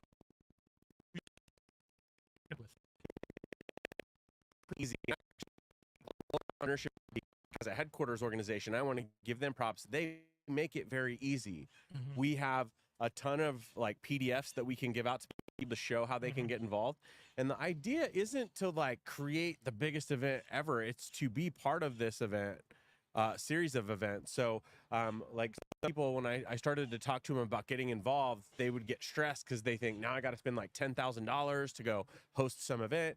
It's not that at all. What we try to do, we try to find all of the community impact organizations and venues that want to open their doors that week, remove that barrier. So a lot of times places that do charge to host events are making this free to people during that week. So we make it easy. We want you to come to gewvegas.com. And if you go to gewvegas.com, there you can sign up, say you want more information. If you're interested in hosting an event, we'll get you that information. Basically anything and everything we can do to make it as easy as possible. So if I'll just use this as an example, let's say that you're hosting an event during Global Entrepreneurship Week. If you came on board and you got involved as a partner right now, partner doesn't cost anything. It's just you're partnered with the initiative. You're hosting an event. So what we would do is we're going to put you on our local website. You're going to go on the global website first so the world can see what we're doing. But then on the local website, it's going to be a smaller calendar of just the stuff happening here. But we're also going to give you all of the graphics, all the resources and everything to brand your event with our branding. That's a global brand. And then on top of that, we've got the committee, like Ben was here earlier. We've got some people helping with social media, all that stuff. Local leads. We've for got each community. we've got local leads for everything. We've got Megan Buckley.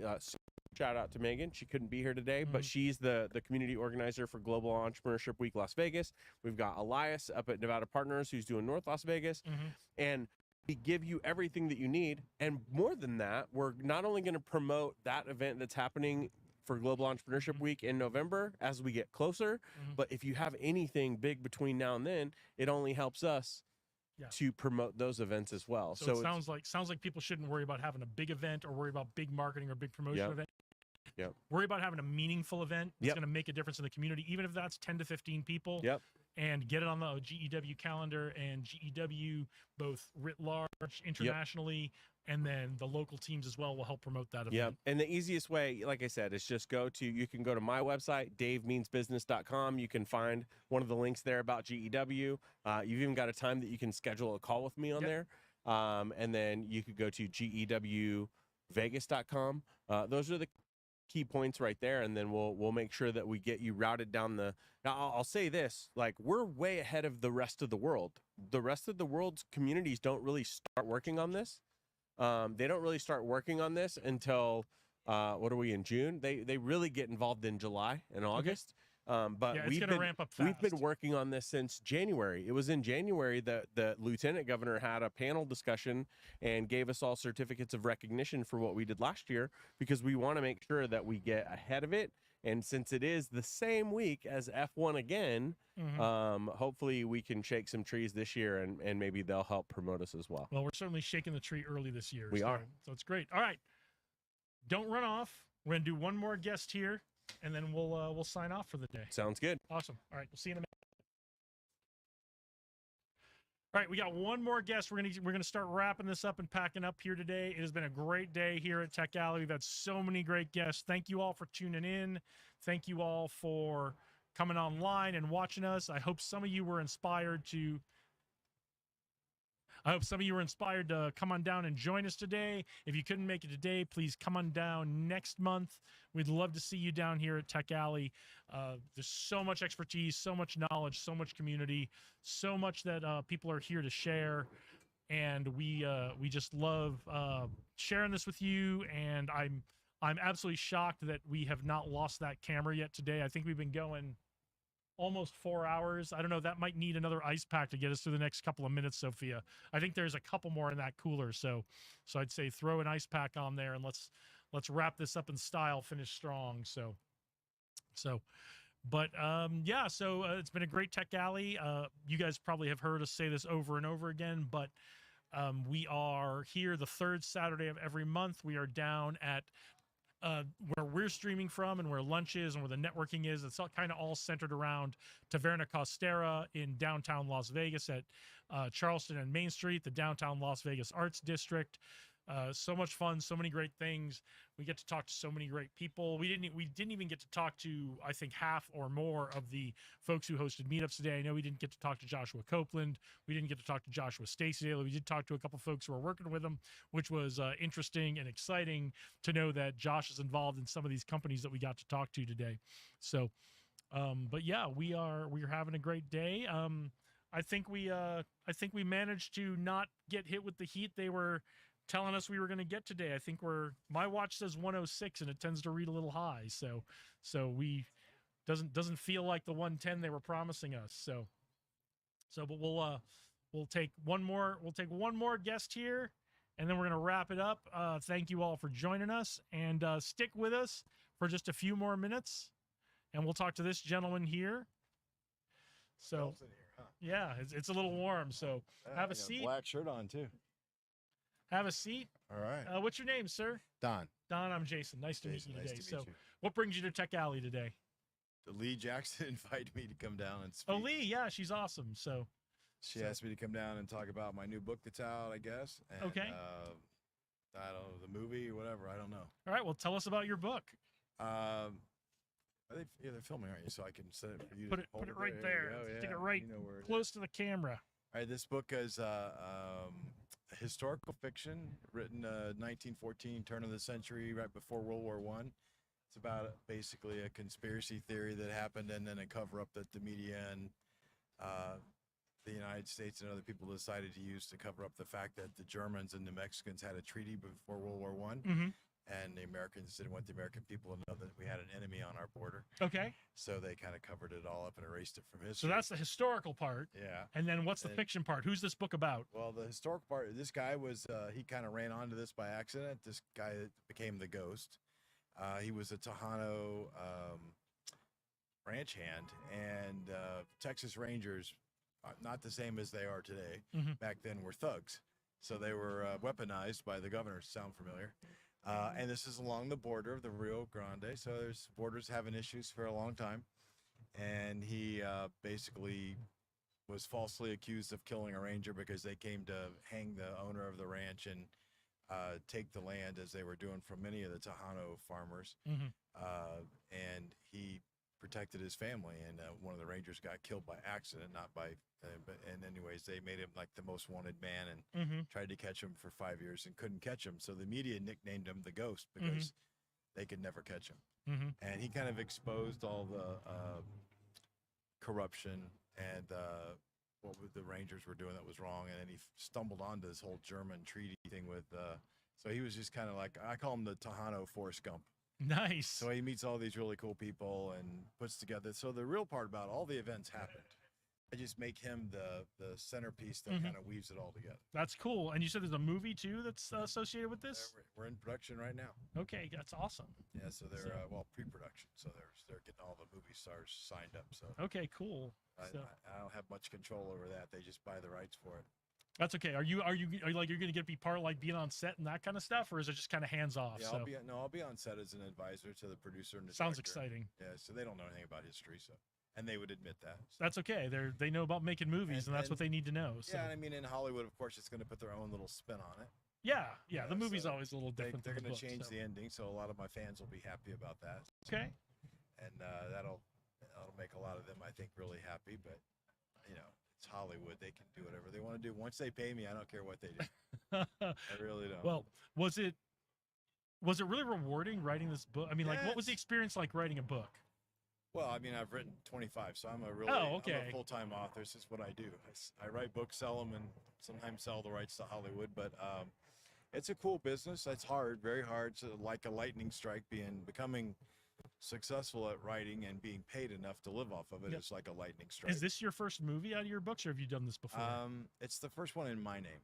Okay. So let's put it that way. That's exciting. I have an NDA on another one that's got a really famous person in it, but they bought the rights to it, and I'm glad they're happy with it. But and they know I did it. I know I did it, and they paid me for it. So and that's I keep my mouth shut. And that's all everybody needs to know, right? That's a recent thriller that's been out about 2 or 3 years ago, and then this one's coming out hopefully next year. Exciting. And then we've got 2 more already signed up for my next 2 books. I mean, so it's a kind of an incestuous situation in Hollywood. Well, there's a shortage of really good content because there's a lot of remakes in Hollywood. I've been frustrated about that for years. I'm not upset. I mean, there's good stuff, right? But I'm firmly convinced that as much as these reboot movies make money of old IP, and those are fun to see, I'm firmly convinced there's just as good original content out there that can be just as marketable movies. I think it's really hard. I spend a lot of time with young authors and new authors and people that are trying to break in the industry, and they all want to know what's the formula for becoming successful. And I said, I don't know. I mean, it's my first book was an accident, I guess. I mean, it became a bestseller, and sounds like working with startups. Yeah, I mean, you got noticed, and then you develop a following, and then people, it's been 20 some years for me, so it's not like it's happened really fast. Yeah. But again, sounds like working with startups. It's the same. You stay at it. So there were times when I was going to quit. There were times when I thought I'll never write another word, and then you just stay kind of, like my first book was a bestseller. My second book barely sold a book.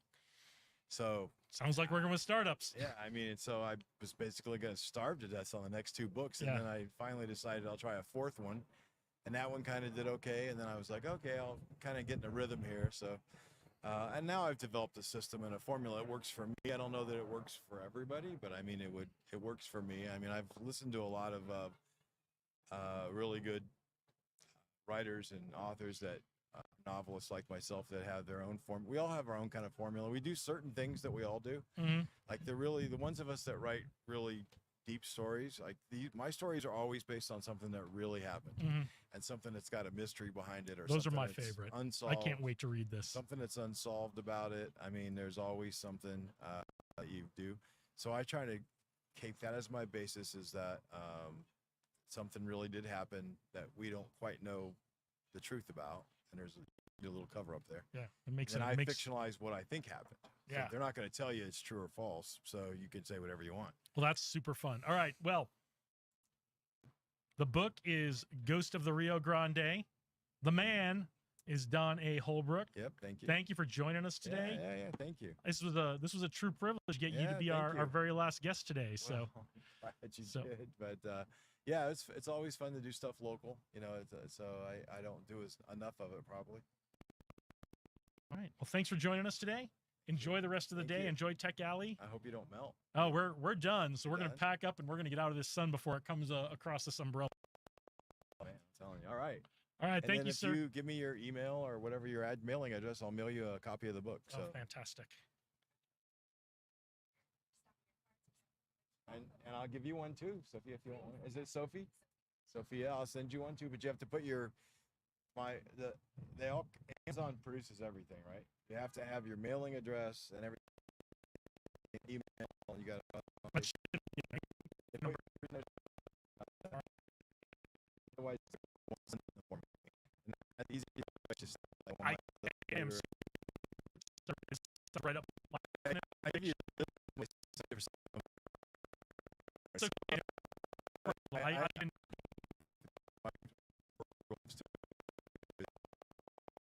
we have more. Like, no, money, Yeah. So I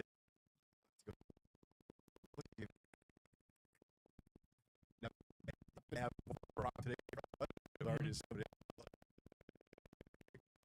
We did give that to the person. So, Yeah, no. yeah, we would love to be anyways.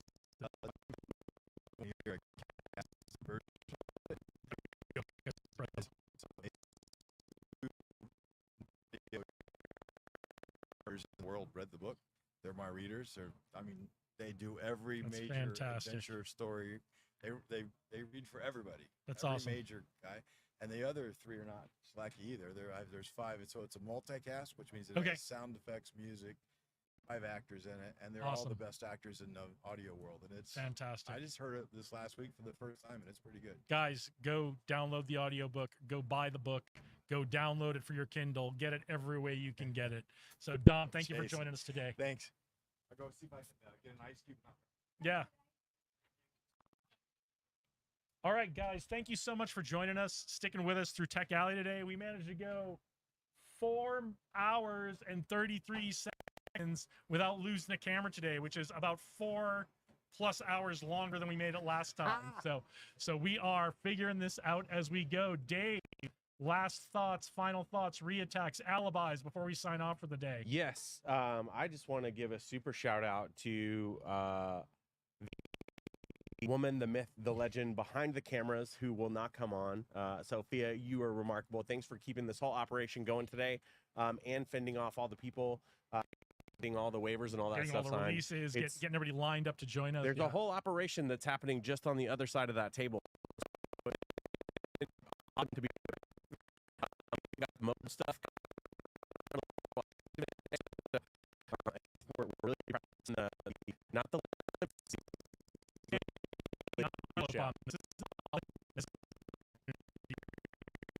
I really think Ben Lasky did a killer job for us. All these folks that is running around, check out the open meetup. You got a story. Go get the story. You got a cool story. Go. Thank you. And it was full of folks with stories. So, let's